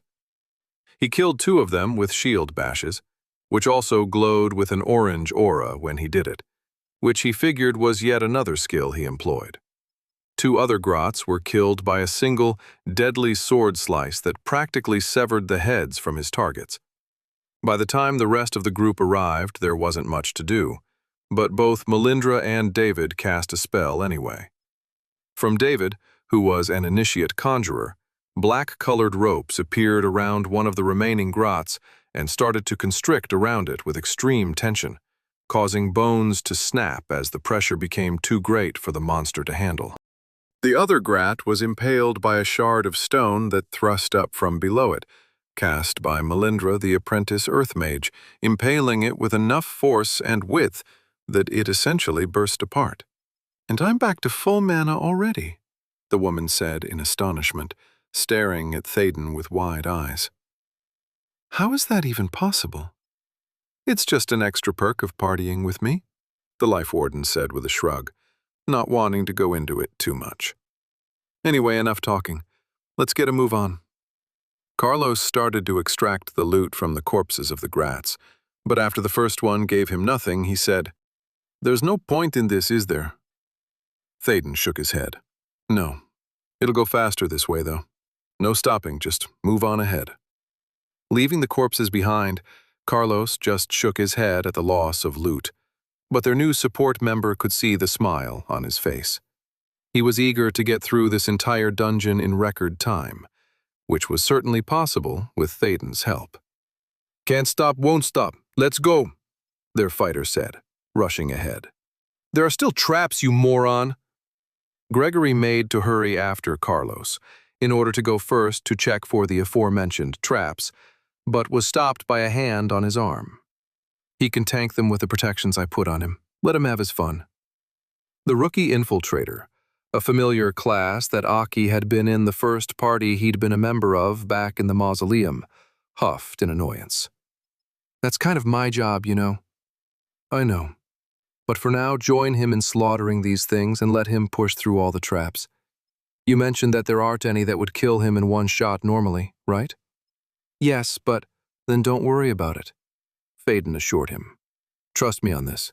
I won't let him die. And we might even have a little fun while we're at it. He pointed ahead, where Melindra and David were already disappearing down the pathway. Let's use those extra points in celerity you've got to catch up. There's no point in letting them have all the fun now, is there? Gregory sighed, but the Life Warden could see the edges of his mouth twitching at the prospect of being nigh unkillable in the dungeon. Without another word, they ran after the others, even as they heard the unmistakable sounds of fighting coming from up ahead. Chapter 36. The entire dungeon delve turned into a frantic race to the end, reminding Thaden somewhat of his first experience in the magma dungeon, where he gathered up the monsters and brought them to the boss room. In this case, however, instead of dragging them all along, the party annihilated everything in their path. At first, it was ridiculously easy for them to do so, given the fact that all the monsters were much lower level than them. When he added in the increase to their mana regeneration rate, thanks to him keeping lesser rejuvenation going on them all, they barely even slowed down as Carlos tore into the opposition, and the others fell upon the monsters like a pack of starving wolves. There were a few things that he learned from their recklessness, however. First, the order in which he cast the protection spells upon them related directly to how they were consumed, with the last one being used first, as if he was adding layers of protection on top of each other. So, if he cast Damage Shield first, then stacking buffers, and then Protective Barrier, the instances of complete damage immunity from Protective Barrier would be consumed first, then any stacks of buffers, and finally the 750 damage mitigation of Damage Shield. Of course, nothing hurt any of them to the point where they actually used all of their protection, as the monsters died too quickly for them to get that far. He only figured this out because Carlos took his advice and tanked all of the traps that were set up in their way, which ranged from arrows appearing from the close vegetation along the pathways to a spiked wall made of lashed-together wood that would pop up from the dirt, and even a small pit trap with spears that would have hurt immensely on Carlos's feet and legs if it had managed to pierce through his protections. Thaden also discovered that physical damage resistance, such as what he had on his shadow silk robe, made a huge difference on how much damage was actually imparted upon someone. For instance, even during those times that Carlos was bitten or scratched by a monster, which was often in their race through the dungeon, the protective buffers he had on him were depleted much more slowly than ones from, for example, Melindra. It appeared that even though he wasn't being hit directly by an attack, the fighter's armor reduced the damage that was actually done and had to be prevented by the protective spells, making them even more effective than Thaden expected. That knowledge didn't really help Thaden when he was solo, as there wasn't too much he could add to his physical damage resistance. But it certainly helped to reassure himself that Carlos, even if he didn't have all of the protective spells on him, wouldn't be going down easy. It also made it clear how a party without a healer could still do well enough to complete dungeons, or at least most of the time. Most of the time, their fighter, or tank, could absorb a lot of damage through the use of a shield and damage resistance, to the point where their natural health regeneration could keep up with the abuse they suffered. It was only when they were confronted with something such as this dungeon's boss that the fighter was unable to overcome the damage being done to them, and had to retreat whenever that occurred, which was exactly what had happened with Gregory's party. The boss of Crestline Gorge's minimal difficulty simply did too much damage to Carlos for them to stay and finish it off without risking one or more of them dying in the process. There was apparently a little more to it than that, but that was the main reason Thaden was given. So, after fighting through dozens of gorge grats, they encountered buried Gropherum, who were essentially overgrown gophers that initially attacked from below, followed by combinations of both types of monsters. They steadily increased in level as they tore through the clearings, and by the time they started seeing level 17 monsters, a third type of rodent appeared, the squirrel monk magi. These adorable little guys looked like 3-foot-tall squirrels with the features of a chipmunk, complete with stripes down their backs and big bushy tails. Of course, that adorableness disappeared when these monsters started waving their hands in front of themselves, conjuring dozens of fist-sized acorns into the air and having them fall upon the party like a hailstorm. Even worse, upon impact with an object, the large acorn projectiles would explode and send acorn shrapnel out in all directions. Normally, Carlos would initiate the battle against the Magi cautiously, protecting himself first and foremost while gaining all their attention, hunkering down behind his shield while the others took the monsters out. But with Thaden's help, such tactics were unneeded. He tore into them like a berserker, getting right up into their faces and making the acorns explode too close for the Magi to avoid damaging themselves with their own attack, while laying into them with his weapon. David conjured transparent, glowing walls that accomplished an effect similar to that of Carlos's shield, while also making tiny little shackles that appeared upon the squirrel monk Magi's wrists, preventing them from casting their acorn hailstorms. Gregory speedily appeared behind them and eviscerated them with his knives, while Melindra threw boulders and stone spikes around like confetti, obliterating anything in her way. It was a massacre, plain and simple, at least until they arrived at the final area of the dungeon, where the boss was located. Remember, even if they manage to get through your protections, I won't let you die, Thaden said, though he had severe doubts that such a thing was likely. After refreshing all of their protections, he switched out his sprites for Major Healing Wave and Major Absorb Health, the former of which was a channeled spell that would heal over 600 health a second to allies, and the latter was a way for Carlos to absorb health when he did damage. I'm beginning to see that. I have a feeling that we won't have any problems here, the fighter class said, grinning like an idiot as he revved himself up to go charging into the boss area. Looking at it from the threshold, it was an area that extended from one side of the mountain walls to the other, encompassing the entire gorge, and it was filled with smaller than usual grots, as in hundreds, perhaps thousands of them. That was all he could actually see without going inside, which he had been informed would change as soon as they stepped over the threshold. Let's go, Gregory said, motioning for the untested shield man to run inside. But he'd barely finished his statement before Carlos was sprinting into the room, triggering his taunt skill. The rest of the party followed behind, staying about 20 feet back, as the mass of grots all streamed toward the fighter.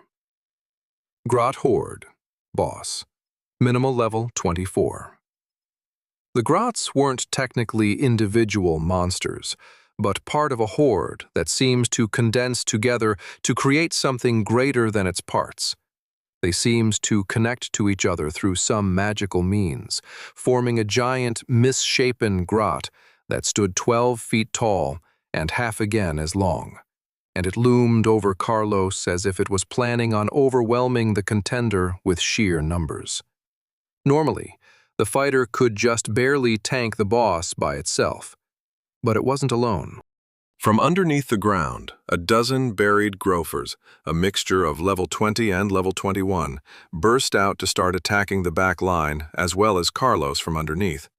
If that wasn't bad enough, a half-dozen level 21 squirrel monk magi bounded out of the trees along the perimeter, where they started bombarding the untested shield man with exploding acorns. One or two of the threats the party could handle, but all three together was normally a death sentence if they didn't retreat. It was this problem that they'd run into in the past, where they couldn't seem to handle all of the different parts without something giving, even with access to health potions to help with healing. But now they had Thaden to help, which made a huge difference. Carlos did nothing but spam his taunting skill over and over, the extra mana regeneration provided by lesser rejuvenation barely keeping him from running out within seconds, which helped to pull every monster's attention to him and off the back line. Meanwhile, both Melindra and David went to town, expending their mana like it was water and they were sprinklers, tossing boulders and tying up individual monsters with constricting ropes like it was going out of style. Gregory was in and out of the chaos, a whirlwind of stabbing knives, and he didn't bother to try and be sneaky, just cutting a swath through the collected enemies without thought to his own safety. Their tank's protection, replaced by Théden whenever it ran out, prevented even a single point of damage from getting through. It was almost unfair, in fact, because as much as he was attacked during the first few seconds of the fight, none of it managed to overcome even the final layer of defense in the powerful damage shield, which was refreshed every few seconds by Théden. With Carlos spamming his taunt, none of the monsters more than twitched in Théden's direction as his spellcasting drew aggro. Nor did they turn toward any of the others. The poor rodents were essentially stun-locked, trying to nibble on a damage sponge that didn't feel any of it, and they died without a chance. In the end, it took all of 32 seconds for every single monster in the boss area to die. It was over so fast that Théden could see the looks of disbelief on their faces, which made him chuckle lightly at their astonishment. He had to admit, that was the fastest that he'd ever defeated a boss, though it wasn't like any of it was difficult. "That's it?" Carlos asked, slowly lowering his sword and shield from where they had been braced against the attacks directed his way. "I have to admit, it's a bit of a letdown." "Yeah, it's like we cheated or something," David agreed. The initiate conjurer turned to Théden. "This wasn't cheating, right?" He shook his head. "Nope, not cheating at all. Just unusual. That's all I'll say about it." "Unusual is an understatement, Angelo." "Regardless, it sure was effective," Gregory noted. Melindra giggled, which sounded strange after all the slaughter they performed upon the poor monsters of the dungeon. "I'd say so. They didn't stand a chance." "Are you all ready for the medial difficulty, then?" Théden asked lightly. They all froze in place, staring at each other after he asked his question. After a few seconds, they glanced at the remains of the boss scattered all around them. "Are you sure all of this will work in there?" Gregory finally asked. "We knew what we were in for in this difficulty, and besides the boss, we'd been through it multiple times without too much trouble. But you're talking about a difficulty that is all above our levels, not just the boss." "Everything will be just the same," the Life Warden assured them. "If the worst happens, I can draw and keep aggro, and you can waste them from relative safety." That seemed like it was enough to convince them, and they all agreed after a few seconds of contemplation. They'd already seen what he could do for them, and they were trusting that he could continue to provide the protection that would allow them not only to survive the next difficulty, but to complete it without anyone being near at risk of dying. As they made their way toward the end of the dungeon, they parted a section of the vegetation where the treasure area was located. As expected, though, it was empty, giving them nothing as a reward for their deeds. It was at this point that he handed over to them all what he had promised them, and they were ecstatic, to say the least. It only took looking at their faces for a few seconds to see that they were just as excited for the gold as they were for the next stage of this expedition. It was also at this point, before they left the minimal difficulty Crestline Gorge dungeon, that they all checked their notifications, because they had ended up getting something after all. Congratulations for completing the Crestline Gorge dungeon on minimal difficulty. Achievement received. Grats. Bonus reward. 250 pick, plus 500 from achievements. In all, he received a total of 750 pick from completing the entire Crestline Gorge dungeon on minimal difficulty, which was honestly more than expected. He couldn't help but notice that this was the first achievement that he'd received that wasn't a world first. But that was okay. The other members of his temporary party were ecstatic, though, as it was something to add to their comparatively small lists of achievements. As far as any development of his competencies, The only thing that budged a tiny bit was emboldened leadership, which was still at level 1, but it had gone up by 12%. This was definitely not the way to improve his competencies, even if he was to solo a dungeon like this. There was no challenge to it, which meant that there was no real development going on. The fact that even one of his competencies went up a little was surprising, but he figured it was only because its level was so low. Looking at his evolution assignment given to him by the support class representative, he was pleased to see that the requirement for the minimal difficulty was now crossed out as it was completed, which only left the medial difficulty, which was precisely what was going to happen next, as his party was ready and willing to go do it. Considering that they stood in line longer to get into the dungeon than it took to complete it on minimal difficulty, they were still relatively fresh. They exited the dungeon on the other side of the gorge, meaning that they had to work their way around the mountain and back to the line, which took about 45 minutes because it wasn't exactly a straight shot. They got back to the entrance less than an hour after completing it. Normally, they would have had to wait hours before going back in, because there was a cooldown that prevented parties from chaining delves together one after another. But he knew from experience with the mausoleum that the cooldown didn't come into effect if they chose a different difficulty. He supposed it was the system's way of allowing parties to make the mistake of testing themselves on something they couldn't handle, and if they died, it was their own fault. Their wait in line this time was punctuated by nervousness rather than suspicion towards Théden on behalf of his fellow party members, as they knew what he could do now. What they didn't know, and no one else did either, as it was still too high of a minimum recommended level, was what they would find inside the medial difficulty version of the gorge. Still, the Life Warden was confident that they would be fine, no matter what they encountered. Their nervousness only increased as they got closer to the front, to the point where they were fidgeting around a bit. Their actions caught the attention of the group behind them when they reached the front of the line, the contenders of which apparently knew the people in Théden's temporary party. "Melindra, why do you look so nervous? Are you finally going to attempt to beat that blasted horde again?" Huh? she asked, jumping slightly at being addressed. Oh, no, we already did that. We're trying the med... She blurted out, her nervousness getting the best of her before she realized what she was saying and shut her mouth with a snap. Well, that's just great. I can see where this might go. Should I just leave now? If he did, then he would save his own butt by getting out of town. But what of his party? Thankfully, Gregory came to the rescue, kind of. It's not funny to joke around like that, Mel. Stop thinking ahead and concentrate on the here and now, which is to kill those damn grats for once and for all. Gotta get that money, right? She chuckled weakly, the transparency in her actions so obvious that Théden wanted to facepalm in embarrassment. Yeah, you're right. What was I thinking? Dreaming about the day when we can challenge the medial difficulty of this dungeon. That'll be weeks or even months into the future, of course. The rest of the party, who had stopped moving and stared at the apprentice earth mage after she made her verbal gaffe, chuckled along with her, though it all seemed extremely forced. Well, good luck then? Are you sure there's nothing else going on? Who is this guy anyway? Ah, looks like it's our time, the party leader interrupted, pushing the others toward the distortion in the air that marked the entrance to the dungeon. Don't want to hold up the line any more than we already are, right?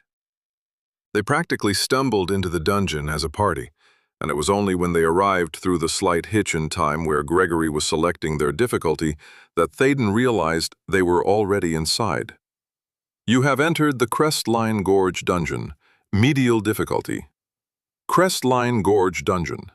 Current difficulty, minimal, medial, maximal. Recommended party size, 5. Recommended party levels, 31 to 41. Mel, what the hell was that? Gregory barked out his question, getting right up into the mage's face, anger practically shaking his entire body. She held up her hands as tears threatened to spill from her eyes. I'm sorry. I don't know what I was thinking. No, I wasn't thinking at all, she spluttered. heaving great breaths as it seemed like she was going to hyperventilate. "I kept thinking that we're all going to die, despite what we've seen and experienced through the minimal difficulty, and my doubts made me blurt out." "That's no excuse, Mel, and you know it. You might have doomed us all, you know that?" She nodded, and the other party members looked angry and resigned at the same time. Thaden, on the other hand, was confused. "All right. I know that this is not the ideal situation for me, as I don't want attention paid to myself. But why is this going to doom you all?" he asked. "Because of who that was, Angelo," Gregory said after a few seconds of silence. "Dref is one of the biggest loudmouths inside or out of Rage Harbor, and he'll likely be spreading this around as soon as he gets back to the city. Hell, he's probably already spread the rumor that we're attempting the medial difficulty as a lark to everyone in the line to get a laugh, and even if such a thing is ridiculous, it'll start the rumor mill nevertheless. In that case, all the guilds will want to know the truth, which will have them come after us trying to figure out how the rumor started." The party leader turned to Thaden. "Which will inevitably be turned to you, as you're the only wild card here. Even if we tell them everything, they won't believe us without proof. And if they think we're lying, they might just kill us as soon as we step out of the city after achieving level 21. "This is my fault," Thaden said after a moment. "I'm sorry that I got you into." "No, this isn't all on you. If we had just kept our mouth shut like we said we would, then we wouldn't be in this predicament. We all agreed to this, even as crazy as it is, so it's on us just as much as it's on you." He appreciated the other man volunteering his party to take the blame, even throwing the Lindra under the bus, which was fair as she was the one who screwed the pooch, though none of this would have happened if he hadn't pressed them. Though it wasn't like he was going to give himself up to save them. He had more important responsibilities than getting involved in the contender guilds and what they wanted. As he thought about what they could do, there was only one solution that seemed even somewhat liable to work. In short, they'd have to run for it, just like he had when he'd run from Ashcleft. He would leave them, of course, as being near them would just be inviting trouble, but he would make sure they were properly compensated for their trouble. "Shall we just leave then?" he offered, knowing that it would probably be better if they got out ahead of the fallout. In other words, make a break and run as far and as fast as they could immediately. Gregory, however, shook his head. "No, we're going to see this through, like we promised. Plus, popping up out there right now with the rumors that are probably flying around is a bad idea, even if Dref might have entered the dungeon already." He nodded, but turned toward David when he heard the initiate conjurer gasp nearby. When he saw the young man looking further into the dungeon, he looked that way as well. He wasn't the only one to also gasp when he saw that the medial difficulty version of the Crestline Gorge dungeon was nothing like the previous one. Chapter 37. Even with the worry about what happened outside the dungeon on his mind, Thaden couldn't help but be impressed at the differences that the medial difficulty presented. Granted, his experience seeing multiple difficulties in a dungeon was confined to the Mausoleum of Despair, which hadn't really changed its overall look except to perhaps become larger with the harder difficulties. As a result, he was unprepared to see all of the vegetation gone, leaving what appeared to be piles of stone that created walls which would funnel the contenders through its different sections. These stone piles were at least 50 feet tall, making seeing more than a few dozen feet ahead impossible, so they had no idea what was awaiting them ahead. "What the? Does it really change this much in between difficulties?" David asked, slightly breathless at the sight. "Not in my experience. But I'm also not as experienced in testing multiple difficulties in the same dungeon as you might think," Thaden responded when no one else did. He turned back to the party, which tore their focus away from the completely different layout of the dungeon and back to him. "Look, it's decision time again. You can still leave right now and take off before the rumors become more than what they currently are. If that's what you want to do, I'll pay you what I agreed to in gold without the extra loot, and we go back out the entrance. If you still decide to go through with this, then we need to complete this dungeon as quickly as possible to get out ahead of this thing. Either way, it's going to require relocating. But this way, you'll have some good loot to go along with the gold so you can restart somewhere else. What will it be? You have to decide quickly because we don't have a lot of time. He hated to rush them, but they were all on a timer now. Théden would be fine no matter what, he figured, as he could easily outpace anyone trying to hunt him down. And that was only if changing his name and appearance as much as he could didn't work. He still had a few things he needed to do in the city before he left it, such as getting his new class, if the party agreed to delve through the medial difficulty, of course, and getting any information on support-focused dungeons that might be nearby, which he'd put off learning about while he took care of this whole evolution assignment situation. It was only then that he would go searching for the next dungeon from his special quest. But while Théden would most likely be fine, his current party likely would not, unless they decided to stay at level 20 for an extended period of time to stay relatively safe. While that was still possible, he doubted they wanted to stall their development for any longer, given that they had already been at it for at least a few days and would quickly fall behind everyone else. It didn't take long for them to decide, fortunately, and it was to push through and finish the dungeon as soon as possible. Théden was somewhat relieved, despite the higher danger to them by waiting to leave the area, but it was their decision in the end. With that settled, he started casting his barrage of protection spells on them again, with sprites, buffers, barriers, shields, and mana rejuvenation, all working together to make them as strong as possible. While they didn't run, they did hurry down the first gap in the stone piles, where they followed a narrow pathway that wound slightly in its route, but they eventually came to an open space. Instead of stronger grats, grofers, or squirrel monks, this difficulty apparently changed up the monster assortment completely. Pebbler, minimal, level 31.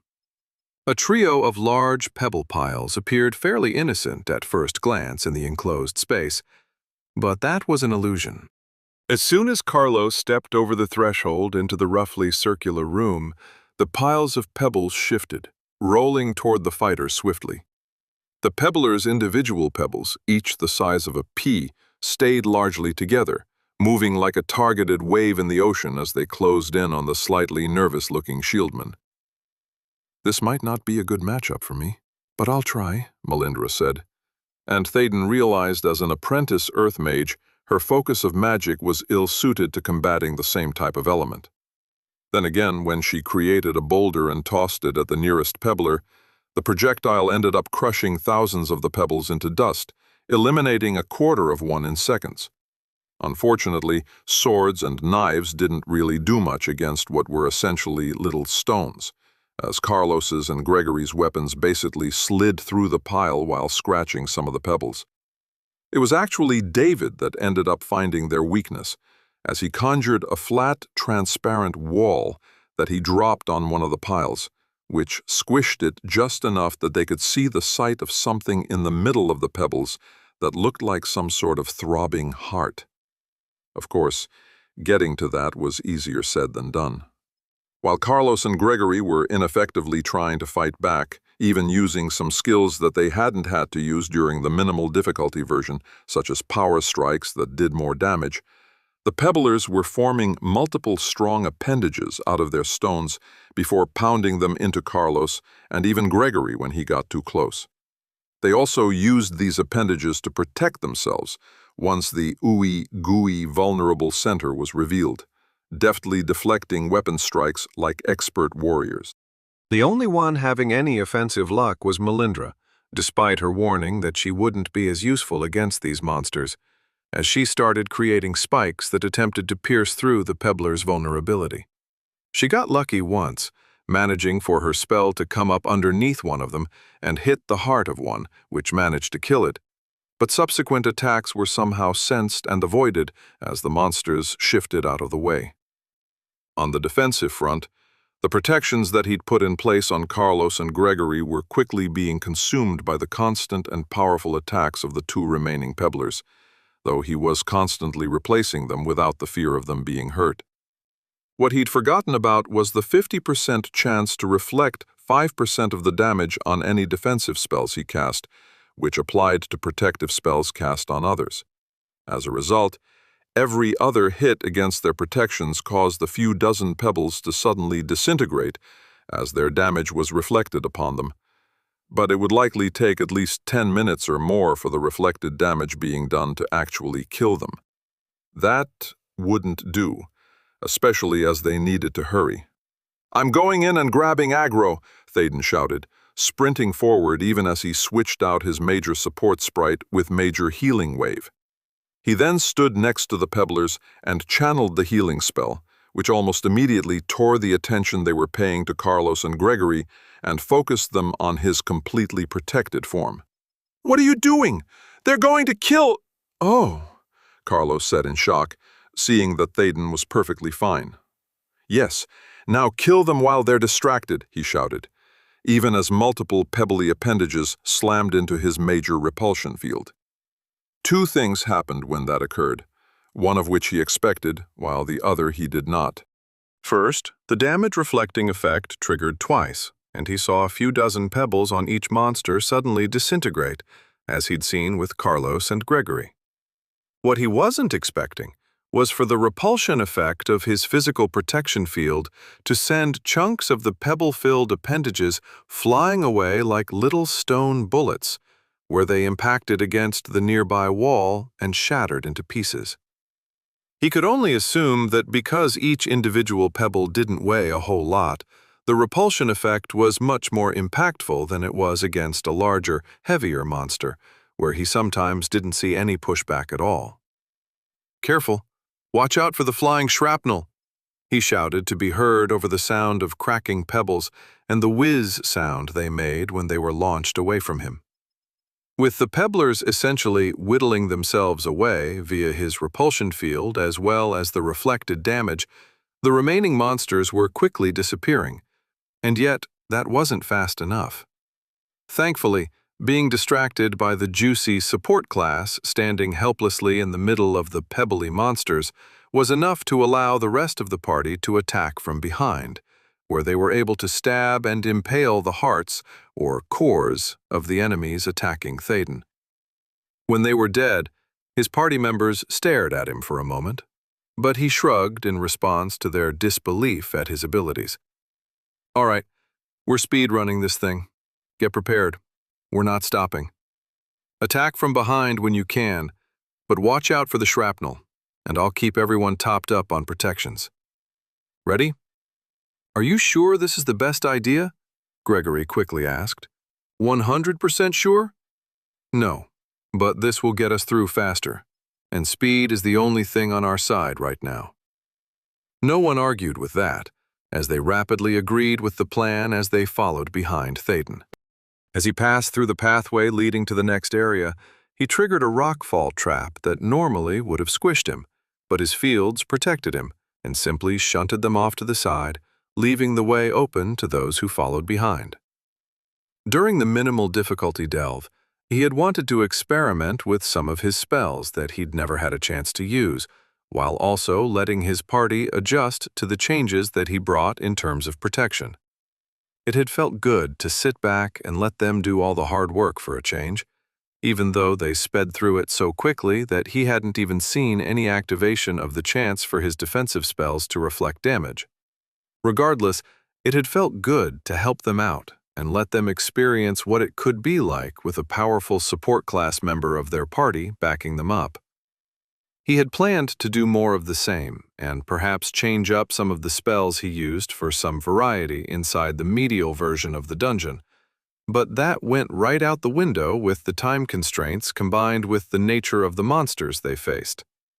He was fairly certain that if his party had newly evolved classes, they would be able to do a lot more damage to something like the Pebbler, but right now they weren't capable of doing much to them without some help, which left Thaden, which was perfectly fine with him.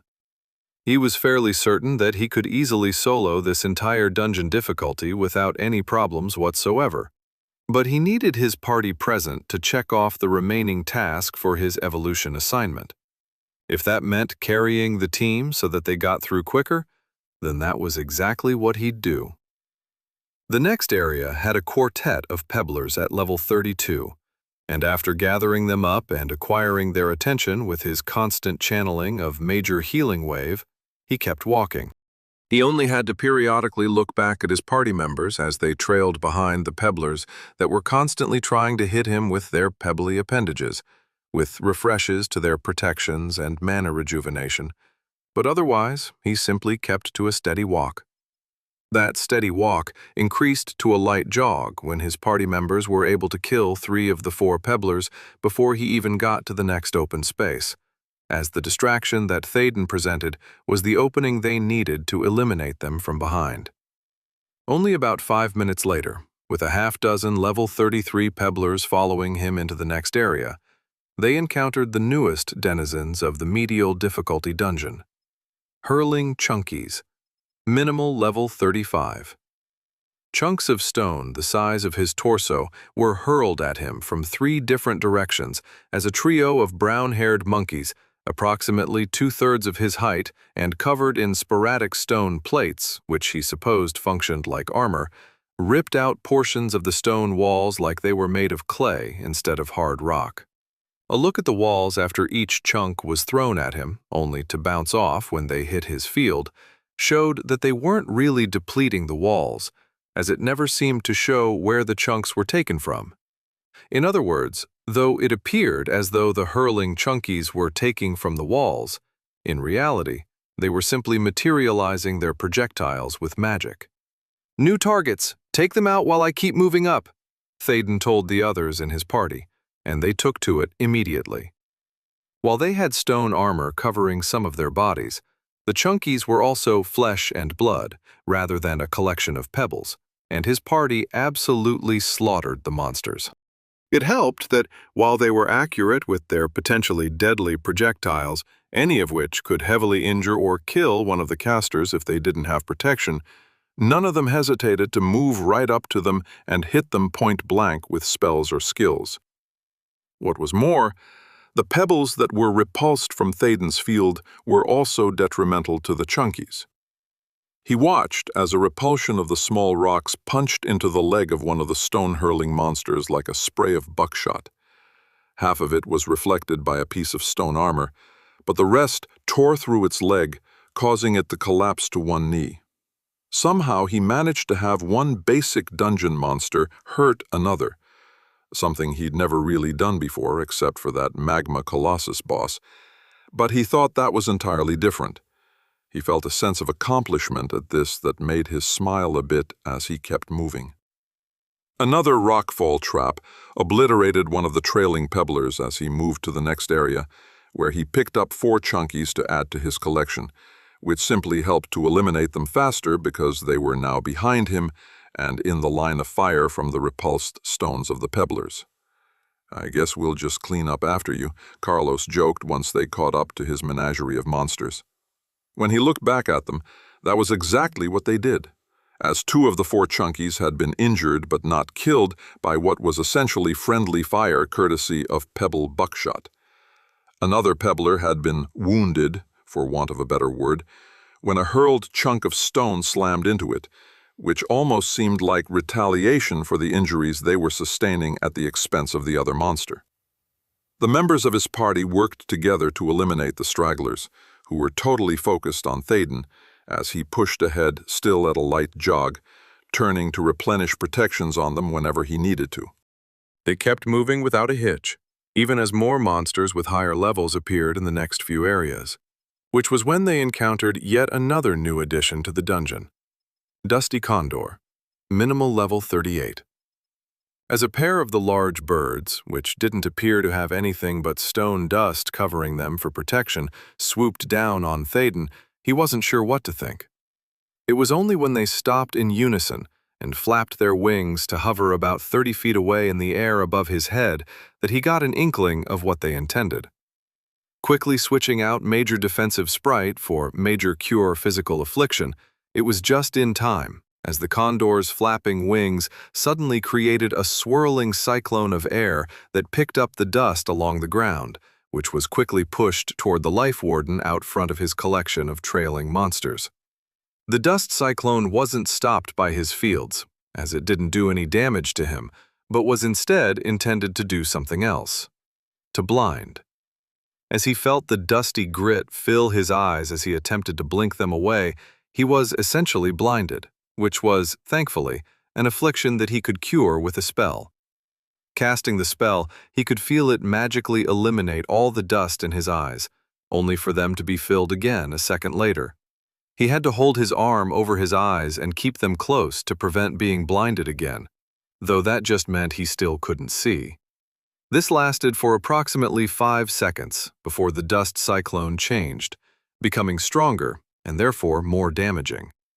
The dust condor's clever ploy of blinding its victims and then scouring them to death with larger dust and stone particles backfired, as Thaden's major absorption field finally kicked in and blocked it, as it was a magical attack that was being produced.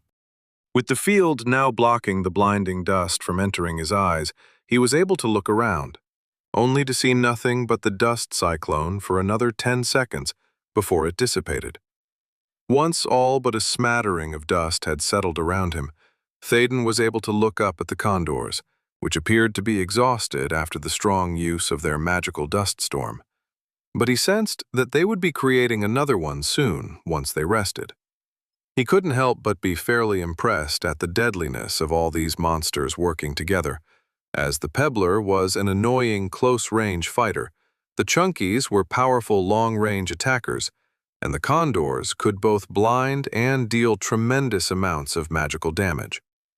It was a good thing for everyone that he was able to counter all of that. A stone spear suddenly shot out from behind him and impaled one of the hovering condors, killing it instantly. It was obvious that the birds were rather weak in the defensive department, as it practically exploded when Melindra's own projectile sheared through it. But the problem was actually hitting it from down below. For parties that didn't have good long-range members, they might struggle, but thankfully their apprentice Earth Mage made up for it. Or at least until the other condor switched from being stationary in the air as it hovered, ready to cast another dust cyclone, to gliding swiftly through the air. Melindra attempted to hit it, but missed 3 times in a row. David attempted to conjure a wall in front of it to slow it down, as well as some ropes to bind its wings, but it was able to maneuver through the air agilely enough to slip through everything sent its way. Annoyed at the delay, as leaving the condor to follow behind would only make moving through the rest of the areas harder when he couldn't see where he was going, Thaden switched out Major Cure Physical Affliction for Major Mana Transformation and rapidly boosted his celerity to triple its normal base level. Used to such rapid changes in his body, it only took him a few seconds to adjust as he knelt down, picked up a rock shard that had broken off one of the Chunky's projectiles that was approximately the size of a baseball, and then he chucked it at the flying bird with all his strength. With his boosted celerity, he was able to quickly judge where the condor was going to be when he released his projectile, and the increased stat also helped with his aim, at least to a point. Miraculously, he hit the dusty monster in its right wing, breaking something that caused it to collapse, bringing the bird down to the ground in a bone-crunching, uncontrolled landing. It didn't die, but it was incapable of flight or escape, which was taken advantage of the next moment when Gregory appeared near it and finished it off with his knives. Could be a viable strategy with my stats. Unfortunately, he knew that even with his physicality of 60, which was impressive for a healer, throwing rocks wasn't necessarily a viable method of killing monsters. It worked against the condor because it was relatively weak defensively for a monster nearly at level 40, but against something around or higher than his own level, it would probably be more of an annoyance than anything. If he boosted his physicality through mana transformation, that might make a difference, but he'd have to experiment to see if it would be worth it. Wait a minute. You have a thrown weapons competency too? Gregory asked as they began moving forward again now that the condors were eliminated. What? No, why do you ask? The rookie infiltrator appeared confused, even as he sliced at one of the remaining chunkies. Then how did you throw that rock so accurately? Unless you have a celerity higher than my own, that just isn't possible. Thaden didn't say anything as he shrugged. Wait, you do, don't you? The party leader chuckled. Well, the wonders never cease about you. Too bad you can't make that work to your advantage. Now it was the Life Warden's turn to be confused. What do you mean? Because you don't have a competency for it, obviously. That means you won't be able to do more than a minimum amount of damage with anything you throw like that rock, which will hit a threshold at some point no matter how much physicality you might have to back it up. It's why very few of us chose to become a support class, because they don't get even the most basic of combat competencies to defend themselves. For instance, even if you had 10,000 in physicality and were the strongest person alive, without the competency to back it up, you could punch a monster and only do so much damage to them before you hit the threshold for your level. As a level 20 support class with 1,000 physicality, you could punch a level 1 monster and obliterate it. But against something the same level as them? Unless they were weak to physical damage like that condor, it'd be more annoying to them than harmful. But you should know all of this from training, right? Or, well, there was a lot to learn, so I suppose you may have forgotten. Stupid, blasted training again. Yet another way the system is set up to screw over support classes. At least a lot of things make more sense now. Oh, yeah, that's right. Thank you for reminding me. He was fairly certain that he was being as transparent as Melindra had been outside in line when she denied mentioning that the medial difficulty had been their objective. But Gregory seems to accept it. It could also be because they had been moving and came upon the next area where there were more condors that were attacking, along with more pebblers and chunkies, which consumed their attention as Thaden chucked rocks at them and Melindra impaled another one when it paused to start creating a dust cyclone. The airborne monsters were annoying at first, as they always seemed to get at least one cyclone off. But after a few minutes of consistently encountering them, they got their attack method down to a science. Thaden's aim became better with the rocks he threw, which just so happened to prove that Gregory was right about the damage threshold he mentioned. When he hit one in the body, he expected to at least crack some ribs, if not pierce through its feathers to harm it even more, but it simply shifted in the air and seemed slightly slower as it took damage, but it wasn't incapacitated. Only when he hit one of their wings, which had fragile bones inside, was he able to do any lasting damage to it. He also experimented with chucking a rock at one of the chunkies after eliminating his celerity boost and replacing it with physicality, and the results were less than stellar. Even though his throw was fairly accurate against the stationary target, and it even managed to sneak around the stone armor plates on its body, his physicality of just over 200 simply caused it to grunt in pain, likely bruising it badly, but not doing any real significant damage. Deciding not to dwell on yet another avenue of potential damage being closed to him, Thaden concentrated on pushing his way through the dungeon, not stopping for anything but to chuck rocks at condor wings and recast protection spells on his party. Before he knew it, he stopped at the threshold of the boss area, which was at least 3 times the size of the previous one. As he looked at the boss, he was again reminded of how different this medial difficulty version was from the minimal one, as instead of a horde of monsters, there was only a single one. Stonewinder Serpent, Boss, Medial Level 46. It was a large, segmented snake made of what appeared to be large boulders the size of a mid-sized car, interconnected by the dark brown scaled body of the monster, allowing it to twist and turn, and it stretched at least 150 feet in length. Its head was a mix between flesh and stone, the latter of which seemed to protect its most vital areas, so there wouldn't be any lucky stabs through its skull into its brain, even through its eyes, which appeared to be made of brightly lit red gemstones, like rubies. The others hesitated, but Thaden simply stepped inside. "All right, let's get this over with." Chapter 38. "Stay back, it's almost dead," Thaden shouted, though he wasn't sure if anyone heard him. The problem with a massive stone serpent as a boss was that it was huge. When it wanted to surround someone with the intent to constrict around them, all the while biting at them from above, it didn't leave him a lot of room to see his party, who were busy attacking the giant snake from the outside. And since he couldn't see them, he couldn't target them with his spells. Fortunately, because the boss was focused on Thaden, the others were only in danger of being crushed when the serpent moved around to get a better angle on attempting to crush its victim. He was fairly certain that most of their protections were still in place, as he could only really tell for sure if he was looking at them. But if the frantic gyrations that the boss was currently undergoing were any sign of things to come, then it would behoove them to get out of the way. As the Stonewinder serpent dropped below what Thaden thought was 5% of its health, after being struck with reflected damage and whatever wounds the other members of his party could inflict upon it, the writhing snake's stone coverings were cracked and nearly depleted by this point.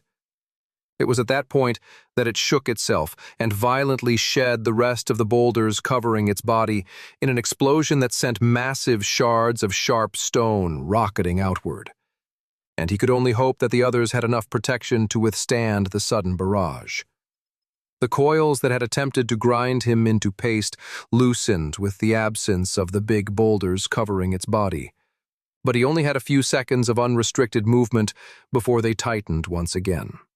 Dark blood started to rain down on him from multiple wounds in the serpent's body, opened from reflected damage and whatever the others were doing to it, until his all-white outfit was completely soaked. There was so much blood, in fact, that it started to fill up the cavity where he was being constricted, and he thought for a moment he might actually drown. Thankfully, only about 30 seconds later, the boss shuddered a few times, and then all the muscles in its body relaxed in death, falling apart as they spread around him in a large spiral that he could actually see over for the first time since the battle started, and he was surrounded by enormous coils. He looked on in relief as he saw all 4 of his party members, each of them appearing exhausted but completely unharmed.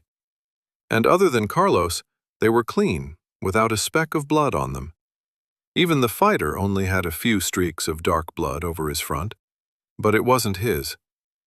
"Hey, that was fun, right?" "Fun?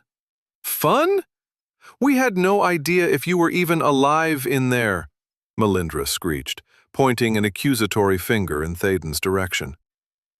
"Well, actually, I had a fairly good idea he was, since it didn't attack me." "Shut up, Carlos! That was the scariest thing I've ever seen, and it didn't even attack me!" The Life Warden had to look at it from her perspective, and after a moment he could see that it might be scary. With the Stonewinder serpent coiled around him, it towered into the air at least 60 feet as it constricted him. It was definitely not something that most level 20 contenders would see until they were much stronger. Before Thaden did anything else, he checked his evolution assignment and saw that he'd completed the last requirement, lifting a weight off his chest that he hadn't even been aware of until that point. He could now get his newly evolved class from the support class representative and then move on from Rage Harbor once he got the additional information he needed. Although it wasn't needed since he saw his assignment was complete, he checked his notifications and saw that he'd gotten another achievement for completing the Crestline Gorge on medial difficulty. And this time, it was also a world first. Congratulations for completing the Crestline Gorge dungeon on medial difficulty. Achievement received: Engorged Serpent Killer.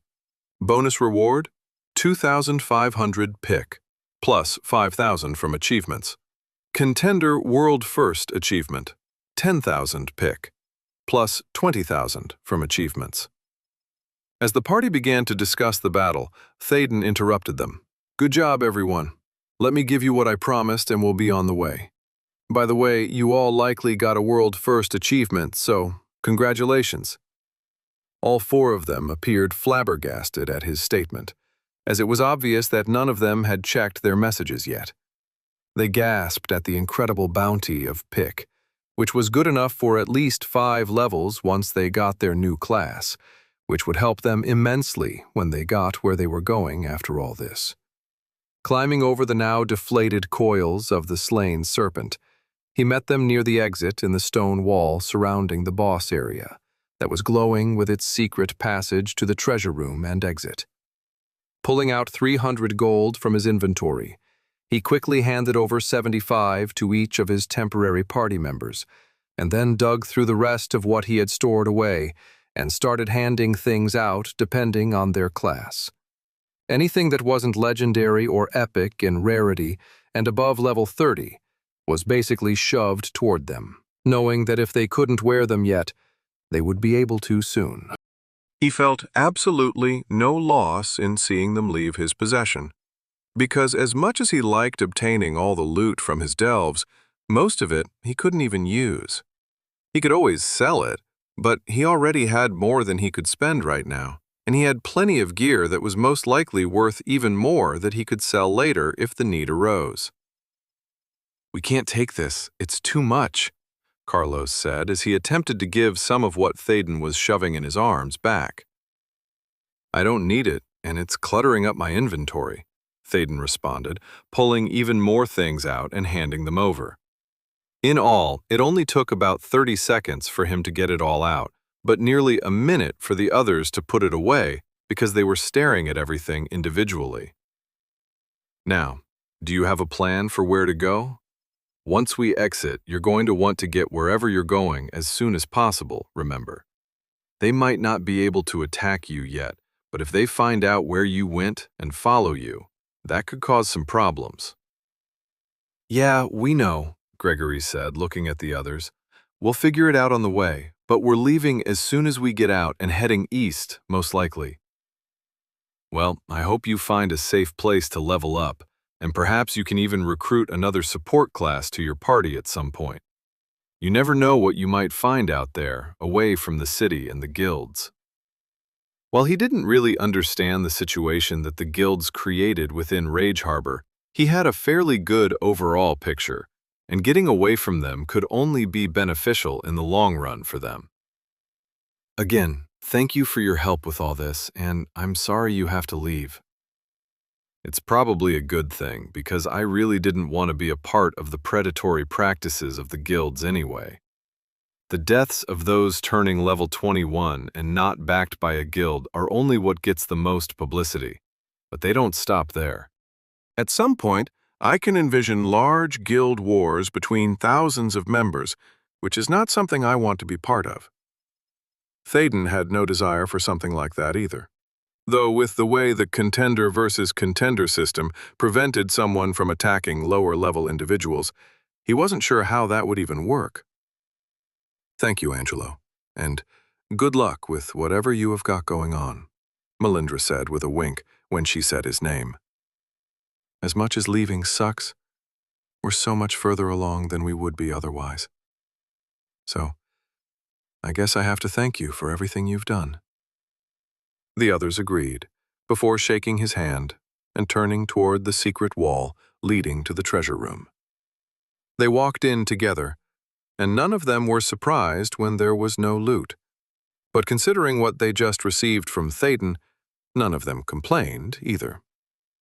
A moment later, they were outside the dungeon, and with a last goodbye, both groups wasted no time in separating.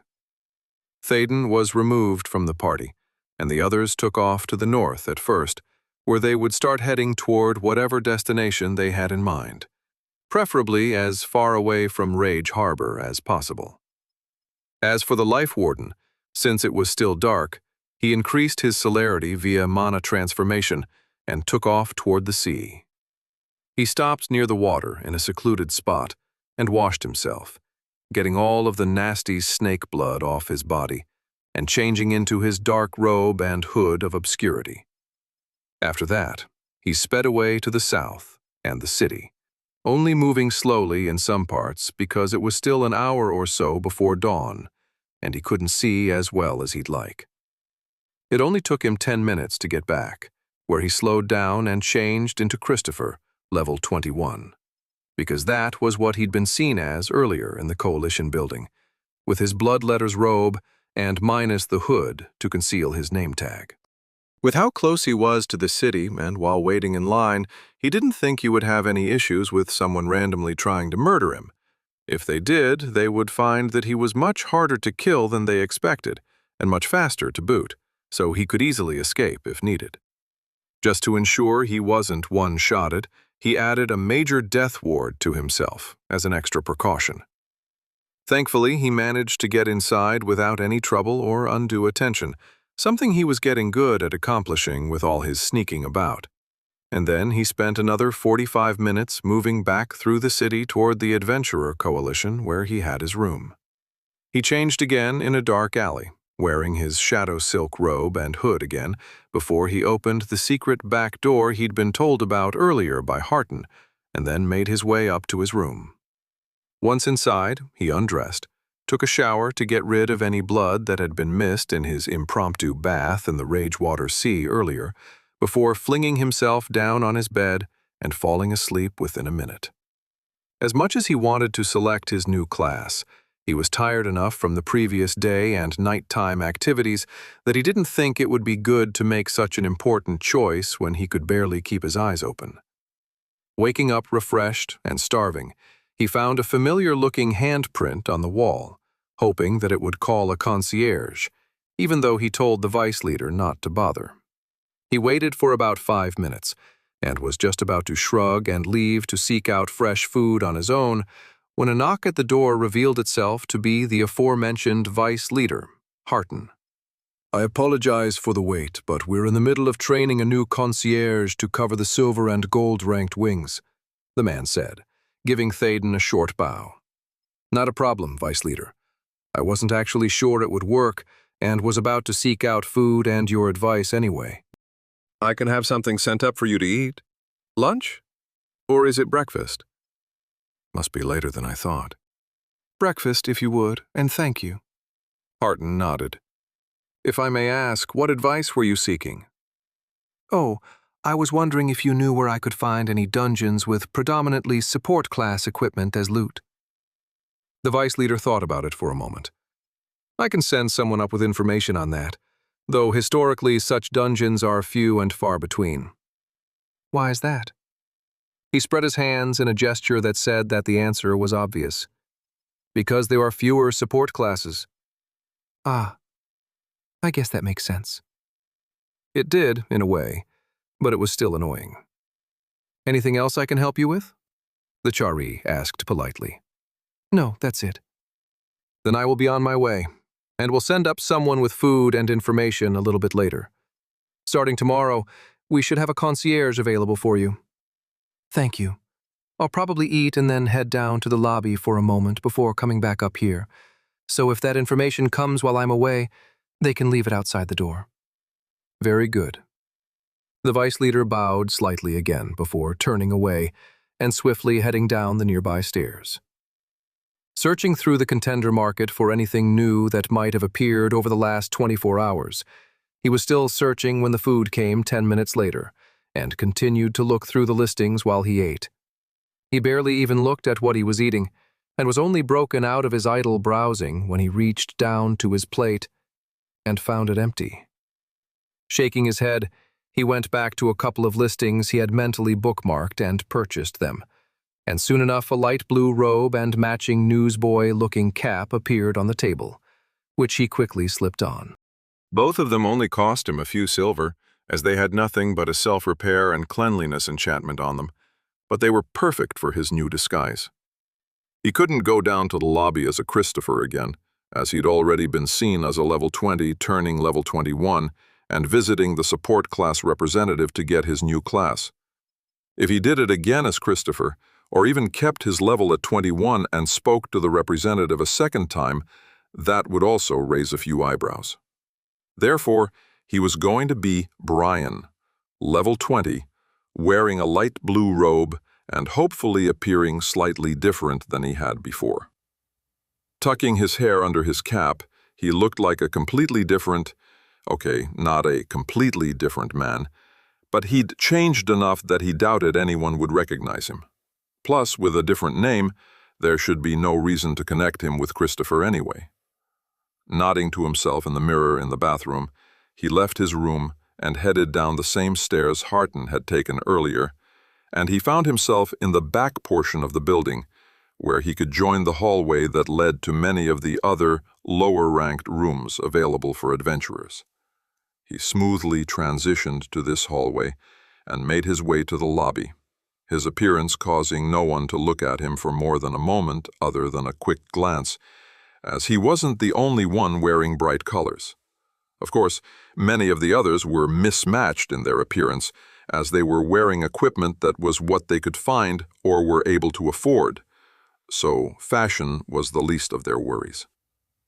On his way over to the support class representative, he stopped and pretended to level himself up to 21, taking a few seconds as if to confirm everything before walking the last few steps to the assimilator waiting for him.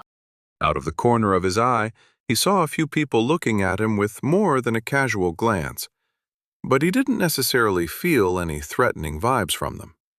Then again, he could be wrong, and they could be waiting to ambush him as soon as he left the city. But for now, he was giving them the benefit of the doubt. He took a deep breath and centered his thoughts. Once he was ready, he raised his head to look into the large black eyes of the freaky alien being. "Welcome back, contender. It seems as though you have completed your evolution assignment faster than this one thought was likely." For some reason, Thaden thought the representative was amused. A little more formally, the assimilator continued. "What is it that this one can do for you?" "I would like to evolve my class." There was only a slight pause before it answered. "With the recent completion of your evolution assignment, it seems you are ready for a class evolution. Congratulations are in order. It also appears as though you have earned an additional choice from the list of available class evolutions, and this one is compiling your information now. Done. Please select your new class from the available list.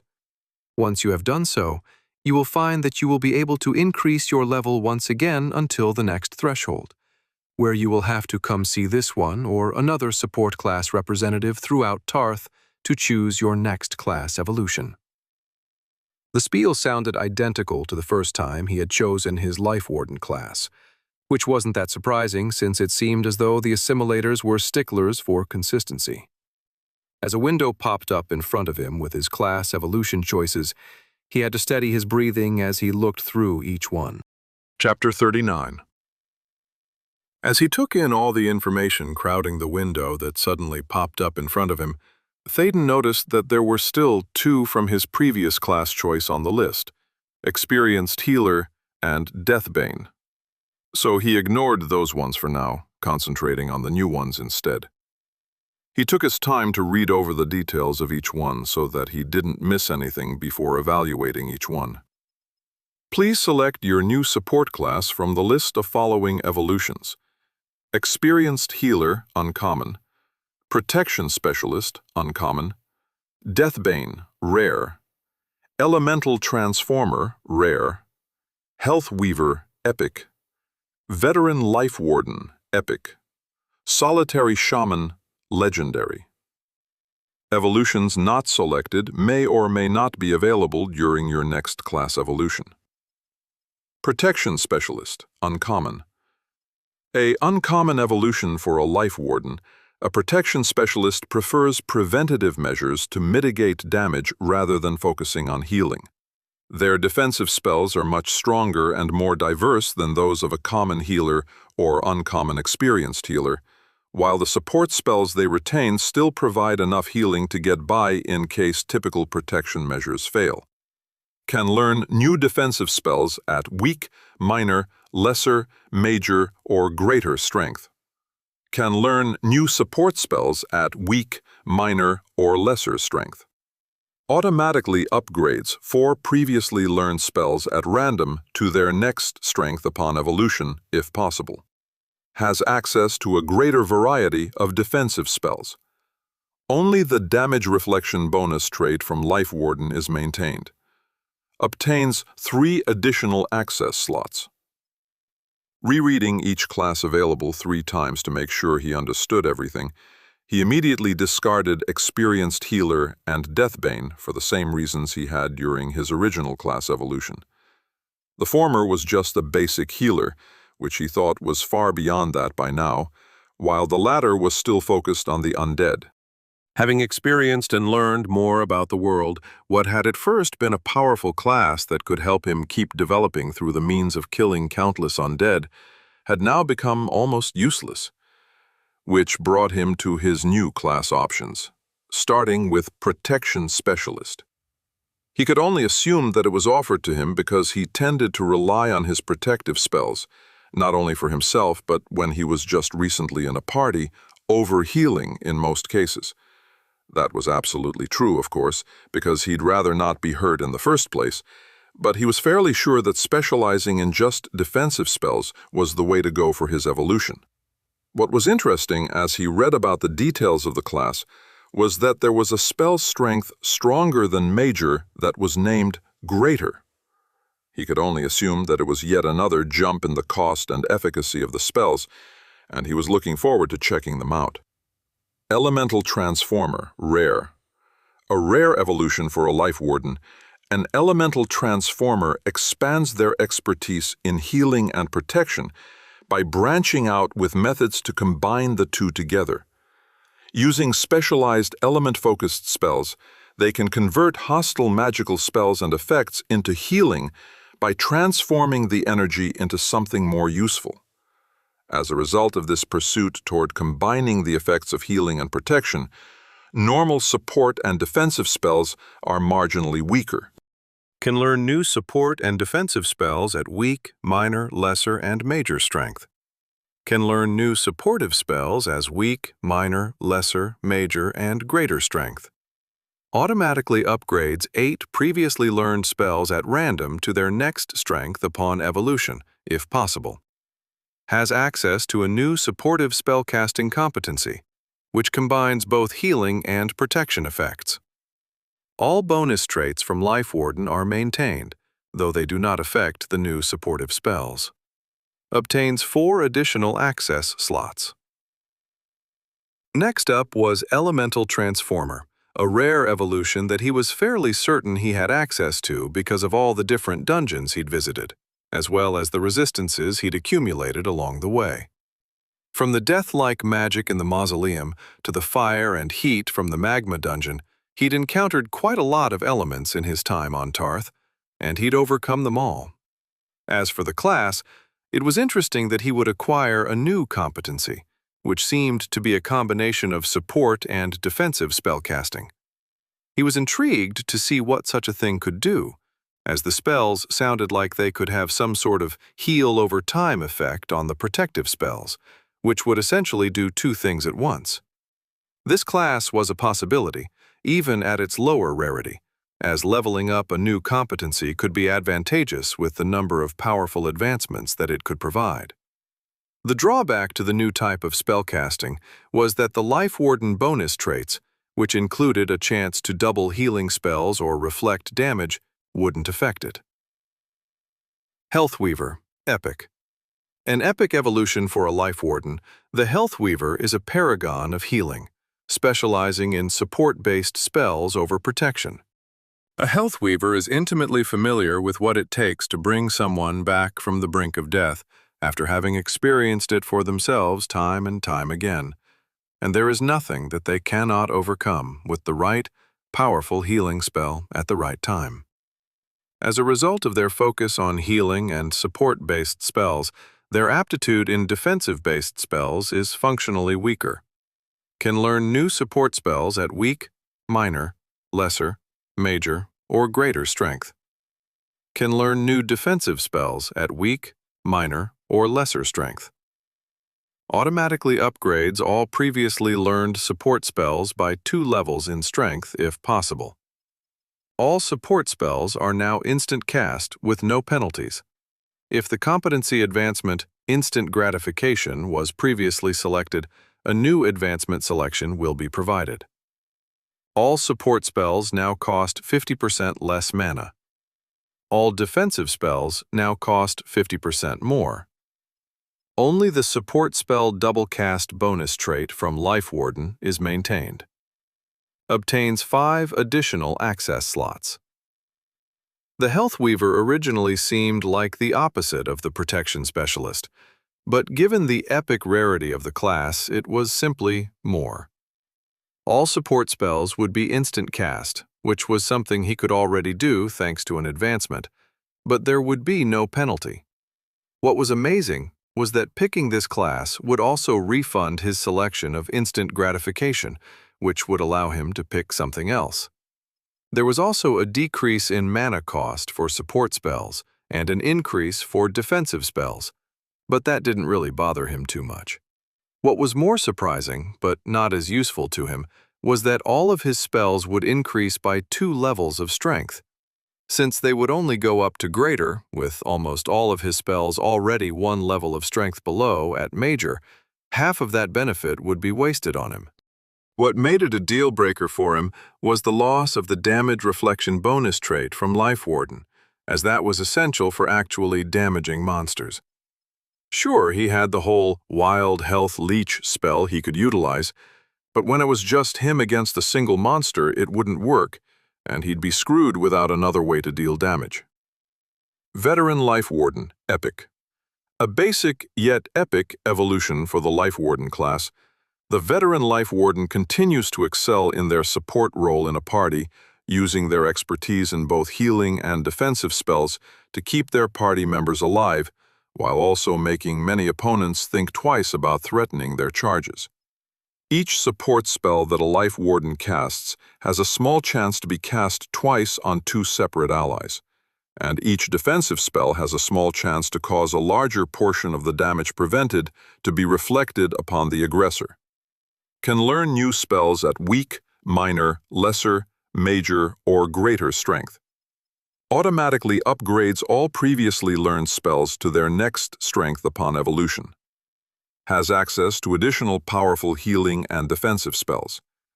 Obtains 5 additional access slots.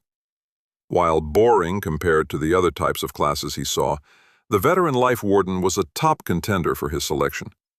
While he couldn't say for sure what was different from his existing class, it seemed as though at least the bonus traits of a double cast of support spells and damage reflection from defensive spells had improved. The former trait now double cast on 2 separate allies, while the latter simply said it reflected a larger portion of the damage that was prevented. Whether that meant 6% or 20% instead of 5%, he didn't have that kind of information, but he suspected that it was likely at least 10% or more. Solitary Shaman, Legendary. Never before seen in a developmental world is the legendary evolution of a Life Warden, Solitary Shaman. Isolated and alone most of the time, this support class has somehow learned how to take care of themselves without the help of others, leading them to be better off solo when encountering the difficult challenges that await them. With a solid foundation of both the physical healing and protective spells that categorize a supportive role, they have also branched out to the mental and spiritual realms in their pursuit of wanting to fix the world, be it in the form of correcting mental instability or investigating the underlying meaning behind emotional reactions. Solitary shamans are exceptionally rare, even away from developmental worlds, because becoming one takes superior dedication to defying the norms of their class, as foolhardy as that normally would be. However, as a result of their penchant for remaining in charge of their own fate without relying on others to protect them, their entire method of spellcasting has undergone an evolution of its own, which can offer superior benefits and devastating drawbacks. Can learn spells at weak, minor, lesser, major, greater, or superior strength. Automatically upgrades all previously learned spells to their next strength upon evolution. All previously known channeled spells are no longer available, nor will there be any new channeled spells available to a solitary shaman.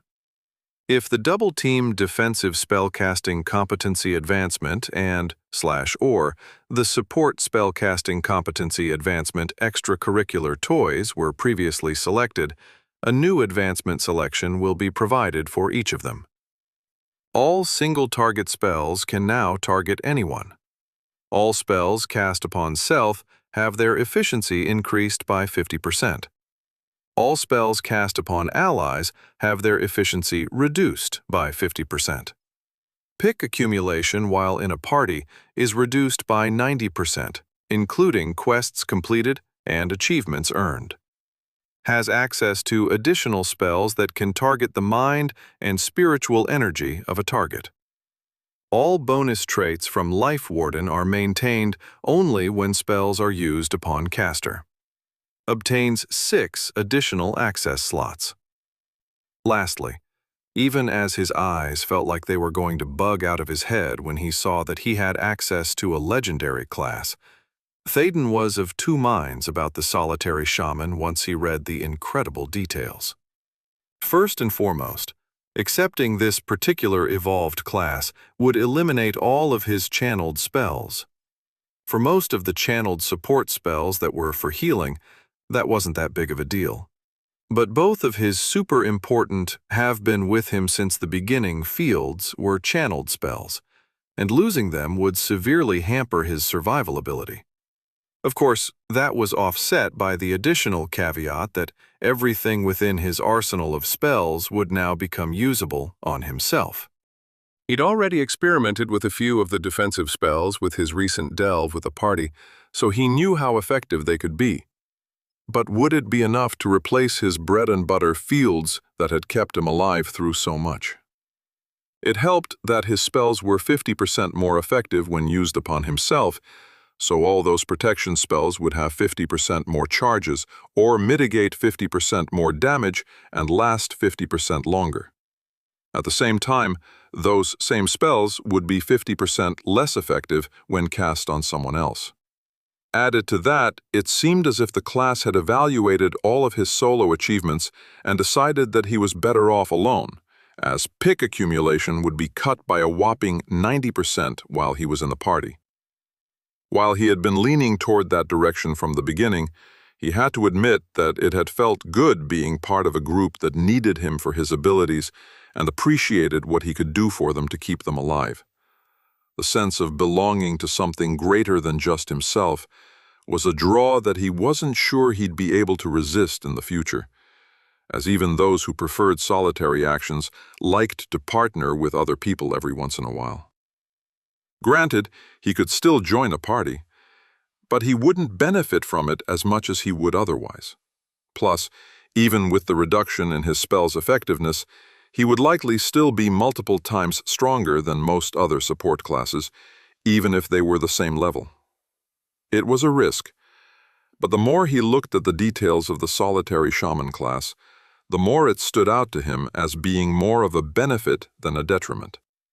First, there was the note that he would have access to additional spells that targeted the mind and spiritual energy, whatever that meant, and he was intrigued to find out exactly what that meant. But what made him the most excited from the additional information was the fact that he would be able to upgrade his spells to an even higher strength than greater. Superior. Even the sound of that type of strength in his head made him practically salivate at the thought, because it had to be good, right? His spells would all increase automatically by 1 strength level upon selecting the class, which would put all but a handful at greater strength. So he would have to be strategic in what he chose for additional spells in the future, because upgrading a few existing ones might be more important. But he'd have to wait and see what the future brought with it. He looked back at the other classes one last time, double-checking that he hadn't missed anything that would make them the better choice. When he didn't see anything that stood out to him, he turned back to the legendary class and hesitated for a moment before he made his final selection. In for a penny, in for a pound. That's what they say, right? I've got this whole solo thing working for me so far. so I might as well go all in. Bracing himself because he remembered what had happened last time, he selected Solitary Shaman from his options. The window disappeared immediately, and he found himself falling forward, nearly unconscious from pain, as his body seemed to catch fire from the inside, while at the same time it felt like something was being savagely ripped out of his mind. A hollow thud reverberated in his ears, and the sharp pain of his head smacking against the representative's desk was largely ignored, as all he could think about was holding on to the last bit of consciousness that hadn't fled from the unimaginable pain as his body sprawled onto the floor.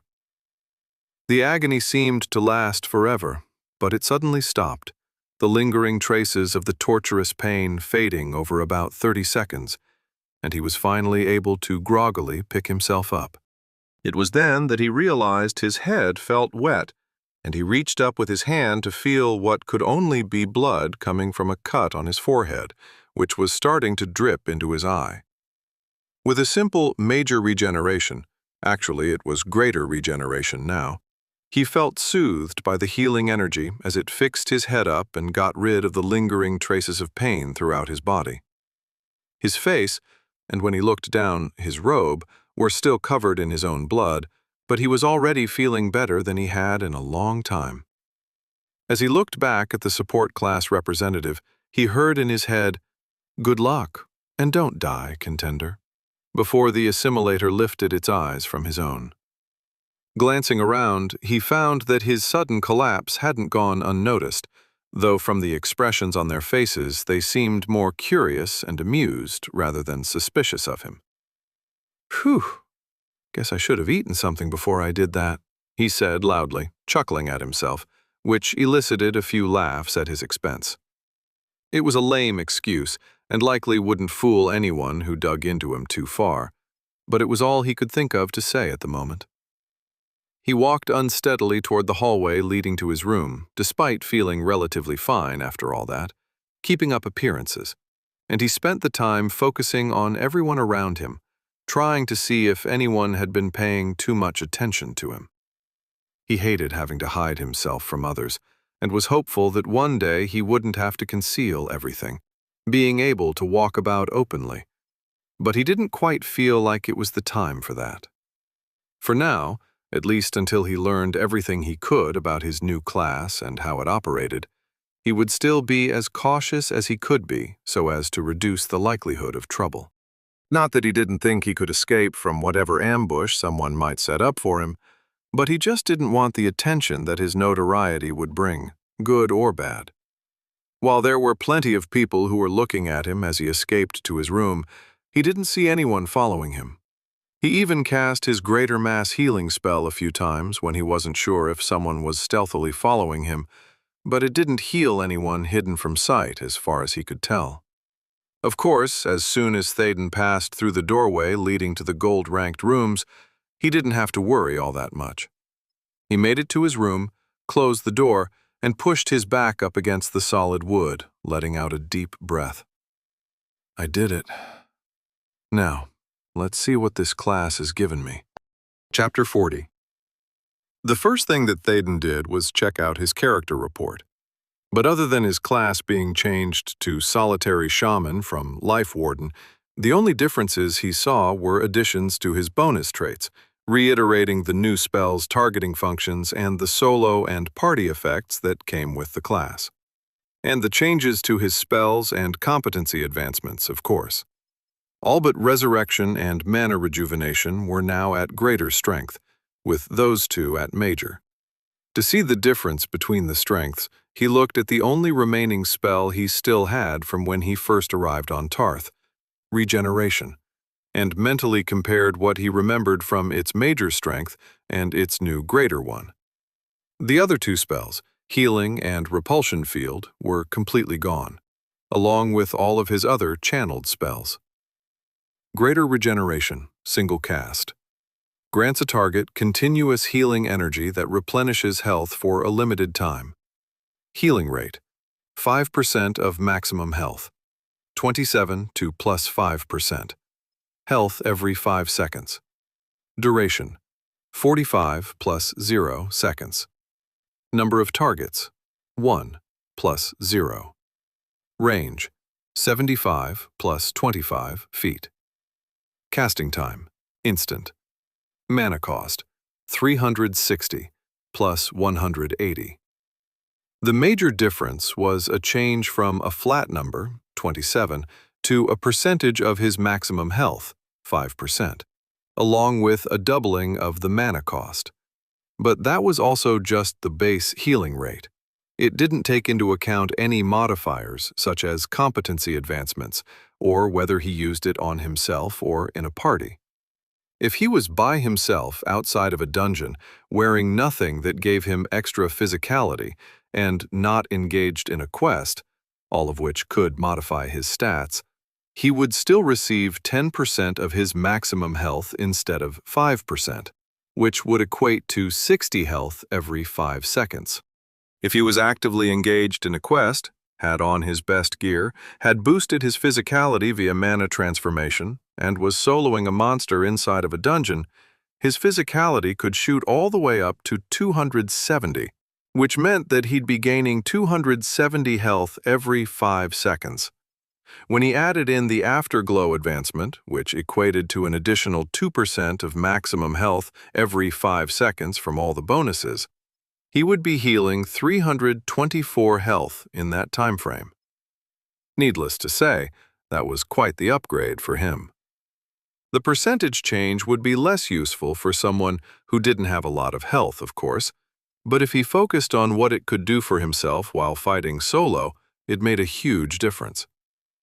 He didn't go through all of his spells right then, other than to confirm that on the spells that had previously had the note, "cannot target self," that restriction was now gone.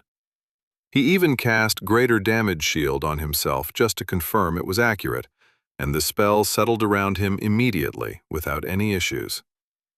As he glanced through his spells, the only issue he saw that might arise, especially if he were to upgrade some of the more powerful ones, was that he might not have enough mana to cast them. In fact, if he wasn't wearing any stat-enhancing gear, similarly to how he was dressed at the moment in his disguise, he barely had enough mana with 289 mentality to cast Greater Stacking Buffers with its recent upgrade. Greater Stacking Buffers, single cast. When cast on an ally, they will begin to accumulate stacks of protective buffers for each instance of damage against an enemy. These buffers will be consumed upon taking damage and can negate all damage types up to a set amount. Number of targets, 1 plus 0. Range, 30 plus 10 feet. Duration, 20 plus 10 minutes. Buffer stack limit, 600 plus 300. Buffer damage protection, 18 plus 9. Casting time, 10 plus 0 seconds. Mana cost, 2,400 plus 800. It was a powerful upgrade to the spell, as not only did each buffer mitigate twice the damage, but he could accumulate twice as many in a stack. The doubled duration combined with all of that was likely what pushed the spell to a 2,400 mana cost. Even if the superior strength simply doubled that cost instead of tripling it like it had from major to greater, he would need 480 mentality to cast it. That could be accomplished right now with the aid of his mana transformation spell, but having to do that just to be able to cast something meant he couldn't boost another of his stats instead. But that was for future Théden, as he had to get to that point first. The other difference was that he was now missing 2 of his advancements, Double Team and Extracurricular Toys. Both of them were related to channeling spells, and he had been refunded the selections, one for support spellcasting and one for defensive spellcasting. A quick look at the available advancements showed that there wasn't anything new to replace them, just the ones that were there before. But he held off on selecting a couple of new advancements until he knew what would be most beneficial with his new class. The only other change that he saw didn't necessarily have to do with his character report, but to his access slots. He had thought that he would go from 9 to 11 because his new class had 6 additional slots compared to his previous 4, but that apparently wasn't how it worked.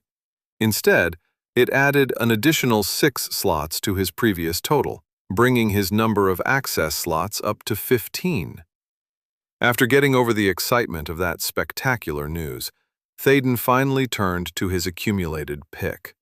Now that he could level up again, he wanted to see what kinds of spells he could select from. More than that, he wanted to get to the point where he wouldn't be horribly under-leveled for the special quest he was going to tackle next, which meant bringing himself up to at least the minimum recommended level of 70.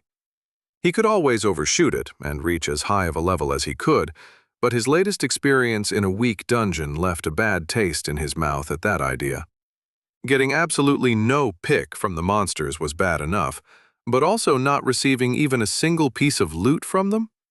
That hurt his inner loot goblin something fierce, reminding him of the old days when he didn't know how to extract items from corpses or store anything in his inventory. He never wanted to go back to that kind of thing again, and while his delves with a party through the Crestline Gorge had a separate purpose, it still annoyed him. Pick requirements met. 18,700 over 18,700. Increase personal level? Y/N. Note, this can only be completed while not currently in combat and while not in a dungeon. Level up. You are now a level 64 solitary shaman. As part of the leveling process, you have received the following: physicality +5, celerity +5, mentality +5, personality -3. Uh-oh. His earlier worries about not having enough mentality for future superior strength spells was becoming a reality. Instead of obtaining +7 mentality and around 5 free stat points like he expected, he instead received +5 in physicality, celerity, and mentality, and -3 in personality. A negative stat from a level up? How is that fair? While the other stats were actually welcome, as he'd been wanting more celerity for speed and physicality for a larger health pool, the detraction from his personality was worrying. He could only assume that it was a result of being a loner, and was one of the devastating drawbacks that had been mentioned in the class's description. It was yet another thing that would work to prevent him from joining up with other people to form a party. Because if the negative personality bonus from leveling up continued, it wouldn't be long until he was back down to 1, and he'd already experienced that enough in Ashcleft while he was wearing some of the items he'd obtained from the mausoleum. If I'd only known this would happen, I'd probably still have picked this class. Who am I kidding? It sucked, but he could only hope that was the last of the unwelcome surprises. He spent another 19,000 of his accumulated pick, which had reached all the way up to just over 390,000 while he was stuck at level 63 to reach level 65, gaining another +5 in the same 3 stats, and miraculously only losing -2 in personality. Rolling the dice again, he used even more of his pick to reach level 66, which afforded him the first opportunity to see his new spells, and there was no reduction in his personality, which was a bonus. Pick requirements met. 19,300 over 19,300. Increase personal level? Y/N. Note, this can only be completed while not currently in combat and while not in a dungeon. Level up. You are now a level 65 solitary shaman. As part of the leveling process, you have received the following: physicality +5, celerity +5, mentality +5. 2. Spell selection choices.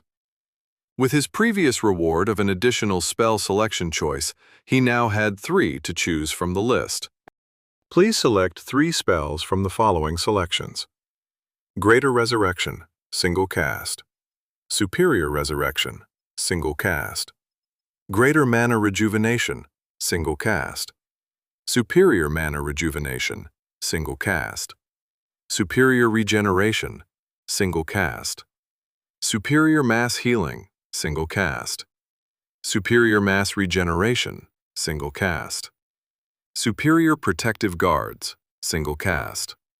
Superior Cure Physical Affliction, single cast. Superior Death Ward, single cast. Superior Cure Mental Affliction, single cast. Superior Support Sprite, single cast. Superior Defensive Sprite, single cast. Superior Health Reduction, single cast. Superior Negation Zone, single cast. Superior Health Augmentation, single cast. Superior Absorb Health, single cast. Superior Dampeners, single cast. Superior Aura of Life, reserved. Superior Protective Barrier, single cast. Superior Damage Shield, single cast. Superior Wild Health Leech, single cast. Superior Sacrifice, single cast.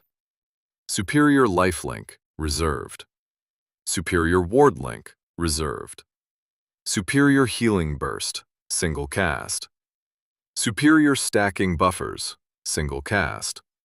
Superior Health Transformation, single cast. Superior Mana Transformation, single cast. Weak Overheal. Superior Overheal Weak Affliction Shelter. Superior Affliction Shelter Weak Pacification Aura. Superior Pacification Aura. Spells not selected will be available during your next spell choice selection. Théden saw listed all of the spells he currently possessed and their next strength upgrades listed first, but he looked past them to see that he had 3 new spells to choose from. The first 2, Overheal and Affliction Shelter, seemed to be similar to the normal support and defensive spells he could choose from, but the third, Pacification Aura, seemed slightly different. When he looked at it closer for more details, he had the impression that it was actually a support-based spell, as it dug into the mental health of the target. Superior Pacification Aura, reserved. A persistent aura surrounds the caster that can pacify the violent impulses of anyone nearby for a limited time, preventing them from attacking. Duration and effectiveness of the pacification aura is dependent upon level differential and any mental resistances. Any damage inflicted upon pacified targets will break the effect. After breaking free from the pacification effect, all targets cannot be pacified again for a limited time. In addition, there is a small chance of complete pacification through the healing of a target's mind. Pacification duration, 90 seconds. Repacification cooldown, 5 minutes. Complete pacification chance, dependent upon caster's mentality/fortuity, as well as the target's level and mental resistances. Range, 120-foot radius of caster. Casting time, instant. Mana cost, reserved, 30% of mana pool. The new spell was extremely interesting because it seemed more like it should be part of a control class's repertoire of spells, but it made sense because it was designed to heal the mind of a target, at least temporarily. What was even more interesting was the chance for the pacification effect to become permanent, though from what he could tell, as he concentrated on that part, the target would still defend itself, so it wasn't like a monster was going to stand there like a brain-dead vegetable as it was killed.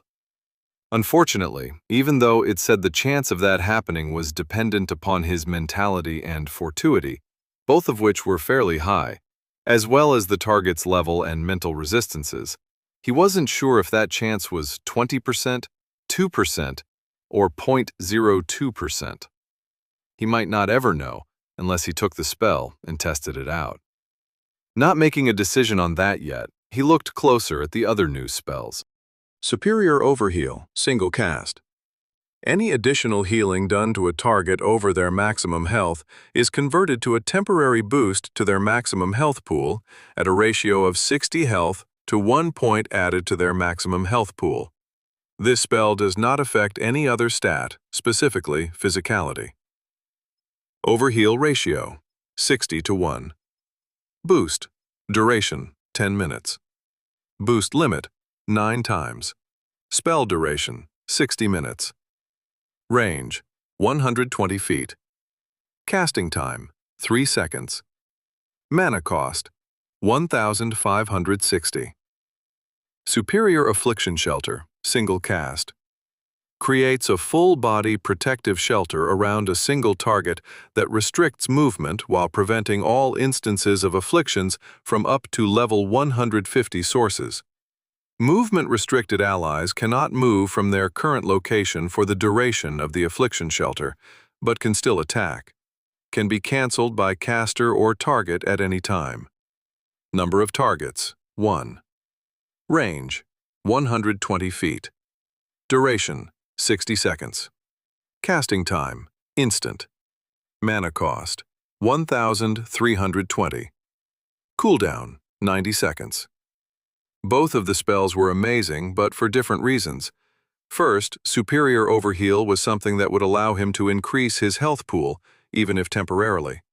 Being able to increase it by 9 times its base amount was incredible, as right now that meant his 750 base health could shoot all the way up to 6,750, which would be the equivalent of having 675 in physicality. Of course, that didn't actually mean that his physicality was that high, so he wouldn't be more resistant to being hurt or be strong enough to lift a bus.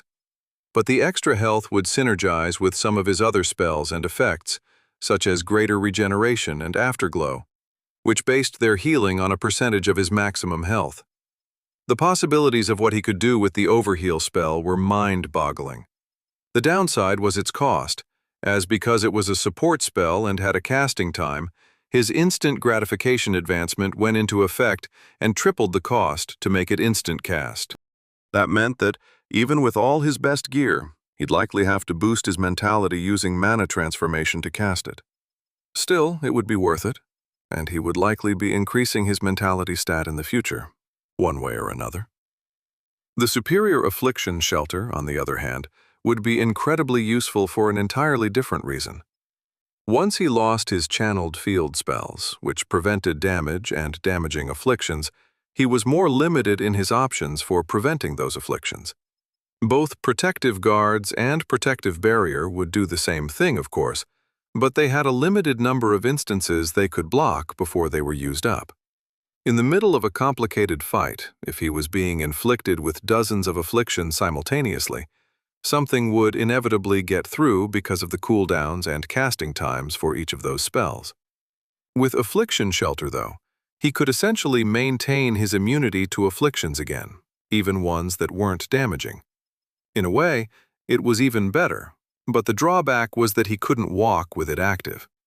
That meant that if he wanted to run through a dungeon again and gather up all the monsters along the way, such as he'd done in the Magma Dungeon, or most recently in the medial difficulty of the Crestline Gorge, he had better make sure they didn't inflict any particularly nasty afflictions upon him. Seeing as he had 3 spell selections, and there were 3 new spells to choose from, it was a bit of a no-brainer to pick up all 3. As much as it might benefit him to upgrade his other spells, he figured it would be better to have something new that he could play with, rather than make something that was already fairly good, especially with most of them being greater in strength now, a little bit better.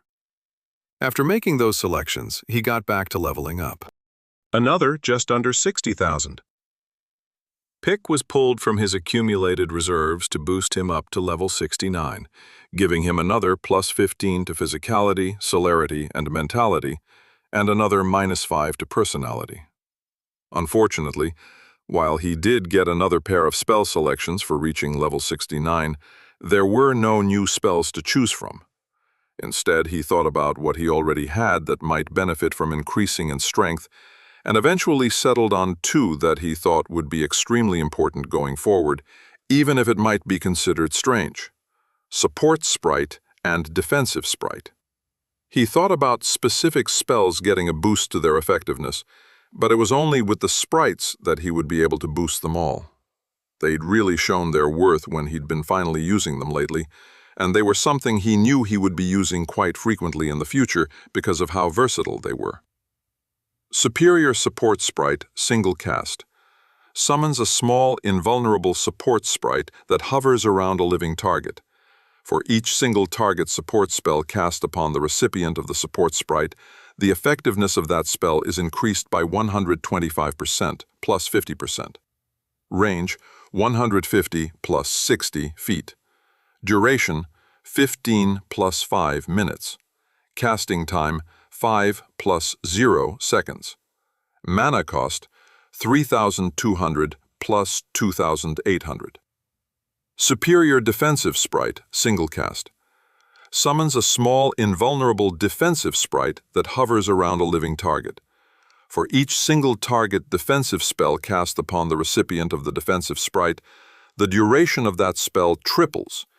Any charges are increased by 6 plus 4, and any damage mitigation is increased by 100% plus 50%. Range, 150 plus 60 feet. Duration, 15 plus 5 minutes. Casting time, 5 plus 0 seconds. Mana cost, 3,200 plus 2,800. The two spells were extremely expensive at 3,200 mana, just out of his range of casting them by 10 mana at his base. Mentality, in fact, but raising himself up to level 70 alleviated that worry.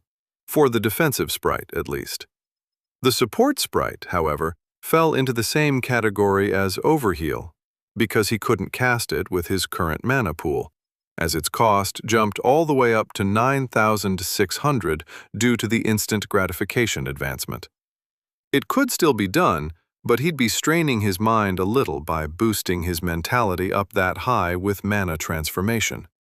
He could always cancel it as soon as he cast whatever spells he needed, at least, so it wouldn't be that bad.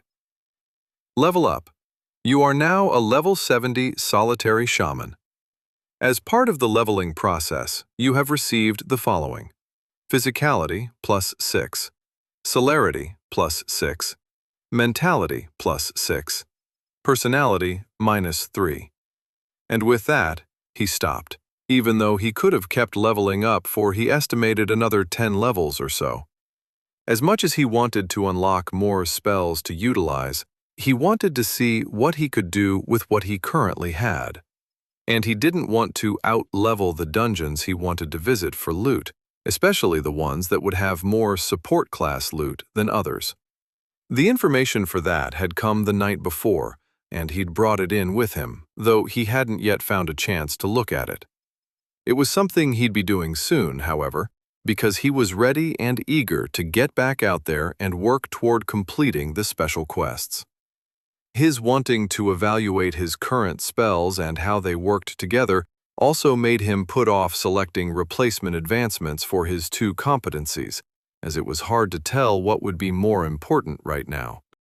As soon as he got some experience being a solitary shaman under his belt, he was fairly certain that the right answer would be obvious.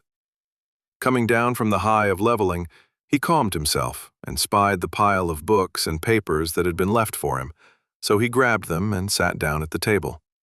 Within a minute, he was fully engrossed in what would come to be his next objective. Chapter 41. Sitting back in the chair and stretching from the hunched-over position he had been in, Théden could not keep himself from frowning after evaluating all the information he had absorbed. From what the vice leader had given him, which was derived from the dungeon delves of contenders themselves, there were only a few dungeons within 200 miles of the city that had a prevalence to drop support class gear, either through monster extractions or as final rewards in their treasure rooms, though there were more further afield if he wanted to travel that far. The problem, as far as he could see it, was that within the 200 miles of the city, only a single dungeon on that list was a high enough level to make it worth going. What did that mean? Well, the information that was provided to him was taken from contenders, who had either completed the dungeon or from enough delves through them that a loot table started to take shape from extracted drops. The ones that almost guaranteed that he'd find something to use were from completed dungeons, and those completed dungeons were all at the minimal difficulty, with a recommended level between 5 and 15.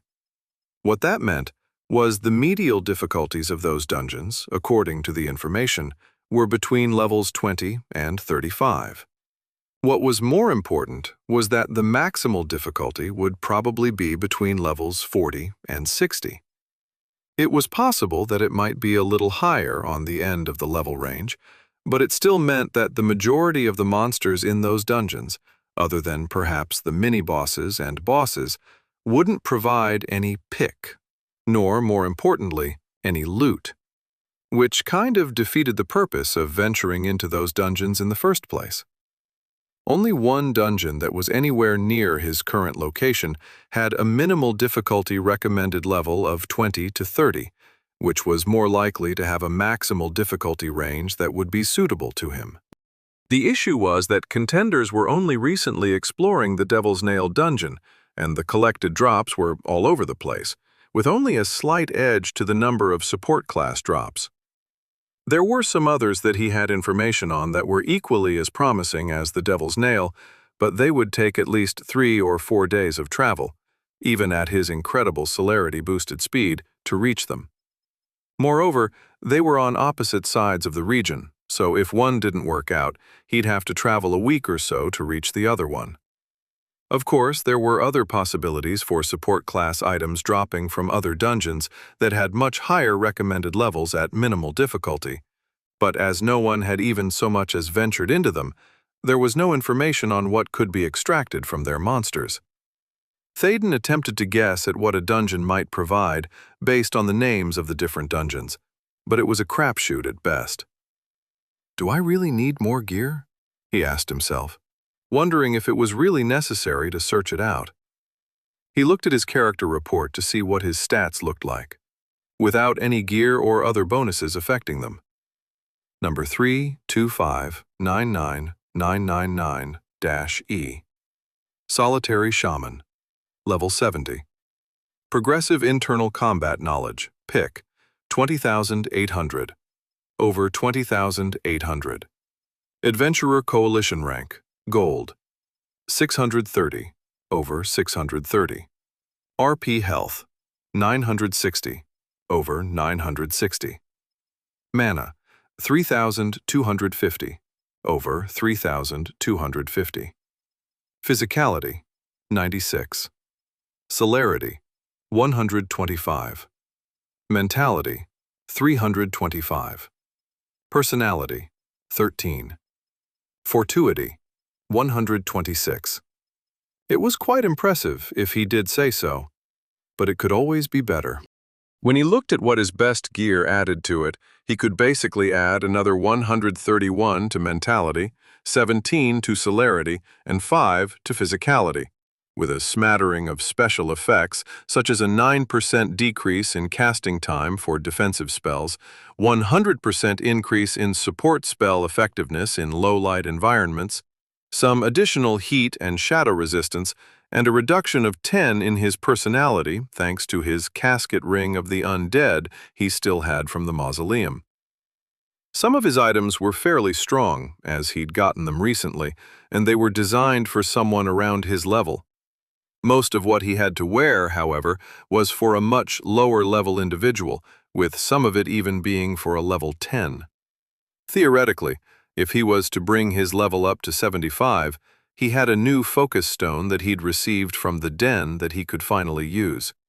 But while it had a nice boost to his mentality, plus 90 compared to his current focus stone that gave him plus 5, it also had a 10% chance that he would be blinded if he cast a support spell on himself. He could get rid of that with greater cure physical affliction, of course, but was that hassle worth the potential of out-leveling some dungeons by increasing his level? He decided, at least for the moment, that it wasn't. But did he need an upgrade to his gear? No.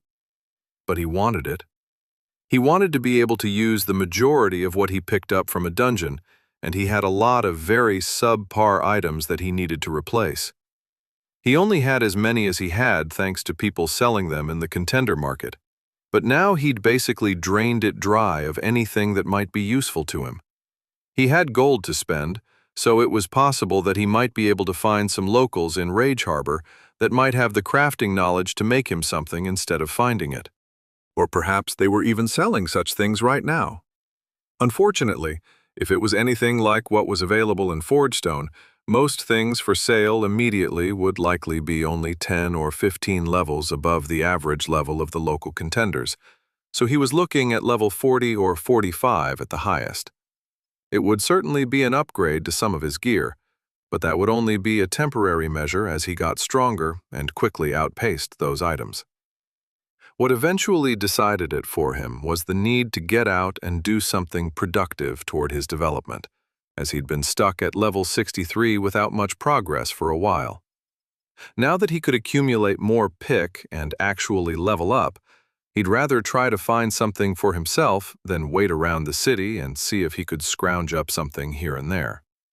After he checked out the Devil's Nail, and depending on the outcome of his venture there, he would make the decision to search out for potential gear in the city or to head to the other possible support class geared dungeons on his list.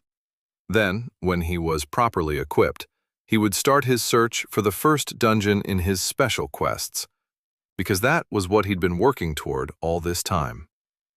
Upon making that decision, Théden placed all of the books and papers that he had been provided outside of his door for pickup later, and then prepared himself to leave.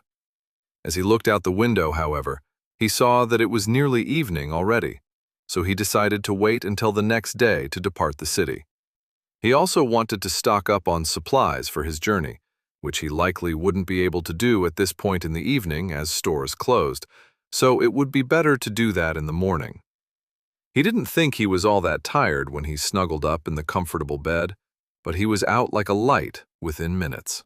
When he woke early in the morning later, he took his time getting ready, ordering a breakfast which was delivered promptly by the new concierge that had been recently assigned to the silver and gold-ranked rooms, named Jervin.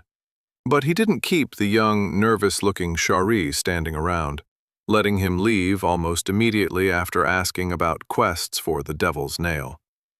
By the time he finished eating, he had been assigned a silver-ranked quest to clear the maximal difficulty of the Devil's Nail, essentially completing everything he had to do in the coalition. He was all set to leave shortly thereafter when a thought occurred to him. Who am I today? His Angelo persona was basically burnt by this point, given that he was seen at the Crestline Gorge with Gregory and his crew supposedly attempting the medial difficulty there. The day before, he had been Brian, and had been visibly seen achieving level 21 in the lobby, so there would most likely be people looking out for him, if not to pay to join a contender guild, then to try and kill him when he left the city. The same went with Christopher, who'd done the same level up to 21 and had talked to the support class representative soon after arriving in the city. It was a chore keeping up with the different names he was using, and who saw him and when, and what he was wearing at the time, and he was getting tired of it.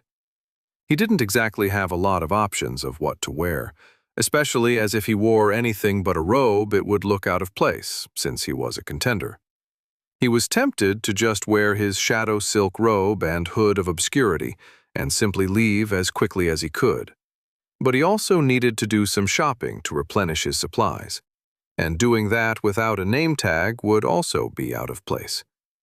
Sighing, he gave in and looked through the contender market again, purchasing a basic green robe that didn't have any stats or anything about it that made it unique. It appeared on the table and he slipped it on, before changing his name to Kevin? Kevin sounded good to him, as he always loved those Home Alone movies, and he made sure his level was reset back down to level 20. There was no point in making it any higher, as that would cause the same problems he would have had as Brian or Christopher, after all.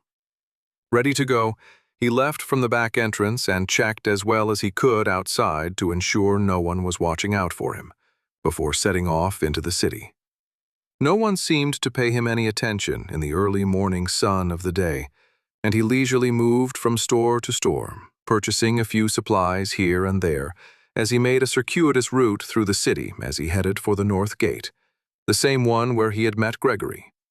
He would have gone through the same one he had entered a couple of days before, But the Devil's Nail was to the north, and he would end up having to cross 2 rivers and sweep around a short mountain range that branched off the one surrounding the Ragewater Sea. It would only save him an hour or so in the end, because it took so long to get through the city, but it was worth it for him to gather up what he needed along the way. Picking up enough food to last him weeks on the road, he took the opportunity to visit a few stores that sold robes and accessories. Amazingly, he did find some support class wearable items, but they were all for level 30 to 35, as everything else was sold out. A few would be a minor upgrade, but he decided to skip paying the exorbitant prices, such as a 100 gold bracelet that was marginally better than his existing one, and wait until he had no other options. Arriving at the North Gate about an hour and a half after he left his room at the Coalition, Théden was about to pass through it when he felt someone invisible pass by him, and he suddenly felt something pressed into his hand.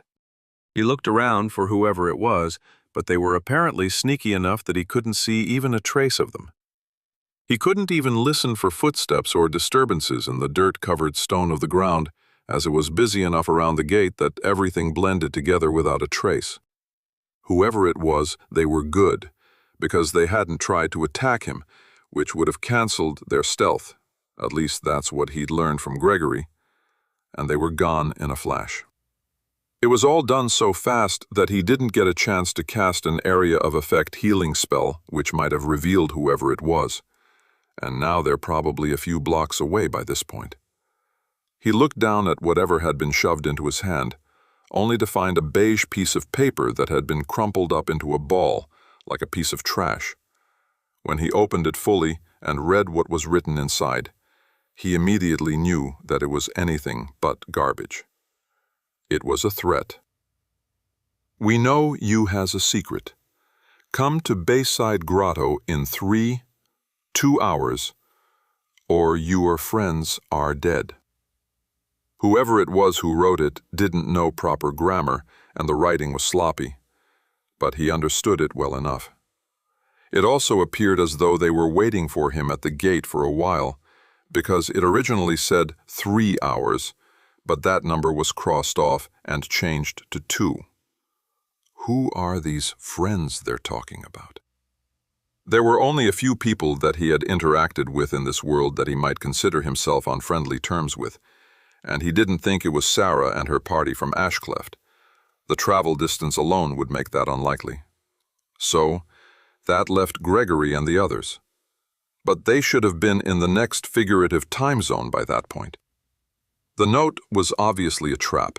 That was simple enough to understand. As for what they thought they knew, he wasn't quite sure, as all it said was they knew he had a secret. But it didn't appear as if they knew who he really was. It was more likely that they had seen through his disguises, or had somehow witnessed him changing into someone else at some point when he was unaware, and they were convinced he had some powerful item or knowledge of how to power level themselves. That was usually what the mobsters did in the movies and TV shows back on Earth, and the guilds seemed similar enough to the mob than anything else, and he was fairly certain these people were connected to a guild in some shape or fashion. The fact that they wanted to meet by the Bayside Grotto, which was a dungeon controlled by one of the guilds, was a fairly good indication of that. Unfortunately, he couldn't remember Gregory or one of the others telling him which guild it was that was controlling it. Not that it would have mattered, he supposed, because even if he knew which one it was, what could he do? The answer? Not much. What do I do? The smartest and safest answer was to walk away, because nothing good would come from walking into this trap. First, he didn't owe anything else to Gregory and his party, as he'd already paid them for their help and given them enough gear to last them for a while. While they had been party members for a short time, he also wouldn't necessarily call them friends, more like acquaintances than anything.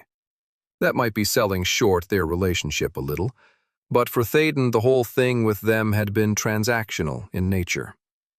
Secondly, even if he went to the grotto and they had somehow captured Gregory and his crew, or somehow even Sarah and her party, there was nothing he could do. All of them were going to be a lower level than he was. So it wasn't like he could go in guns blazing when his attacks would do absolutely nothing to them. They would simply laugh at him and kill his acquaintances in front of him when he told them nothing. Because he had no intention of succumbing to their threat, his special quest was too important to endanger in any way, and it would take more lives than just whoever they were threatening to kill to make him give up his secrets. Lastly, even if he was somehow able to extract his friends from the situation, talking with these people would only give them more information about him that he really didn't want to share with anyone. Théden might not intentionally give something away, but the risk was there regardless. Therefore, he crumpled up the piece of paper again in his hand and was about to throw it on the ground, but he was standing right in front of a gate guard. The last thing he wanted was to be accused of violating some sort of littering law right before he left. Instead, he threw it in his inventory and walked the rest of the way out of the gate, confidently heading north and not to the northeast where he knew the grotto was located. But his decision to abandon whoever it was they had captured and were threatening to kill weighed on him with every step he took. He had traveled approximately a half-mile before he stopped, his hands curled up into fists with his eyes screwed shut as he attempted to clear his thoughts and the guilt that was pressing down on them. After struggling for nearly 5 minutes, he finally screamed loudly in frustration, startling a party of level 20-somethings heading the opposite way. "Screw it. I don't really care anymore." Standing in the middle of the busy road, seething with anger to the point where people were actively avoiding him, he quickly took his recently purchased green robe off, pulled his shadow silk robe of darkness's embrace, hood of obscurity, and all of his other wearable items from his inventory before putting them on. Mutterings from a few contenders along the road wormed their way into his ears, but he ignored them. His anger at being manipulated like this was so great that it was a physical force, and he was blind to the shouts and visible struggles as those too close to him were pushed to the ground, as if a weight was pressing down on them. It didn't hurt them, but it was oppressive enough that they could barely move. Quickly boosting his celerity with mana transformation, which, thanks to his new higher base celerity stat and bonuses from his gear, was nearly 400, Théden took off to the northeast, tearing across the ground toward the Bayside Grotto dungeon. He left behind nearly 3 dozen contenders, who hesitated to get back to their feet even after he was gone, and the pressure disappeared completely. Chapter 42. The landscape flew by the racing solitary shaman, his steps sure as the anger and rage from the whole situation inundated his entire body. He barely even noticed as he flowed around obstacles in his way, be it a rock in the middle of the road or a group of people. They were simply things that he didn't want to run into. Even in his current state, he was conscious enough of needing protection just in case he did run into something, so he had cast Greater Damage Shield on himself and considered that good enough for the moment. When he thought that he was close enough to the grotto, Théden slowed down and looked around him, taking in the area with a first-hand perspective. Placing where it was located based on a map was quite a bit different than seeing it with his own eyes. All around the Ragewater Sea was the mountain range that basically acted as a boundary, and the inner space in between the range and the sea itself was relatively flat, with a mixture of grassland and forests. In a few places, ancient-looking rock slides created intrusions into this space, but for the most part it was relatively clear of any rocks near the large body of water itself. As for the sea, it was also relatively uniform, with very little variation to its overall ovoid shape, except for his current location. The Bayside Grotto, which was aptly named because it was situated in a shallow bay of water that nearly extended inward all the way up to the mountain range, was essentially a large jumble of stone slabs stacked haphazardly on top of each other near the furthest point the bay traveled inland. A large opening into the stone pile could be found by traveling through the shallow water of the bay, and even from his position a quarter of a mile away, he could just barely make out the distortion over the opening that indicated the entrance to the dungeon. From what he knew of it, the grotto had water-based monsters, though he hadn't looked into it too far. After learning that it was controlled by a guild, it wasn't on his list of places to visit anytime soon. It appeared as though he wasn't going into it today either, as his objective in coming was located outside of the grotto. An extremely large group of contenders was standing around in what looked like smaller parties, though they intermingled as they casually talked with each other. Behind them was what appeared to be a metal cage, something that reminded him of what a zoo would use to transport large animals, and inside the cage were people.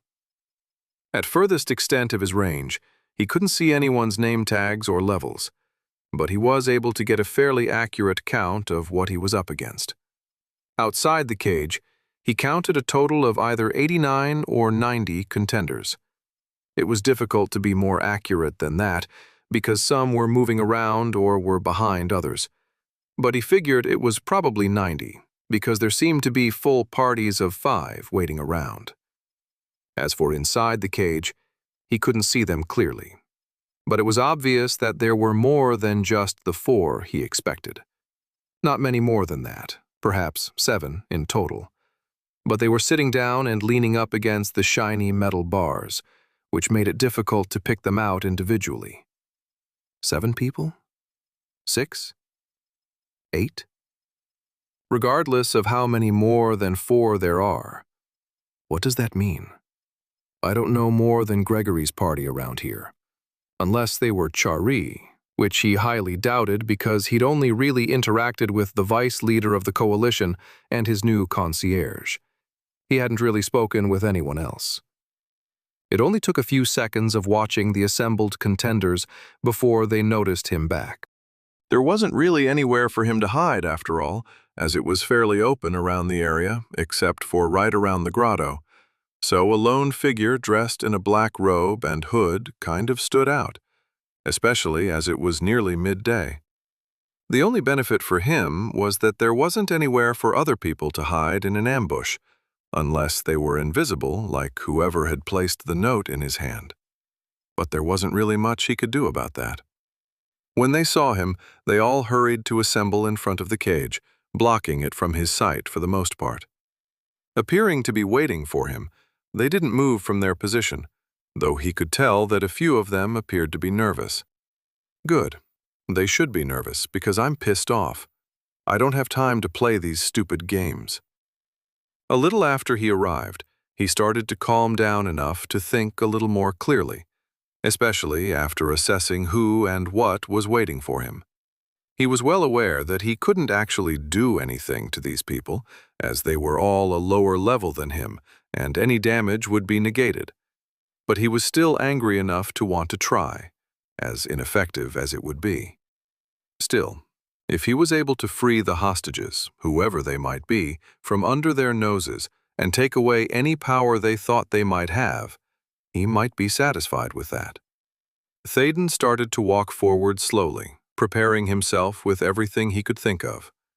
First, he boosted his mentality from 447, which was what it was with his gear on, to 961, giving him just enough mana to cast his Superior Support Sprite instantly, followed by Superior Overheal on himself. He instantly canceled the boost so that it didn't strain his mind, even though it didn't seem like it was hurting like it used to. He supposed that because he didn't boost it all the way up to its natural limit, it didn't affect him as much. But he still wanted the boost gone because he wanted to be able to pump it into celerity if he needed to run. It was then that he cast Greater Dampeners, Greater Damage Shield, Greater Stacking Buffers, Greater Protective Barrier, Greater Protective Guards, and Greater Death Ward on himself, while preparing to cast Superior Affliction Shelter if it was necessary. He then cast Greater Regeneration on himself, followed by chain-casting Greater Mass Healing and Greater Healing Burst each time they were off cooldown to start his Overheal bonus health going. The light show that he was putting on, even in the brightness of broad daylight, obviously unsettled some of the awaiting contenders, as they began to shrink back and shuffle in place as he got closer. Thaden kept his attention on them, instead of watching what his health pool was at, but he could sense that it was climbing rapidly. Regeneration and Afterglow, which were based on his maximum health, were increasing in their healing rate by the second, as Overheal started adding up. Finally, he passed whatever threshold allowed him to see the name tags of the people waiting for him, and he nearly missed a step when he saw that all of them were level 20, which was a bit of a surprise. But if it were really his friends in the cage, at least Gregory and his party, then if they had leveled to at least 21, which he knew they were planning to do as soon as possible, then being level 20 was what it would require to kill them. Therefore, the threat was real. Again, it depended on exactly who was in the cage. "You came," said what appeared to be a well-equipped fighter out front of the group that seemed to either be the spokesperson or the leader of the contenders facing him. "We had a bet between us that you would chicken out and be a no-show, but I figured you wouldn't be so heartless as to let your friends die. What do you hope to accomplish here?" Thaden growled out, interrupting the one who had spoken, whose name tag said Martin. The man seemed slightly taken aback, even swaying slightly away from the solitary shaman as he approached. The others also shuffled around, and most seemed to want to look away from him for some reason. Unfortunately for the shaman, Martin seems to recover faster than the others. "Accomplish? Why? We want to learn your secrets. For instance, how is it that you've hidden your name tag? Such a power would be powerful for those of us in the Execution Guild, as our targets wouldn't even know we were coming." Thaden stopped approximately 30 feet from the line of contenders and simply stared at the man, the anger beginning to rise up in him again. Execution Guild? Are they a group of contender killers or something? As he glanced around at the others, who had originally appeared slightly scared at his appearance, he could slowly start to see a feral hunger in their gazes as they looked back at him. It was a look that showed that they were excited to kill, to hunt down and execute those who couldn't fight back. The feeling of power over life and death seemed to outweigh the moral implications of what they were doing, and enjoying it at the same time. It made him sick to see it. But it wasn't like there was anything he could do about it. As much as he wouldn't lose sleep over killing these people, who even now were fingering their weapons and appearing ready to attack him, nothing he did would hurt them. The sheer lack of any power in this situation simply made him angrier, and he could feel a seething rage start to build back up inside of his body. "More than that, we want to know how you not only lived through a visit to the medial difficulty of the Gorge dungeon, but completed it," Martin continued smugly. "Ah, I see that I got your attention, didn't I? Yes, your friends gave you up, though they certainly took some convincing. Unfortunately, they were able to hold on to the secret of how exactly you all managed to do it, but that's what you are going to tell us." "Or," the man said, as he moved away from the cage behind him, followed by a dozen other people so that Thaden could see inside, "you'll end up just like them." Now that he had a proper look inside the cage, he could see 7 corpses all arranged in a row, propped up so that they looked like they were simply resting. He had been wondering why they hadn't been making any noise, and the fact that they were already dead certainly explained it. All of them appeared to have had their throats slit, and the blood left to cover their entire front side, coating almost every visible inch of their skin and clothing. There was a lot of blood. It also seems to have layers to it, as if all the blood had been spilled once, and then it happened again, at least a few times over.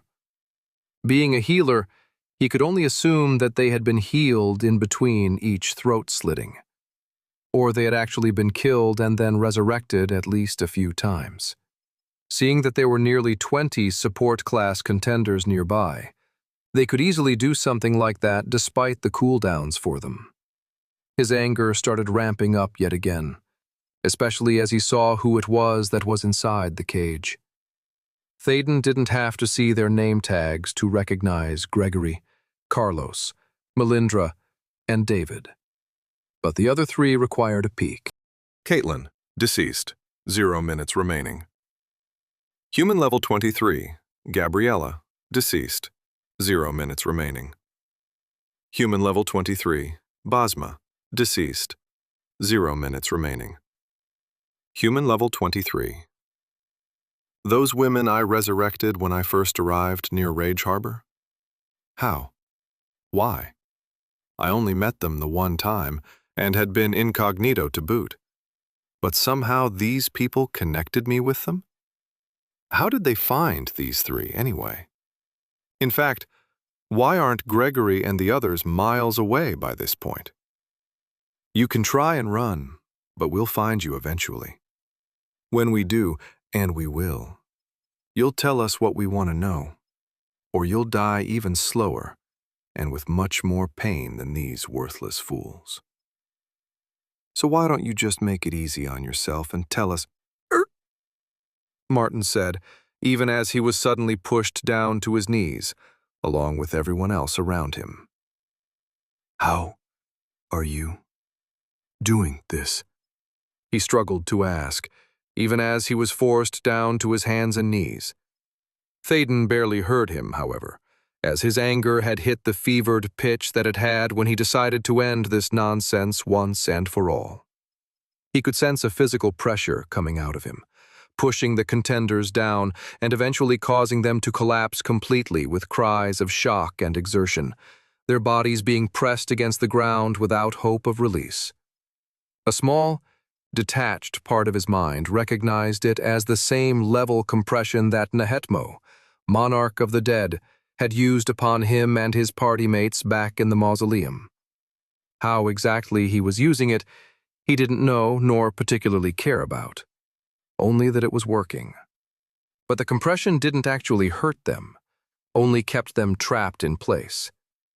He looked again at the corpses in the cage, anger and sorrow for their fate warring with each other, and he was hoping to see if any of them still had anything remaining on their death timers. Unfortunately, they were all at 0-0, which meant that they had been killed hours ago. The major resurrection spell that had just been recently upgraded could now bring someone back from the dead if he got to them within 4 hours instead of 3, as the lesser version did. But it still wasn't enough to save them. As the pressure coming from his level compression continued to increase, still without actually damaging any of the murderous contenders, Thaden couldn't help but reflect on how unfair it all was here on Tarth, and how lately everyone around him seems to wind up dead. As much as he felt guilty and wanted to blame himself for their deaths, the truth of it was that it wasn't him that killed those people back in Forgestone, and it wasn't him that killed Gregory and these others here. While it was these horrible people from the so-called Execution Guild that did the deed here, what was ultimately at fault was none other than the assimilation system. It was its systems that allowed the massacre and destruction of an entire city, and it was what allowed contenders to abuse the rules to kill other contenders in the pursuit of power. None of it made any sense, and fighting against it seemed like a losing proposition every time he turned around. His frustration leaked into his mind as he stared at all the contenders on the ground, facing him like they were supplicating for mercy, and he felt the power of his level compression start to dwindle. As much as it felt good to make them seem to grovel at his feet, he knew that it was ultimately useless and unproductive. Without being able to hurt them, it was an empty gesture of power. The futility of it all eventually broke through his rage, and his level compression snuffed out like a candle. It only took the contenders a few seconds to recover from the absence of pressure as they angrily got to their feet and stared at Thaden. A few seconds later, Martin seemed to get his wits back as he shouted, "Attack! Kill him quickly! We'll resurrect him in the cage afterwards!" So that's how they did it. I was wondering how they managed to take the others prisoner. They just killed them and then essentially woke them up in a cage.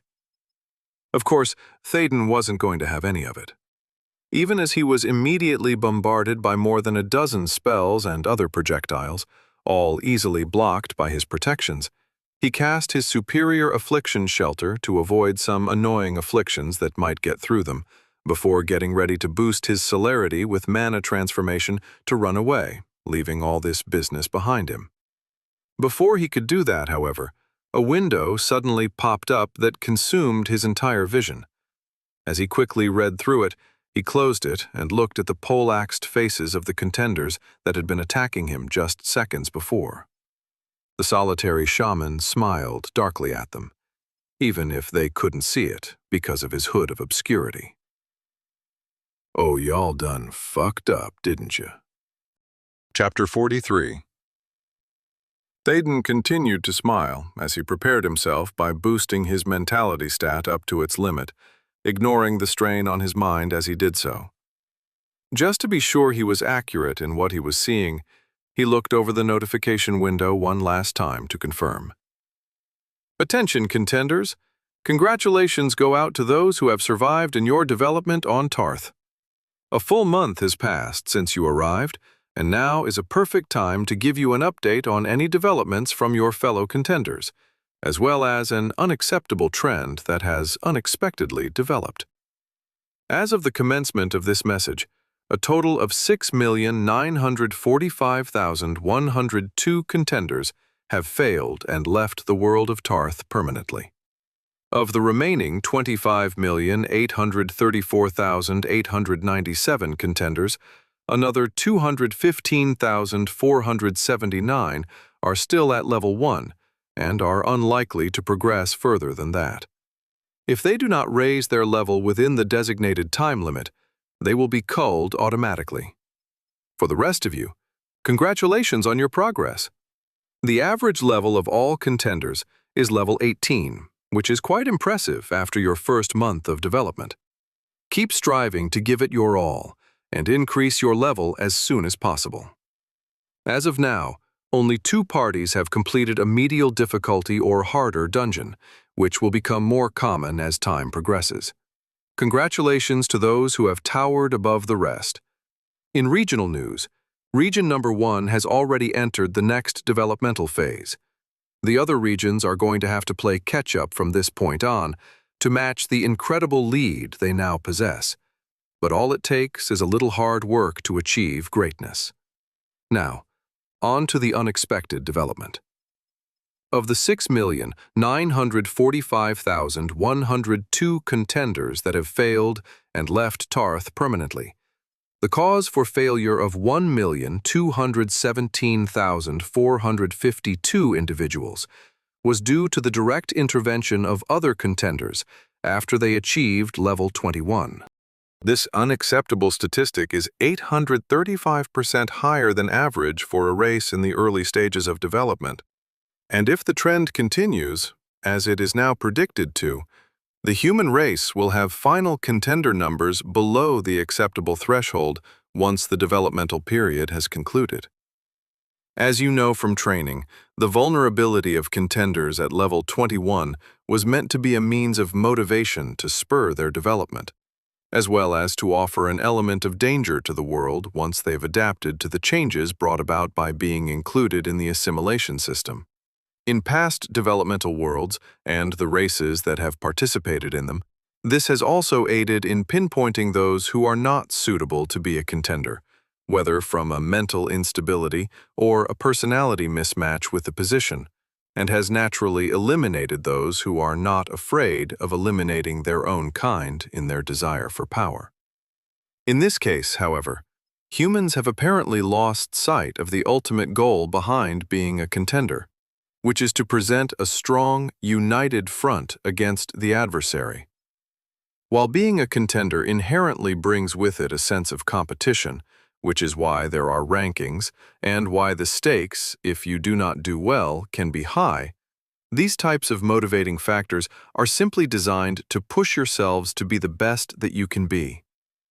Unfortunately, many contenders from Earth have abandoned any sense of competition, and have taken it upon themselves to slaughter their potential rivals whenever possible. This not only defeats the purpose of the entire developmental project here on Tarth, but weakens the human race as a whole. This can be seen no more clearly in the fact that 4.6% of the entire support class population amongst the Earthen contenders were eliminated by other contenders, as those who we should be protecting the most were slaughtered by their own kind for no other reason than a selfish desire for power. To slow down and potentially eliminate this unacceptable trend from continuing, two significant changes have been implemented immediately. To discourage the wanton elimination of so many potentially powerful contenders by those heavily abusing the rules in their favor, every single contender that has willfully participated in the elimination of a fellow contender up to this point will now be highlighted by a visible black aura that surrounds their name tag. This black aura will last for precisely 72 hours from this point and will reset if they eliminate another contender. With the black aura active, the contender can be attacked by any other contender, regardless of either their own level or the level of their attacker. Contenders with black auras eliminated in this manner will not cause a black aura to appear on their attacker or attackers. Normal rules about attacking other contenders within inhabited areas still apply. While the rule about attacking a fellow contender beneath your level is still in place, those being attacked will no longer be defenseless. Those who have been willfully attacked by another contender will have the opportunity to defend themselves, though if they end up eliminating instead of simply incapacitating their attacker, they will receive a black aura for 72 hours if the attacker did not already have a black aura. With that addressed, it is time for more pleasant news. The rankings. Individual Performance 1. Number 3259999-E. Support Level 70. Sector 41. City of Rage Harbor. 2. Augustus M. Fighter Level 29. Sector 92. City of Dormir. 3. Jerome L. Fighter Level 29. Sector 1247. City of Austere. Party Performance. Leader. 1. Number 3259999-E. Support Level 70. Sector 41. City of Rage Harbor. 2. Harmon E. Control Level 28. Sector 3542. Town of Crudark. 3. Jerima R. Scout Level 27. Sector 745. City of Bextros. Achievement Hunter. 1. Number 3259999-E. Support Level 70. Sector 41. City of Rage Harbor 2. June D. Scout Level 27. Sector 52. City of Fortrot 3. Geral F. Scout Level 28. Sector 8703. City of Nemist.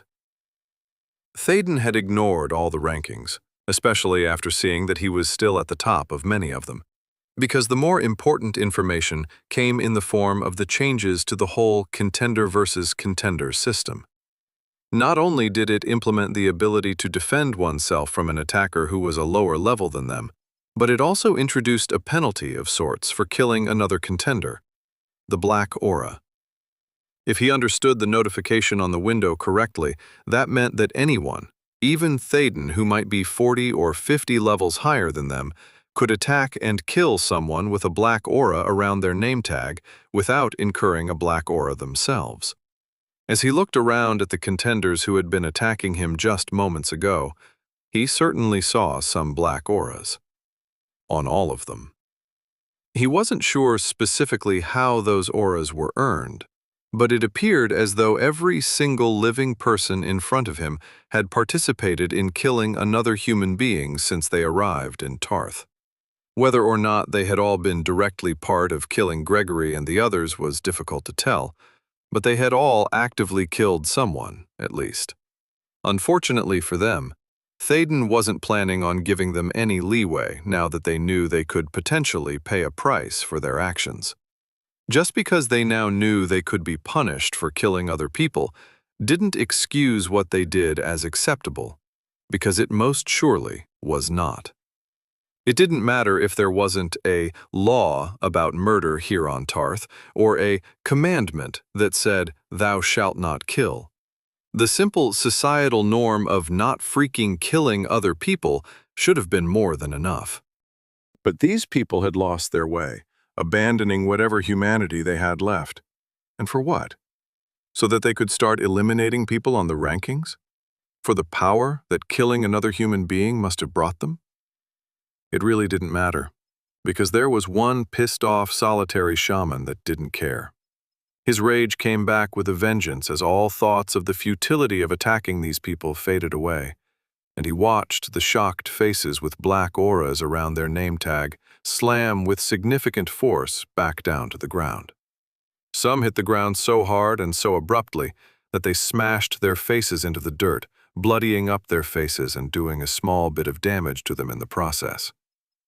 The sight of that was the last confirmation that he was allowed to hurt them now. And hurt them he would.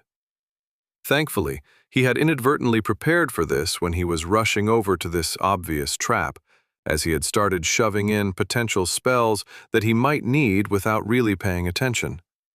One of them just so happened to be something he'd never tried before, but he was eager to see what it would do. After boosting his mentality to his limit, bringing it up to 1097 with his gear bonuses, he cast Greater Stacking Buffers on Martin, who was face down on the ground while suffering the effects of Thaden's level compression. With a mental thought, he somehow made the pressure he was exerting on the man exclude where Martin was located, and the now frightened contender shakily stood up. He looked around him at the other people of his guild, plainly perplexed at why he was suddenly excluded, before he attempted an arrogant expression on his face. "You can't hurt me. You're just a support class after all." He pulled out a sword from his inventory with a smirk on his face, before taking a step toward Thaden. "You're half right," the solitary shaman responded with a shake of his head. Martin stopped, a little more wary now.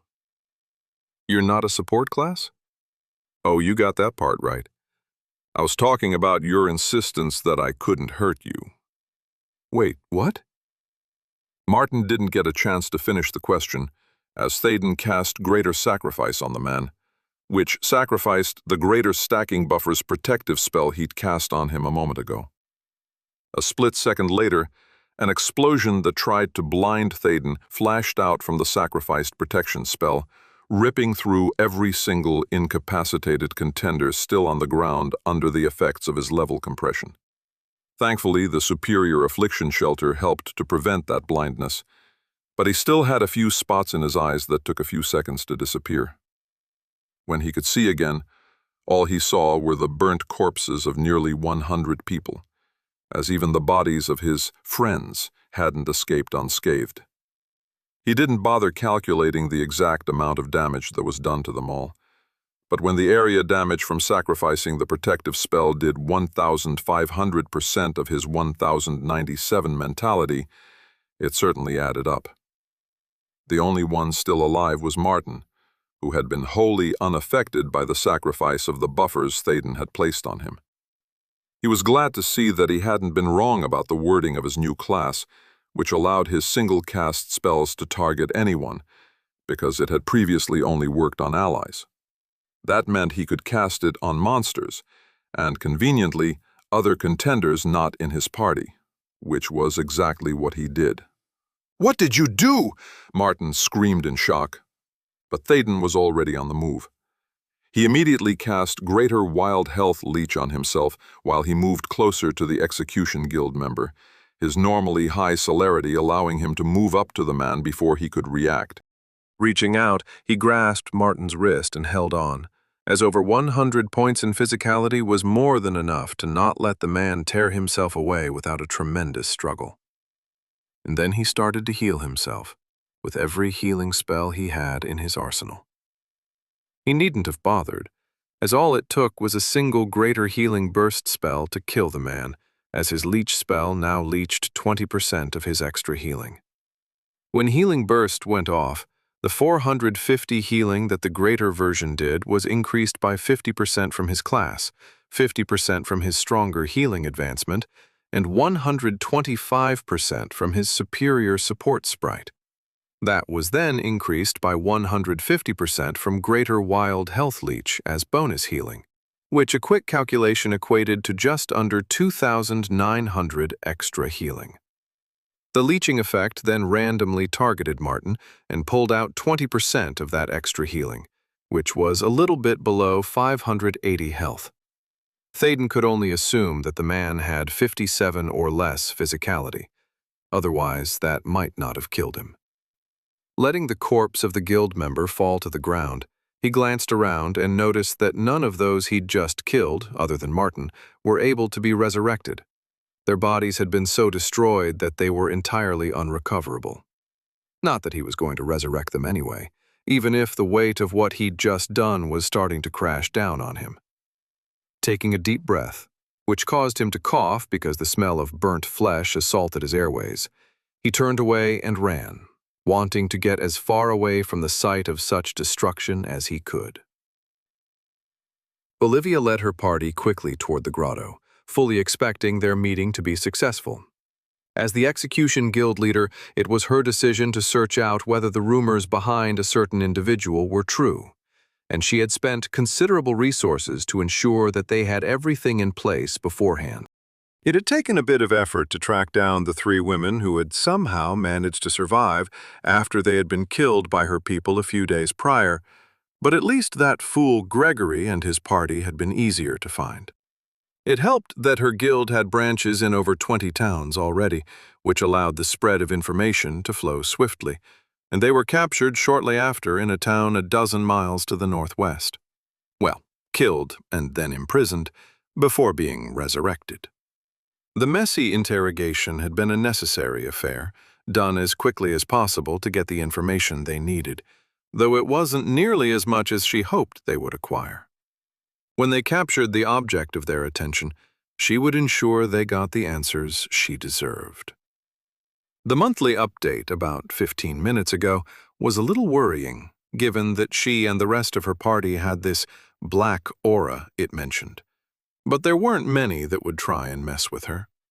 Being level 27 had its perks, including a lethal reputation of retaliation, and there was no way anyone would dare attack her, now or before the whole monthly update. It was a ridiculous way to try to get them to stop killing other contenders, she thought, though it would require them to be a little more careful in their activities. Anyway, it didn't really matter now that most of the city had already joined one guild or another, and the killings would slow down from that point on, naturally. They wouldn't ever stop, of course, because soon enough she could see the guilds going to war amongst each other, but that would probably be months or even a year into the future. Right now, what they allowed to happen was let those in charge of the guilds shoot up in the rankings, while holding most of the others back, ensuring that they had a better chance of achieving the top spot. If a couple thousand people had to die to achieve that, it was a sacrifice she, like the other guild leaders, was willing to make. As they got closer to the grotto, a sixth sense that she'd begun to rely on told her that something was wrong. Only seconds later, she stopped herself and the rest of the party as she looked ahead, able to see the spot where her guild's level 20s were supposed to conduct business. It was too quiet. It didn't take eagle eyes to see the cage in the distance, but instead of her people clustered around it, there were only motionless forms on the ground. The hair along the back of her neck started to rise as she took in the scene, and she cautioned the others to take care as they slowly approached. They were dead. Every single one of them. And they had been nearly obliterated so badly that they were barely recognizable as bodies. It looked as if a single spell had done it, but she'd never heard of anything that powerful before. Even prisoners in the cage had been annihilated, though they had been dead before. "It's Martin. I can still resurrect him," Geneva shouted, the support class rushing forward near a corpse that was relatively intact. In fact, when she arrived and rolled him over, He didn't look like he had a scratch on him. His face, though, was frozen in an expression of fear that made Olivia rear back involuntarily. A minute later, she watched as Martin suddenly moved with life, though he was still nearly dead. Geneva slapped a weak regeneration on him to start the healing process, but the guild leader didn't want to wait. Martin's eyes were haunted as they took in his environment, and they kept darting around as if he feared to see something that might still be nearby. As he sat up cautiously, she snapped her fingers in front of his face, getting his attention quickly. "Martin, what the fuck?" Handand, the recently resurrected level 20, who she observed still had a black aura around his name tag, shook his head and said something too low for her to catch. "Speak up. What happened?" It was him. He's some sort of demon in disguise." She slapped him, noting that she actually did some damage to him despite him being a lower level. Huh. Maybe the black aura isn't so bad. You're talking nonsense. Now, what happened? And none of this demon business. I don't know. One second we were attacking him, and the next second he blew them all up. When he grabbed my wrist, I tried to get away, but he was too strong. And then I don't remember anymore. What was it, Martin? Was it a monster? "No," he whispered, low enough that she had to lean in to hear him. "He wasn't a monster. He was much more powerful than any monster I've seen." Who was it then? "I already told you. It was him." Olivia was confused about what he was talking about before it hit her. Him? As in... She prompted, already knowing what he was about to say. "Yes, the one at the top of the rankings." She froze, disbelief flowing over her for a moment, before the sound of footsteps behind her party had her whipping around to see a dark figure standing approximately 40 feet behind them. "No, spare me!" Martin shouted in fear from the ground, seeing the figure the same time Olivia and her party did. He was cut off when a gruff voice said, "I realized I forgot to check on something while I was here. I guess it's a good thing I came back." Olivia and her party began to move, but it was already too late. She saw the figure casting a spell targeting Martin, and a split second later, her world exploded into darkness. Chapter 44. As he picked through the remains of the newest contenders that had shown up at some point after he'd originally left, Théden looked closer at Martin's body. He'd ended up killing the level 20 again, using his wild health leech spell again, though it took him 2 spells this time as he tried out a couple of other ones besides Healing Burst, just to see the difference in the amount of health that was leeched. The fighter had pleaded for his life even as Théden killed him, which made the shaman feel like some sort of masked villain from a movie, as he ignored all the entreaties for mercy. He still felt justified in his actions, even if they were taken during a moment of extreme anger, but he couldn't help but feel the slightest bit bad about killing the man again. Thoughts of resurrecting him again floated through his head, not to kill him a 3rd time, but to have the man send a warning to his guild, and probably all the other guilds, not to mess with him anymore. But that just sounded like a surefire way to make them target him even further. In addition, anyone he came into contact with from this point on would be in danger, as although there were some penalties for killing other contenders now, they weren't so extreme that he thought it would stop all of them. All it would take was a way to hide out for 72 hours for the black aura to disappear, and then they'd be able to go out and kill again. Still, it was progress, and he no longer feared that he might be caught somewhere without a way to fight back. This demonstration of his new power as a solitary shaman was proof enough of that. But the same couldn't be said for those unlucky enough to be acquainted with him. Gregory and the others in the cage nearby were evidence that some people would do anything to get the so-called secrets that they thought Théden could give them. Little did they know, that there wasn't anything he could tell them. Extort him for gold or gear, maybe. But as far as any secret information, there really wasn't much that would benefit them.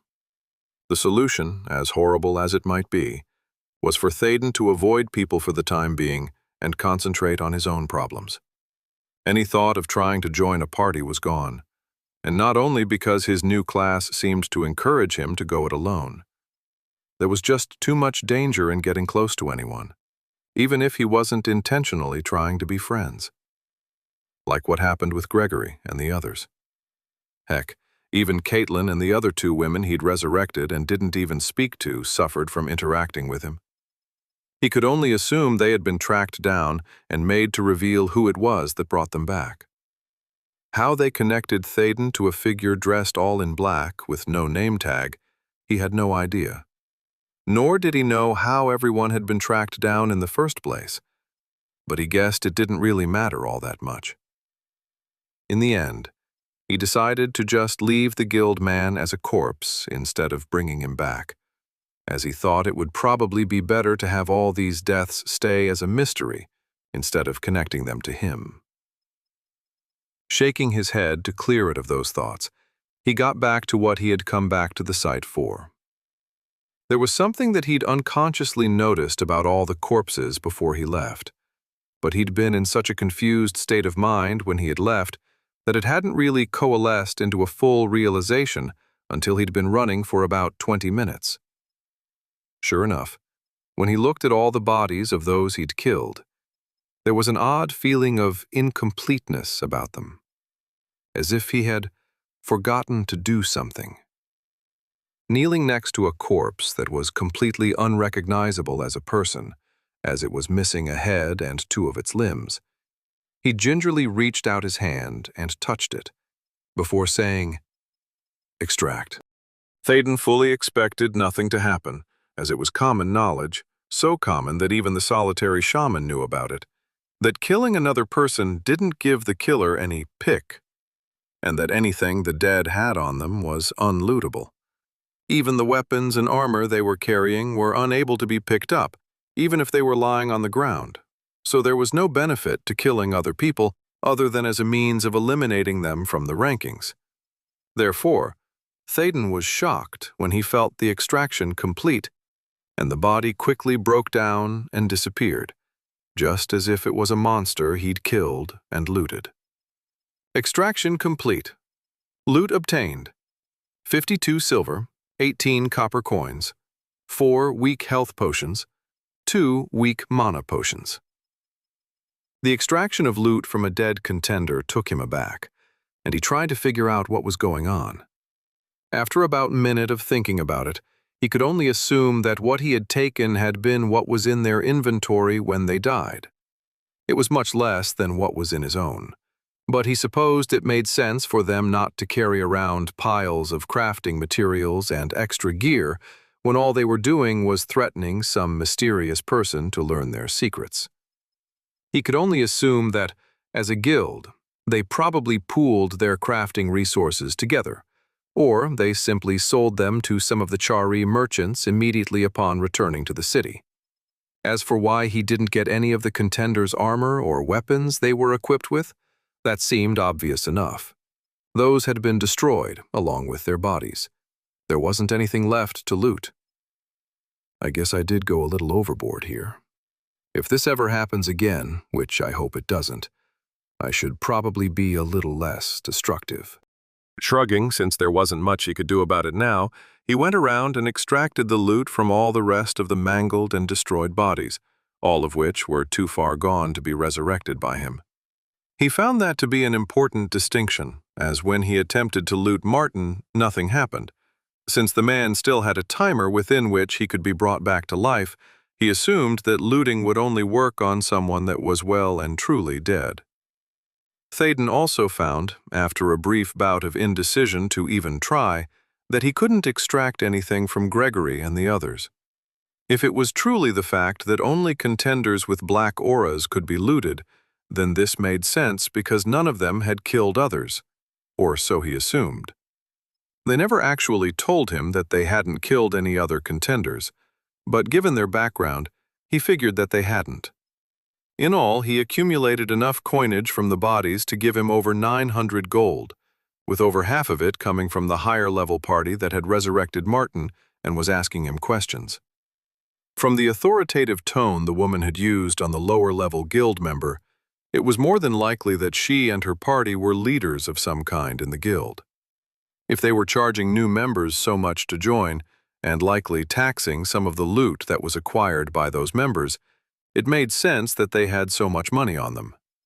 There were also a few random crafting resources mixed into the loot, all common in rarity, along with hundreds of health and mana potions. He wasn't sure what he'd do with all of them, as he didn't need mana potions at all, and he was a good enough of a healer that he doubted he'd ever need a health potion. But they fit into his inventory easily enough, since they didn't take much room. It was a bit of a macabre process looting the dead like he did, but he figured they wouldn't need it anymore, so he might as well take it. Thankfully, his utter annihilation of them destroyed heads and faces to the point where there was no chance that he'd recognize any of them. So by the end of his looting spree, they were more just hunks of unappetizing meat than anything else. He wasn't sure how he felt about that. Rather than wait around for the timer on Martin to expire, or blow him up with another use of sacrifice once the cooldown was up by sacrificing his own protections, which was something he'd rather avoid since it meant that he couldn't heal or protect himself for 10 minutes, Théden left again, debating in his head about where to go.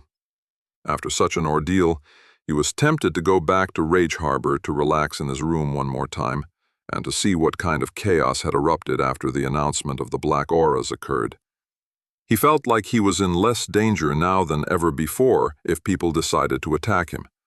And there weren't any others, besides than the Chari that he'd interacted with in the city, that he would have to worry about being used to lure him into a trap. More than that, he even planned to wear what he was currently wearing, because he didn't care all that much who saw him with his face and name tag hidden. The time for extreme caution about his identity had passed. Though that didn't mean he wanted to announce himself to the world. He just wasn't going to let something like what Camille tried to do in Forgestone stop him from doing what he needed to do. After some contemplation, he decided to forego heading back to Rage Harbor at the moment, as the anger that he'd felt from the whole situation with the guild and his dead acquaintances still simmered underneath the surface of his emotions. He wasn't sure how he'd react if he saw dozens or hundreds of contenders with black auras, as the temptation to kill them might be too much to resist. While he wouldn't hesitate to kill someone who was attacking him or who had wronged someone he knew, he didn't have the energy or desire to go into the city and start slaughtering people left and right. Plus, it was against the rules to harm another contender in the city, so he'd end up clashing with the Chari if he tried it.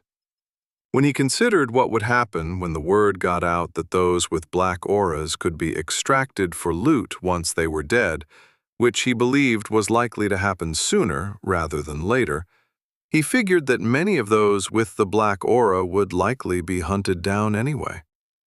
There was no need for Théden to get involved at this time.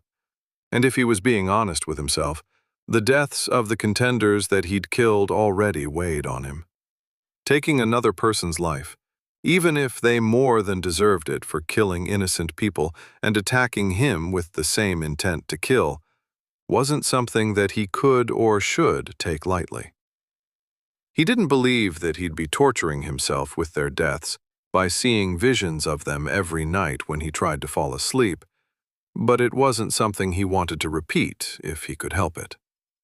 Killing monsters, even those that were humanoid in appearance, was just different from killing his fellow contenders. He didn't want to get in the habit of it, or else he might just be one of the psychopathic individuals that the system was designed to identify and eliminate in the first place. So, with his decision not to return to Rage Harbor, Théden resumed his journey toward the Devil's Nail to the north. Although the detour that led to him killing nearly 100 contenders had temporarily delayed him, his overall objective hadn't changed. Ever since the disaster at Forgestone, He'd had a tenuous goal to complete the special quests so that more people didn't die. Just after he left the demolished city, it had seemed like an extremely difficult, near impossible goal, mainly due to the fact that he wasn't told where it was he needed to go. At first, he'd thought that he was completely unprepared for what it would take to find the next anchoring dungeon. But the time since then had quickly proven him wrong. Not only had he managed to get to level 63, finished a surprise evolution assignment, and obtained a new class, but he'd also acquired nearly everything he needed to challenge the anchoring dungeons and save many more innocent people from dying when the next disaster struck. Of course, it hadn't all been smooth sailing, as evidenced by the piles of bodies he was leaving behind him, but there wasn't anything he could do to change what had happened. Would he have done something differently if he had known what would happen? Of course. Would he adjust the way he interacted with people in the future to prevent that from happening again? Absolutely. He was already planning on doing everything he could to avoid people, so as not to risk anyone being captured or killed just because they talked to him or simply saw him one time, or some other such ridiculous reason. Thaden hoped that the new black aura that indicated who were contender killers would help to alleviate a lot of that. Unfortunately, he knew that something like that wouldn't stop everyone. Besides, he'd seen enough movies, read enough books, and played enough games in his life that he was well aware that human nature could think of many different things that didn't include killing someone in order to get what they wanted. If what he'd heard from Martin was accurate, there were contenders already torturing people to get what they wanted, and he doubted that it would stop now. What could he do to ensure that it didn't happen to people he knew, or worse, himself? By simply not allowing there to be a chance for someone to be taken advantage of. Thaden was a solitary shaman after all. He'd already had practice staying away from people. But now he'd have to do it for more reasons than just anonymity. Solo good, people bad. He felt like some sort of caveman hermit now, but if that was the only way to avoid running into the situations he seemed to find himself in, then he was going to have to embrace that kind of life and that kind of thinking. As he ran to the north with his boosted celerity, eventually passing through the mountain range that surrounded the Ragewater Sea, he discovered that he had to journey through another forest in order to get closer to his destination. The myriad of tree trunks slowed him down enough that he had to camp in a tree when it got dark, which wasn't all that comfortable after having slept in the gold-ranked room at the Coalition building. Maybe some people good? He had to admit he liked the luxury of sleeping in a bed, a nice, soft bed, and being waited on hand and foot by a personal concierge. It was something he never had in his old life back on Earth, and though it wasn't something he'd ever strived to achieve, the fact of the matter was that he enjoyed the prestige and power that having a high badge ranking provided. It was that thought that soured the idea of luxury that the Coalition promised. Hadn't he just been complaining that some contenders were committing heinous crimes against humanity just for the sake of power? Granted, his form of power was different, as it didn't come at the expense of other people.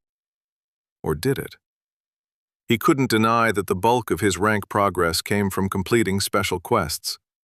While the first hadn't been at the expense of other contenders from Earth, instead being the Chari adventurers who had attempted to complete the mausoleum and failed, there had been many deaths because of what had happened in Fordstone. Logically, Thaden knew that he wasn't 100% responsible for the deaths, as it was mostly due to the assimilation system and its next development phase being triggered early. But that also didn't mean he was blameless, especially as it had been him that inadvertently triggered it. On the other hand, he had earned his current badge rank, so why not enjoy it when he could? As long as he didn't go out and try to obtain his power just for power's sake, or at the deliberate expense of others, then hopefully he wouldn't fall into the same trap that powerful people seems to succumb to, especially back on Earth. All these thoughts filtered through his mind as he struggled to sleep, the horrific events of the day overcoming his need for rest. It took him hours to work through what he'd done to all those people, pushing away and accepting mental justifications for his actions one after another, while also confirming what he knew had to be his plan going forward. Go to the Devil's Nail or another dungeon with potential for support class gear.